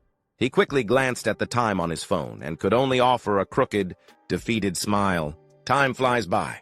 The scene shifted to the hallway outside Shin's apartment. The reporters had practically set up camp. Mats, blankets, and all just to catch him the moment he stepped out. So when Shin finally emerged, the whole crowd lit up like it was Christmas morning. "There he is! Shin, over here! Tell us about your relationship with Kim Miso." But their enthusiasm faltered fast the moment they saw him, fully geared up in battle-ready equipment, a frigid aura radiating from his body. The temperature in the hallway seemed to plummet. Everyone froze. The air was heavy, almost suffocating. Shin barked, "Move, now!" Without waiting for a response, he activated every buff and enhancement skill he had, launching himself forward at breakneck speed. He wasn't just running, he was flying through the streets like a missile. He had one goal: get to the interview, fast. Cut to a quiet cafe. Reporter Park Young-min was calmly waiting when a loud yelp from a startled employee drew his attention.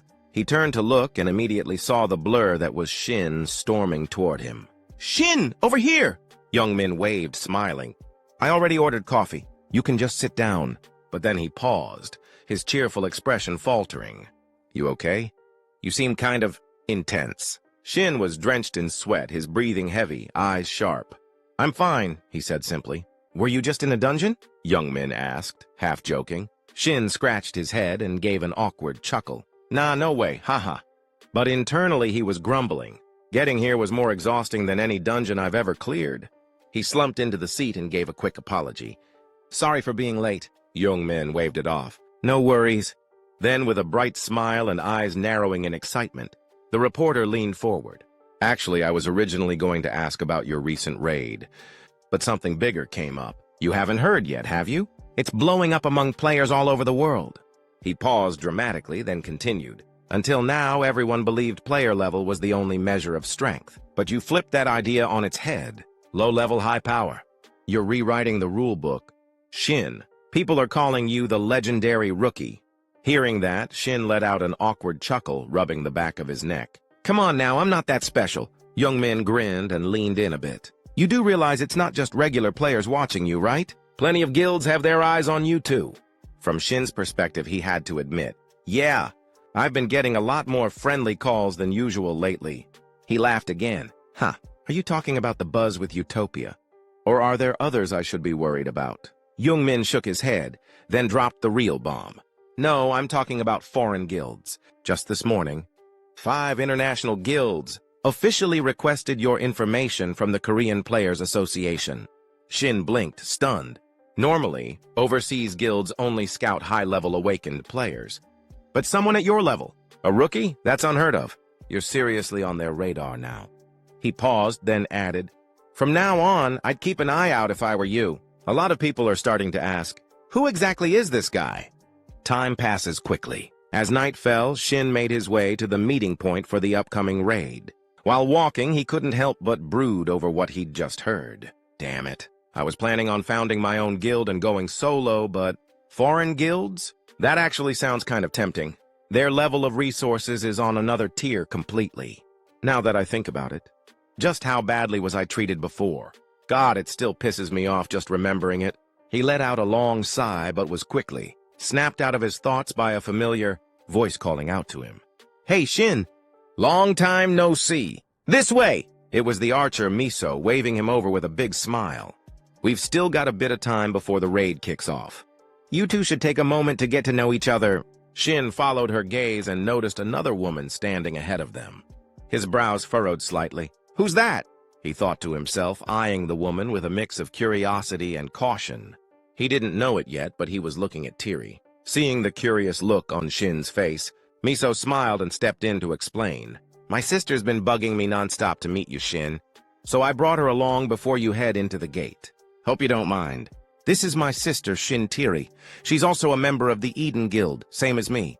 If you want to chill for a bit, there's a cafe nearby just behind her." The S-rank hunter, Shin Tiri, stood silently, her eyes fixed on Shin with a calm, unreadable expression. After a moment, she stepped forward and extended her hand. "It's a pleasure to meet you. I'm Shin Tiri." Shin quickly reached out to shake her hand, responding politely, "Oh, I'm Shin Sang-hyun. Nice to meet you too." Despite his composed exterior, he couldn't help feeling a bit pressured. Even without Miso's introduction, there wasn't a single player in Korea who didn't know who Shin Tiri was. Her fame extended far beyond the country. After all, she was one of Eden's top-ranking leaders. Just her presence could shift a guild's overall power ranking. "Ever since I regressed, I've been running into some serious heavyweights," he thought with a sigh. "Man, the last timeline was pure suffering." Tiri then spoke, breaking his train of thought. "Hey, Shin, I was wondering if I could ask you for a small favor." That caught him off guard. "Huh? A favor? Wait, why would she need anything from me?" Confused but willing, he nodded. "Sure, if it's something I can help with." But before he could even finish his sentence, she cut in calmly. "It's nothing major. I was just wondering, would you be willing to have a quick sparring match with me?" Shin hadn't even gotten a word out before Miso let out an exasperated groan. "Seriously, sis? You just met him," Tiri shrugged. "What's the big deal? I told you on the way here." Apparently, in Tiri's mind, she had already voiced her desire to test Shin's strength, but judging from Miso's blank expression, that conversation may have only happened in her head. Flustered, Miso gently pushed her sister aside and turned back to Shin with an apologetic smile. "Haha, sorry about that, Shin. My sister has a quirky sense of humor sometimes." Hearing this, Shin, with his fiery spirit, immediately agreed. "Sure, no problem. How about we start right here, right now?" Almost unable to wait, he even reached for his sword. Seeing this, Miso looked a bit flustered, wanting to stop him, but Shin shook his head and explained, "It's not like every day the top players in Korea agree to spar with me. No matter how you look at it, this is an honor." Hearing that, Tiri seemed to see Shin in a new light. "Looks like you've got a good eye, Shin. Sorry if I came on a bit rough earlier. Let's keep this to 5 moves. Just tell me when you're ready." As she said this, she drew her weapons, putting some pressure on Shin. Sweat started to drip down his face. Inside, he thought, "I barely stand a chance, but this is an opportunity. An opportunity to see how far I've come and what I'm still missing. Just her drawing her weapons already changes everything. No joking around this time. I'll give it everything I've got from the start." With that, Shin activated his illusion skill, ready to go all out. Meanwhile, Miso was completely overwhelmed, unable to keep up with what was happening. "What? No way, I can't follow this at all." Ignoring Miso's bewildered face, Tiri nodded and said, "All right then, here comes the first move." Suddenly, her form twisted, spinning like a vortex. Watching this, Shin's face went blank. In his mind, he scolded himself, "Damn it, I'm so stupid. With my current body level, I forgot this. I saw it too late to react properly." He forced himself to swing his sword backward and managed to block Tiri's twin sword attack just in time. The clash was so powerful it sent out a shockwave into the surroundings. Shin reminded himself, "I need to predict and react before her moves." Tiri, surprised that Shin had managed to block her sudden strike, showed a hint of admiration on her face. Then Shin swung his sword fiercely, knocking Tiri's body into the air. Even in midair, she praised him. "Your moves are pretty good. So, should I raise the intensity for the next one? You've got 4 moves left." Without hesitation, Tiri's body flashed like a streak of lightning, moving faster than a blink. Her form shifted rapidly, leaving Shin swallowing hard in fear. As expected, her moves are monstrous, and now she's even faster. Moments like this remind me of when all my sight-based abilities were blocked. I have to rely entirely on my sense of perception. Of course, this time the difficulty is at least 10 times higher. From Miso's perspective, seeing Shin suddenly close his eyes left her dumbfounded. He's closing his eyes in a situation like this? Even if it's Shin Sang-hyun, that's reckless. Unaware of Miso's worries, Shin was fully immersing himself in the most focused state, sensing every movement in the space around him. At that very moment, Tyree's attack came rushing right toward him, but Shin had already felt it coming and twisted, his body just in time to dodge. Tyree's surprise showed again. Your concentration is impressive. I didn't expect you to block a follow-up strike like that. Most swordsmen can't reach that level of focus. It's not just talent, it's mostly experience. You're like a seasoned veteran player. She said this while leaping backward to maintain some distance. Shin replied awkwardly, "You're flattering me too much?" Tyree continued, "All right then, 3 moves left." Before she could launch her next strike, Shin interrupted. "Can I ask something before we continue? Instead of 3 separate moves, can you just go all out in one go?" Tyree blinked, puzzled. "What did you just say?" With firm resolve, Shin answered, "I know it sounds arrogant, but I don't want to waste this chance. Please, just once, go full force." Inside, he felt a flicker of anxiety. "If I say this, and she doesn't give it her all, I won't grow from this." Nearby, Miso wanted to stop her sister, but Tyree agreed immediately, driving Miso crazy. "Fine," Tyree said, "but I can't be 100% serious since we haven't even activated training mode. I can only show you a simple maximum speed charge. The skill itself is too hard to control properly and can't be used fully on others." Shin nodded, satisfied. "That's more than enough," he thought to himself. "If this is Shin Tyree's maximum speed charge, the fact that she's serious with me already feels like a win. I'll treat this like real combat, because if I fail, I'm done for." On the opposite side, Tyree assumed her starting stance. "All right, here I come." With that, her body surged forward at a wind-tearing speed. Seeing this, Shin quickly raised his sword high into the air, silently reminding himself, "I don't even have time to sense her movements. I had to go all out." Instead of swinging his sword before she arrived, he had to move as if he were already there first. He swung his sword wildly forward because neither his sensing ability nor his eyesight could keep up with Tyree's speed. At that very moment, whether by luck or fate, Shin's sword nearly grazed the hunter's face, making her eyes widen in surprise. With no other option, she activated her skill, Phantom Shadow, and twisted behind Shin to evade the strike. Seeing this, Shin immediately turned to look behind, but at that exact moment, his face collided with the hilt of his sword, producing a sharp, painful sound. Witnessing this, both beautiful girls anxiously asked, "Are you okay?" Though Shin was in immense pain, he forced a confident reply, "I'm fine," but inside he silently scolded himself. She said she wouldn't use skills. Shin sat on the ground, wincing in pain as he clutched his forehead. Above my head? Did my forehead crack open or something? Suddenly, a hand reached out in front of him, catching him slightly off guard. When he looked up, he saw Tyree standing. "There." Her expression filled with concern as she spoke quickly. Sorry. I promised I wouldn't use my skill, but it just triggered on reflex. Are you okay?" Without hesitation, Shin grabbed her outstretched hand. He slowly got to his feet as he responded, "I'm fine. Honestly, it's an honor to see you this serious." Tyree chuckled mischievously. "Well, it's an honor for me, too. And next time," Shin added, "I hope we get a chance to have a proper conversation." She finished, looking straight at him with a charming smile curling on her lips. Shin let out a hearty laugh. "I'd love that." Tyree raised an eyebrow, surprised. "Really? Well, then maybe someday." The two of them shook hands enthusiastically as they chatted, but nearby, Miso was clearly not thrilled about it.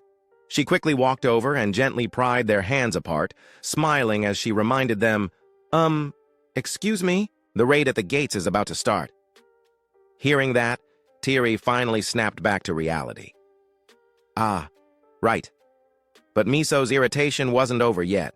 She scowled and muttered through gritted teeth, "And don't forget, we still have to submit a report to the guild about what happened today.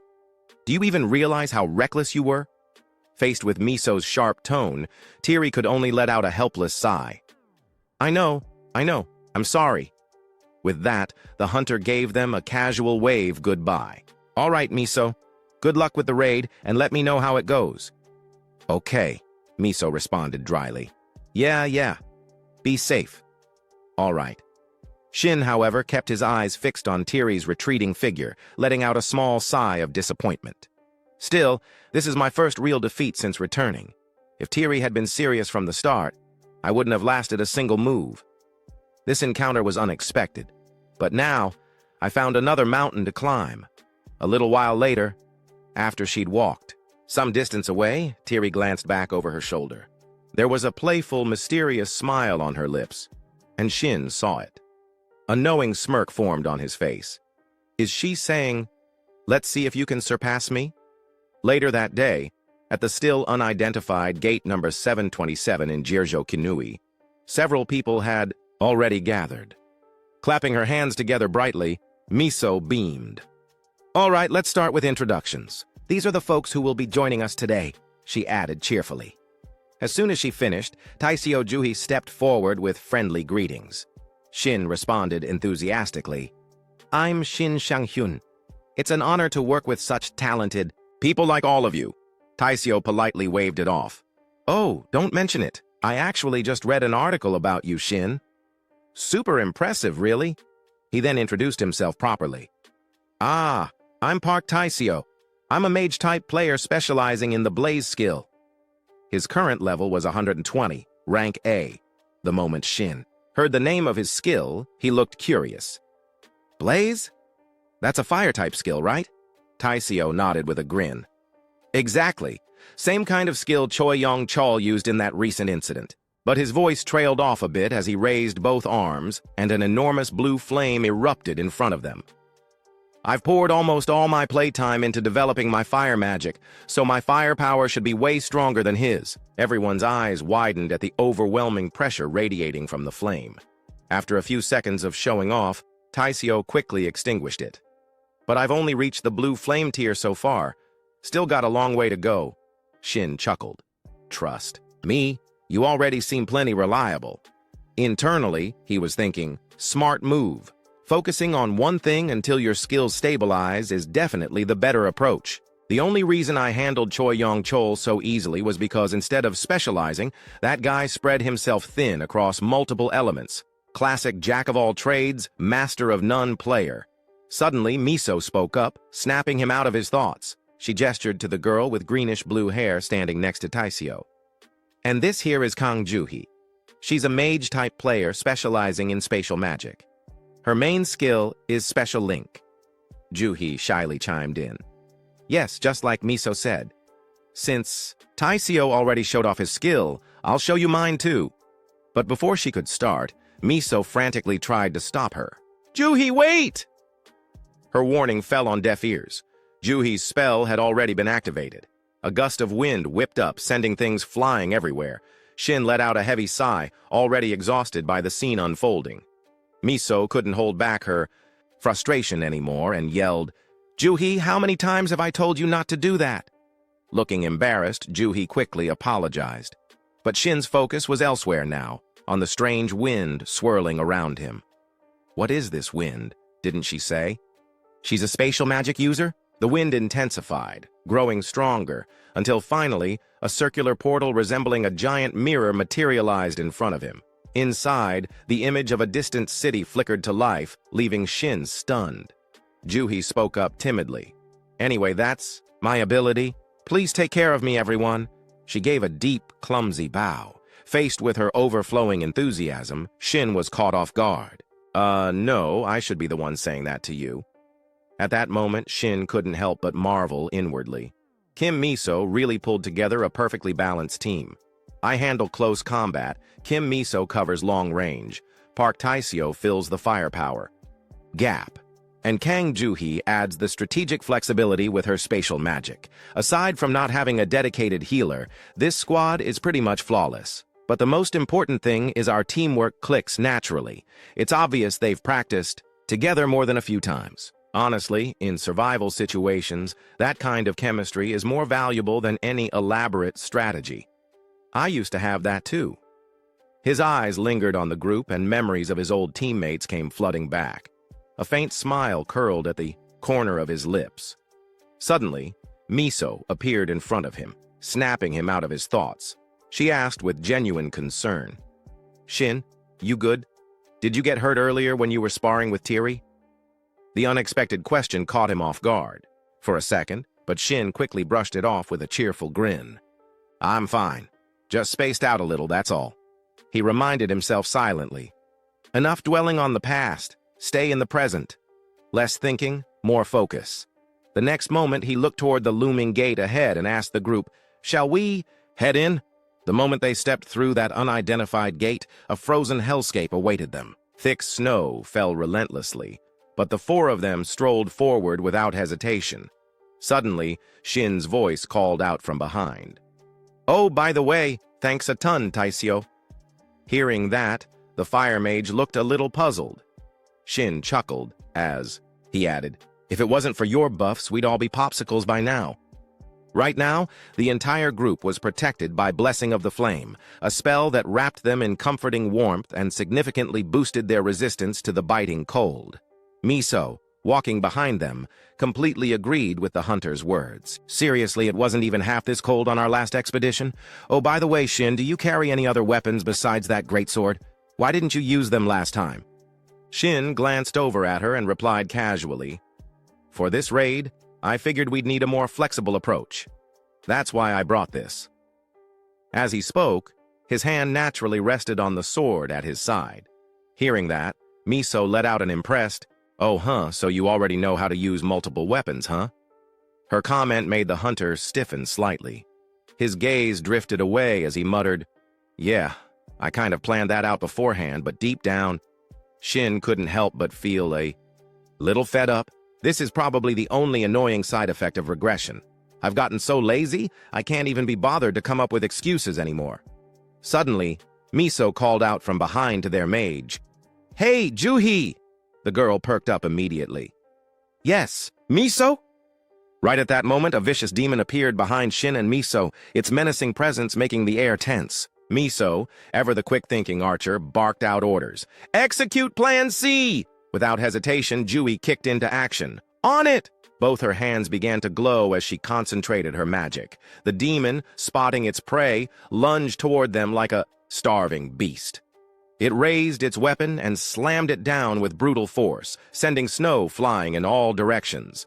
But Miso and Shin had already anticipated its move, quickly dodging out of harm's way. Now, the two of them hovered just above the demon's head, ready to strike. Miso called out loudly, "You give the order, Shin."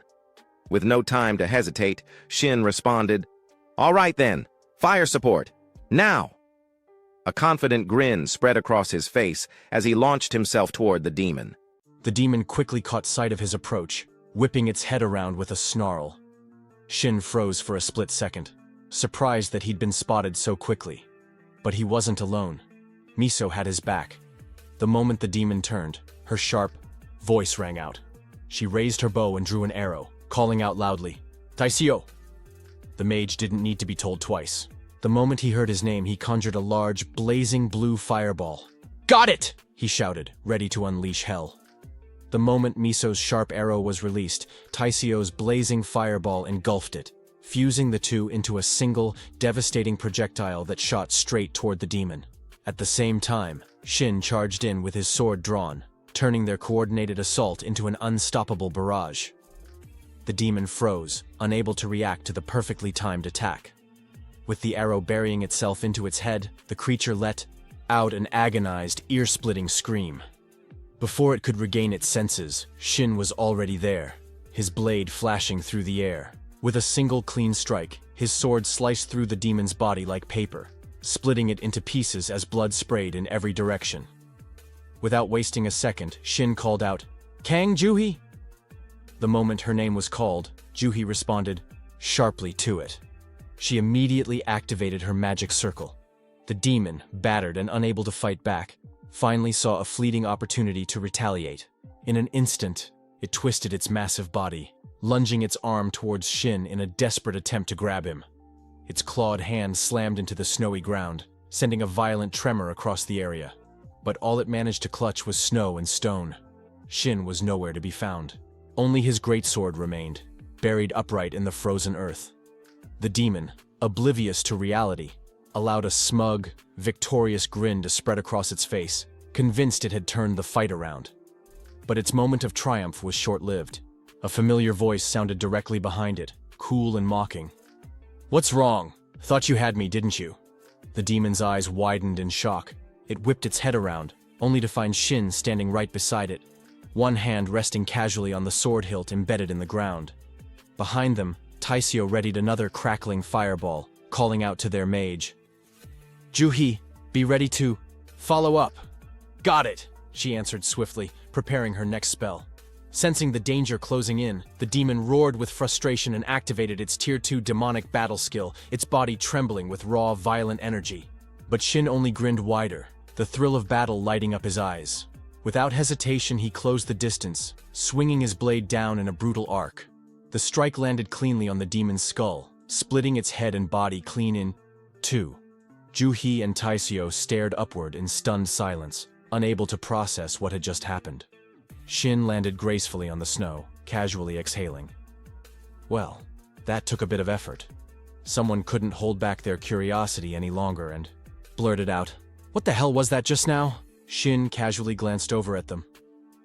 Taisio stood frozen, his face plastered with shock as he awkwardly tried to explain. "That wasn't exactly part of our plan. It definitely wasn't supposed to go down in one hit like that."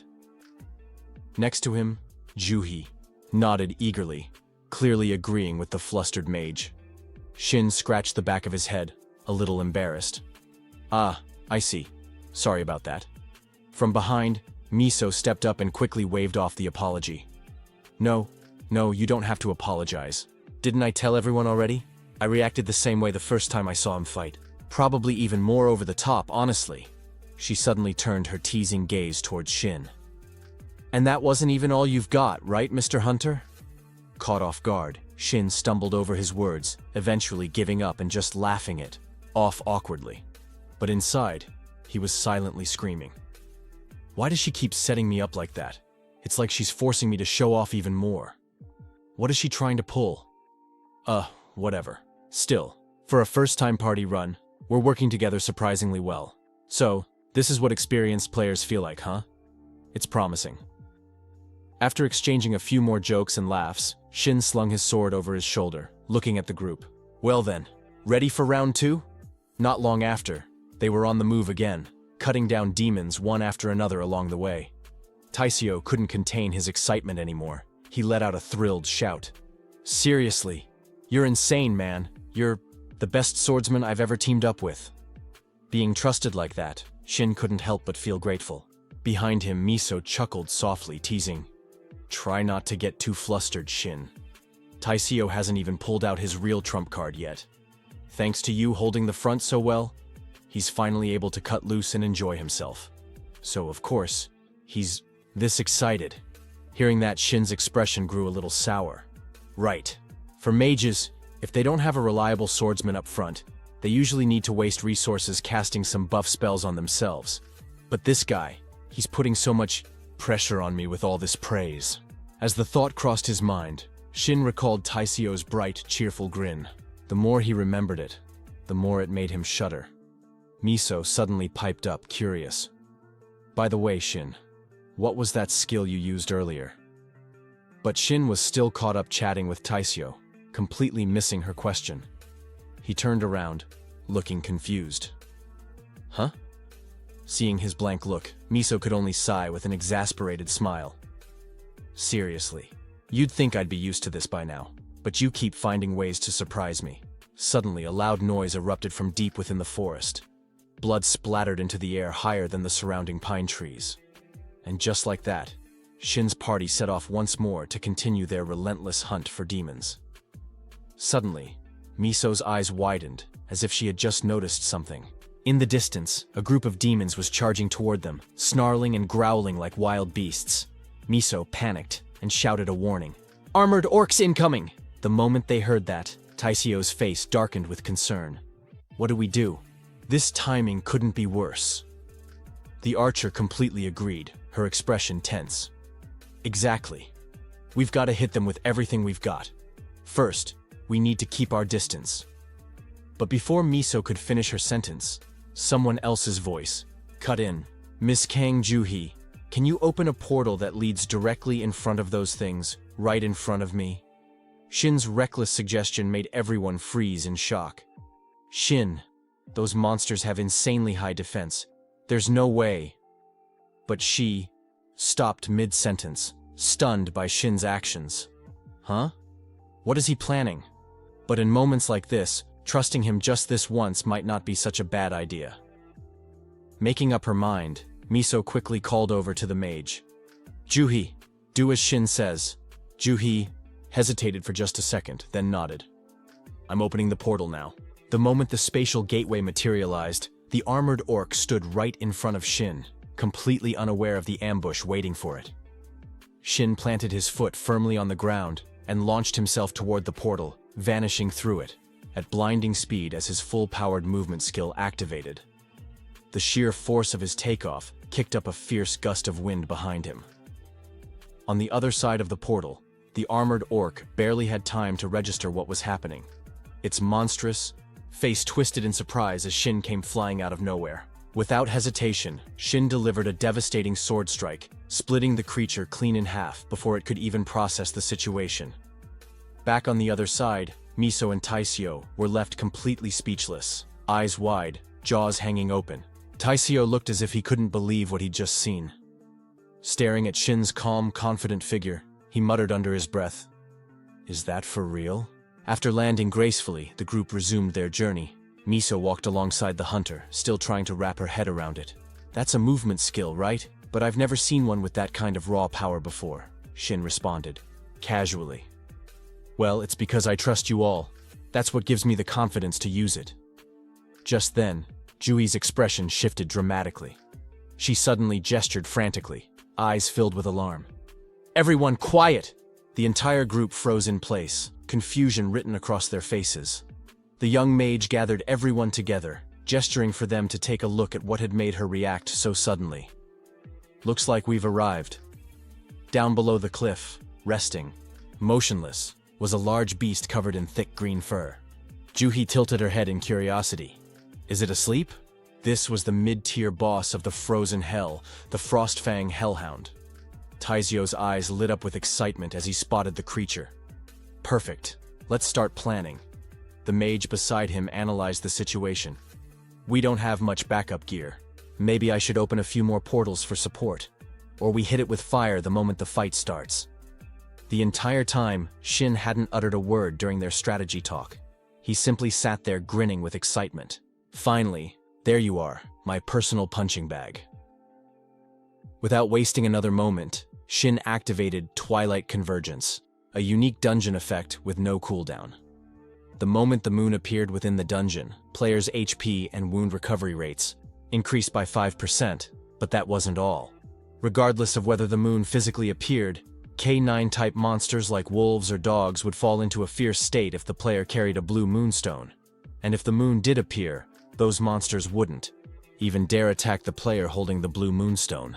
Shin locked eyes on the slumbering hellhound below and let out a booming laugh, his confidence filling the air. Miso turned to the group and suggested, "All right, let's go with Plan F." But before anyone could act, she noticed Shin silently standing up, his expression unreadable. Concern filled her voice. "Shin, what are you doing?" Instead of answering, Shin flashed a mocking, almost arrogant smile that left Miso and the others frozen in surprise. The archer couldn't believe her eyes. That expression, "Shin's doing it again. Should I trust him? No, no matter how I look." At this, Taisio, clearly confused, chimed in. "Shin, you've got a plan already, don't you?" With a casual tone and steady hands drawing his sword, Shin replied, "Yeah, I think you guys can just sit back and watch." His words left them completely stunned. Miso immediately protested, "Shin, I get it, but at least explain what you're—" But before she could finish, an eerie silence fell over the group. Shin's sharp, focused gaze cut toward them, cold and decisive. There's no time to explain everything, no time for strategies. For the twilight convergence effect to work properly, the moon has to be fully visible. Even the slightest cloud cover can cut its effectiveness in half. Sorry, guys. Without another word, Shin dashed forward toward the hellhound, leaving the others behind. Miso's worried voice echoed behind him, calling his name, but he never looked back. The commotion had already stirred the Frostfang hellhound awake. The beast's eyes snapped open, immediately locking onto Shin, who stood right in front of it. For this hunter, asking for forgiveness was quicker than asking for permission. Without hesitation, he charged, fully aware the creature had noticed him. With a playful grin, he greeted it. "Well, hello there. Up close, you're even uglier than I imagined." The hellhound sensed danger radiating from him and leapt to its feet, its entire body tense and on high alert. Meanwhile, Miso scrambled to organize the others. "We need to prepare to support him quickly." Taisio nodded, already readying his magic. But Juhi hesitated, her voice laced with uncertainty. "Wait, hold on. There's something weird going on. Why isn't the hellhound reacting at all?" Her words made Miso and Taisio immediately glance back down toward the battlefield. The archer girl couldn't hide her surprise. "You're right," she murmured, then thought to herself, "Is it just sizing him up? No, last time we encountered it, it went berserk right away." On the other side, the Frostfang hellhound stood facing Shin, growling non-stop. Eventually, it started to move just a little. Taisio's eyes widened. "It's moving!" Juhi quickly chimed in. "I must have seen it wrong earlier. We need to jump in and help." But before the mage could even finish, Miso noticed something. "Wait, that posture, it's not aggressive. It's a submissive stance." Just as she'd suspected, the Frostfang hellhound slowly knelt before Shin, showing no signs of hostility. Then, the system notification rang out loud and clear. The Frostfang hellhound recognizes you as a higher being. It has entered a state of full submission. The message left Shin invisibly stunned. His gaze grew colder as he muttered, "What the hell? You're cuter than I thought. Let's wrap this up quick." A short while later, it didn't take much effort for the hunter to bring down the mid-tier boss, Frostfang hellhound. Standing before its body as it slowly faded into the void, Shin let out a quiet sigh. Putting down something that obedient feels a bit wrong. But if I didn't, the plan couldn't move forward. The system chimed in once again. "You have earned the title, Halver, rank C." A system panel popped up next to Shin, displaying the details. Halver, rank C. Allows the user to designate one skill and reduce its cooldown time by half.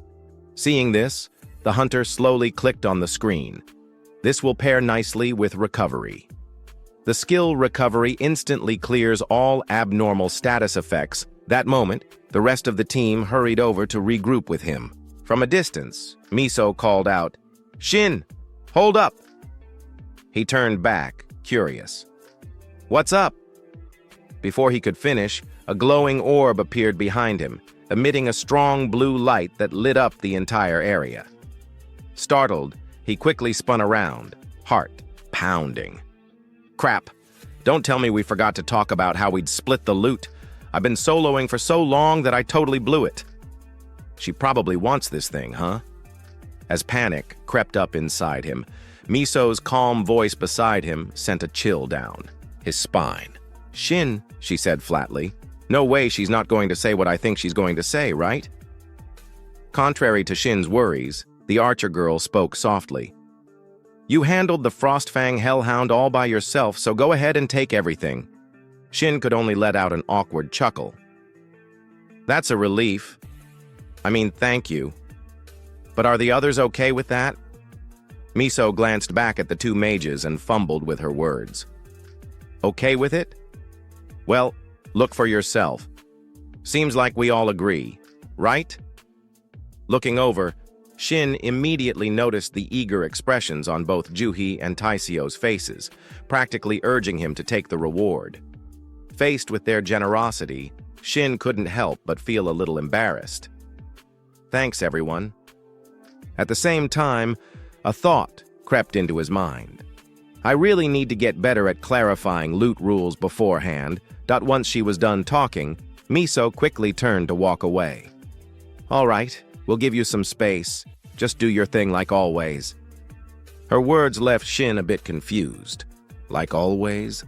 What's that supposed to mean? Seeing how clueless he looked, the archer girl sighed and explained. Huh? You know, every time you get your hands on a relic, you always do that thing. Hearing that, a realization hit Shin like a brick. He hurriedly questioned her. That thing? You mean? Miso smiled knowingly. Yeah, honestly, I've known for a while now. Right after we cleared that quest zone, I was getting ready to leave first, but I turned around curious about what you were doing. And I saw your little secret, Shin. The more Miso spoke, the tighter Shin's brows furrowed, a heavy feeling settling in his chest. So, that day has come. Damn it. A unique skill is as good as a player's life. And now it's been exposed. Hence, Shin called out, Kim Miso, my skill is... But before he could finish, Miso cut him off. You're just doing some kind of player ritual, right? There are players who do that sometimes, so don't stress about it. Just relax. If it were me, I'd keep that kind of thing secret too. It seemed Miso had completely misunderstood him. Every word out of her mouth only left Shin more baffled. After finishing her rant to the hunter, Miso slung an arm around Juhi's shoulders and walked off. Unable to hold back her curiosity, the young mage looked up and asked, Sis, is Shin really that kind of person? Miso answered calmly, Yeah, but it's something we need to keep between us. Watching the two girls walk away, caught up in what was clearly a massive misunderstanding about him, Shin could only stand there completely frozen.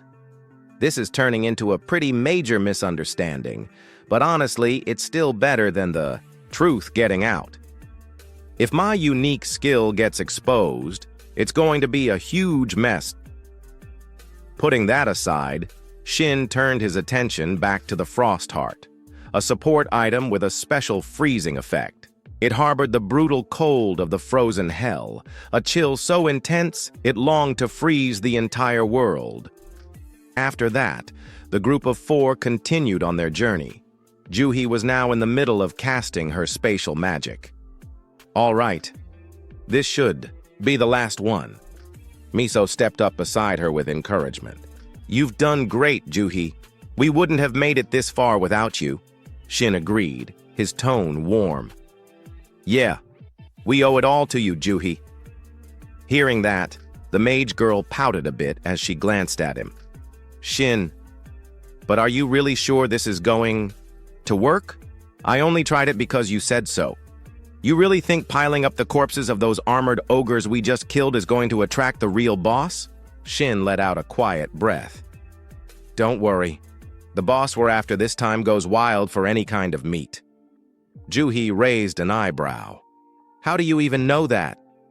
To her question, Shin just gave a half smile and shifted his gaze upward.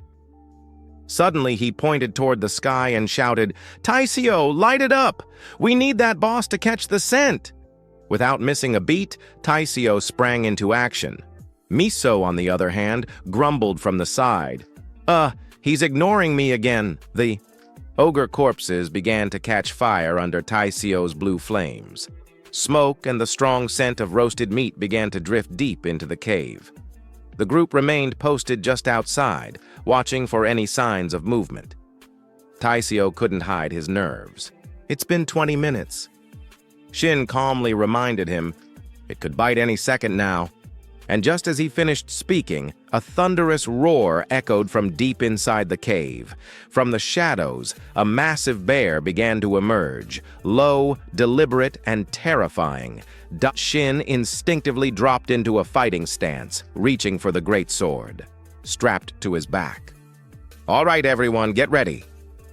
After all their effort and patience, The time had finally come. The final boss, the titanic gray bear, had arrived. Kim Miso shifted into a battle-ready stance, drawing her bow and preparing to strike. With sharp, focused eyes, she thought to herself that it was true. Thanks to Shin's plan, everything had gone smoothly so far. But as she watched Shin struggle against the titanic gray bear, a flicker of doubt crossed her mind. Still, in the freezing air, with snowflakes drifting softly around them, the beast let out a thunderous roar, baring its crimson eyes and massive claws. Gror Shin gritted his teeth, trying to endure the crushing pressure of its killing intent.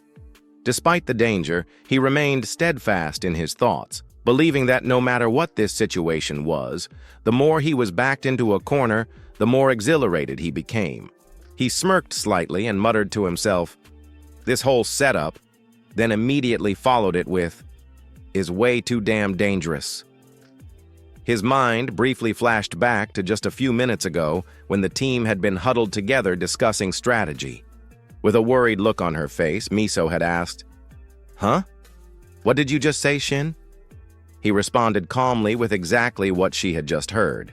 She blinked, clearly shaken, and exclaimed, "You're seriously going to act as bait by yourself?" But Shin remained composed, stating there was no other option, and that if they wanted to clear this stage quickly and safely as a team, this was the best route. In order to help them all understand the nature of the enemy they were facing, he explained patiently that most giant monsters tend to have one thing in common. When they lose a certain amount of health, a special condition is triggered. He paused for emphasis and called it Devour mode. Shin elaborated further that in that state, the monster's physical strength increases significantly and it becomes wildly aggressive and completely unhinged. He pointed to the scene of the creature, tearing into a corpse earlier, noting they start trying to consume everything around them.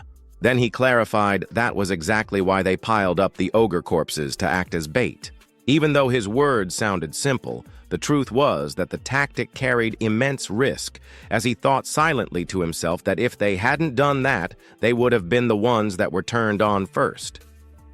But thinking from another angle, Shin pointed something out with a slightly curious tone, asking what if they did something to that bait pile. Immediately after, Shin, Miso, and Park Taiseo began gathering dry firewood.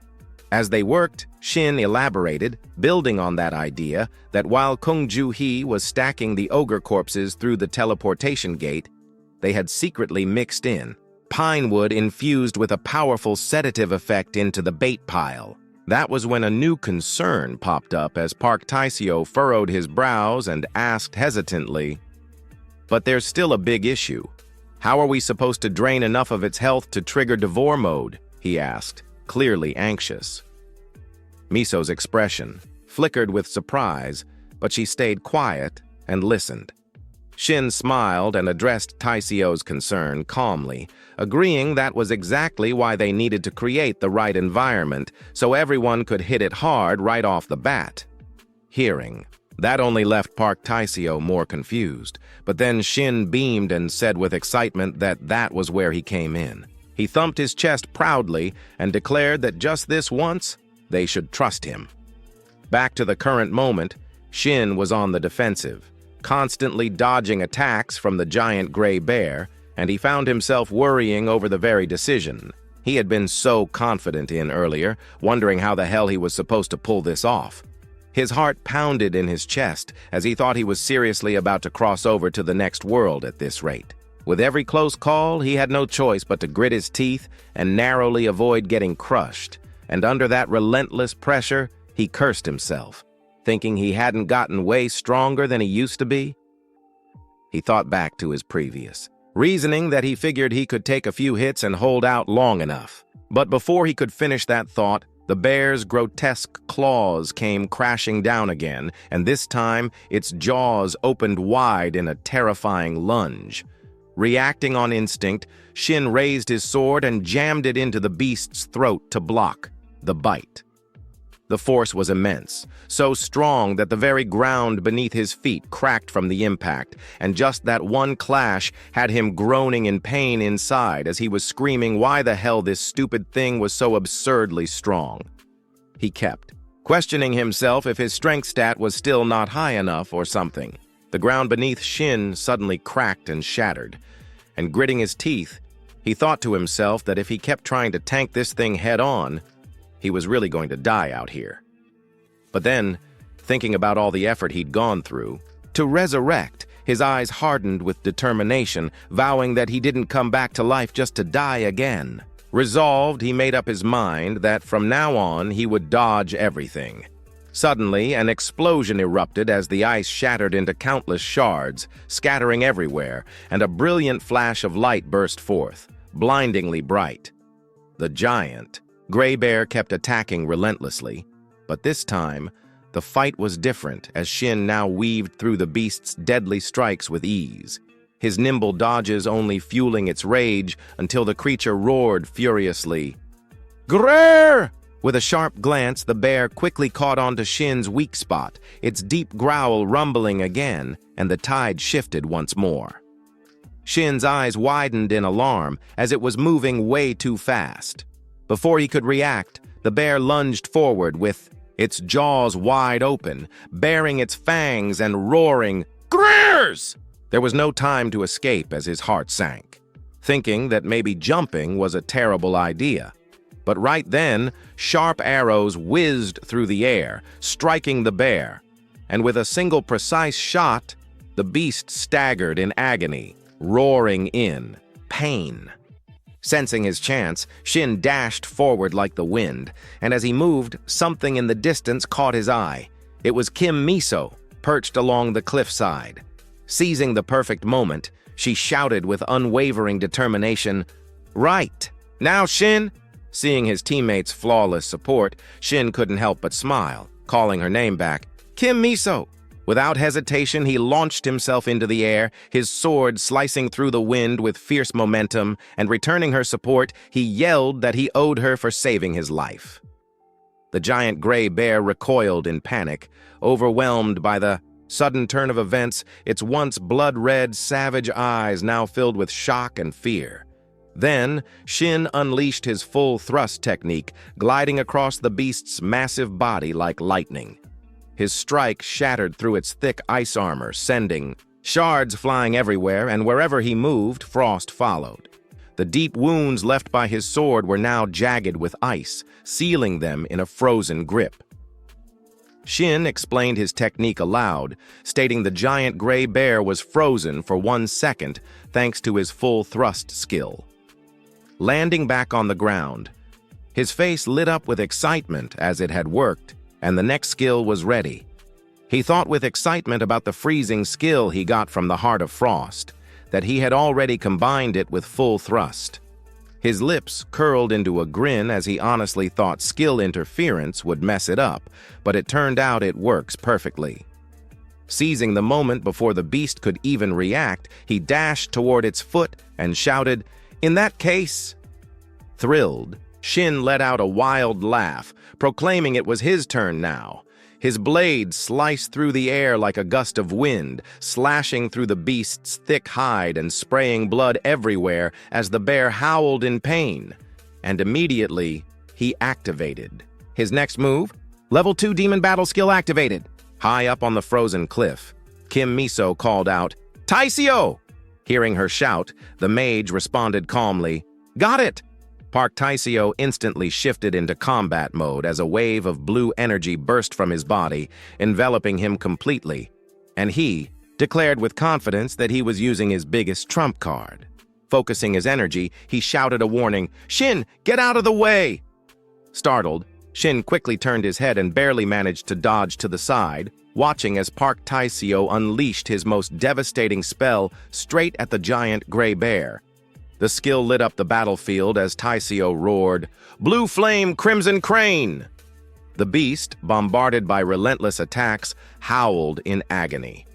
From a distance, Sun Yun couldn't hide his shock at the overwhelming display of power, thinking this firepower was way beyond what he expected. The impact radius was so massive that even Shin had to brace himself against the shock waves, and at this level, there was no doubt. Sure enough, the giant gray bear collapsed, defeated by the onslaught. Shin smiled with relief, thinking they had done enough damage, but suddenly, the bear's eyes snapped open. Its pupils fractured into layers of bright golden slits as something strange was happening. The energy around the giant gray bear was changing. Its fangs rapidly multiplied, becoming long and razor-sharp, and the creature let out a terrifying roar. Just as planned, Shin smirked. It had worked. He clenched his fist in satisfaction as the damage threshold had been reached. From this moment on, everything changed. The giant gray bear had entered its Devour state. Shin's grin widened with excitement, thinking just as planned, Devour state was ready for battle. Miso called out to him, "Hey, Shin!" His eyes narrowed as he realized the giant gray bear had started devouring everything around it. With its newly transformed, more savage appearance, it locked its hungry gaze straight onto Shin, and his face, now filled with visible anxiety as Shin thought to himself, "Huh? Is the Devour state always this brutal?"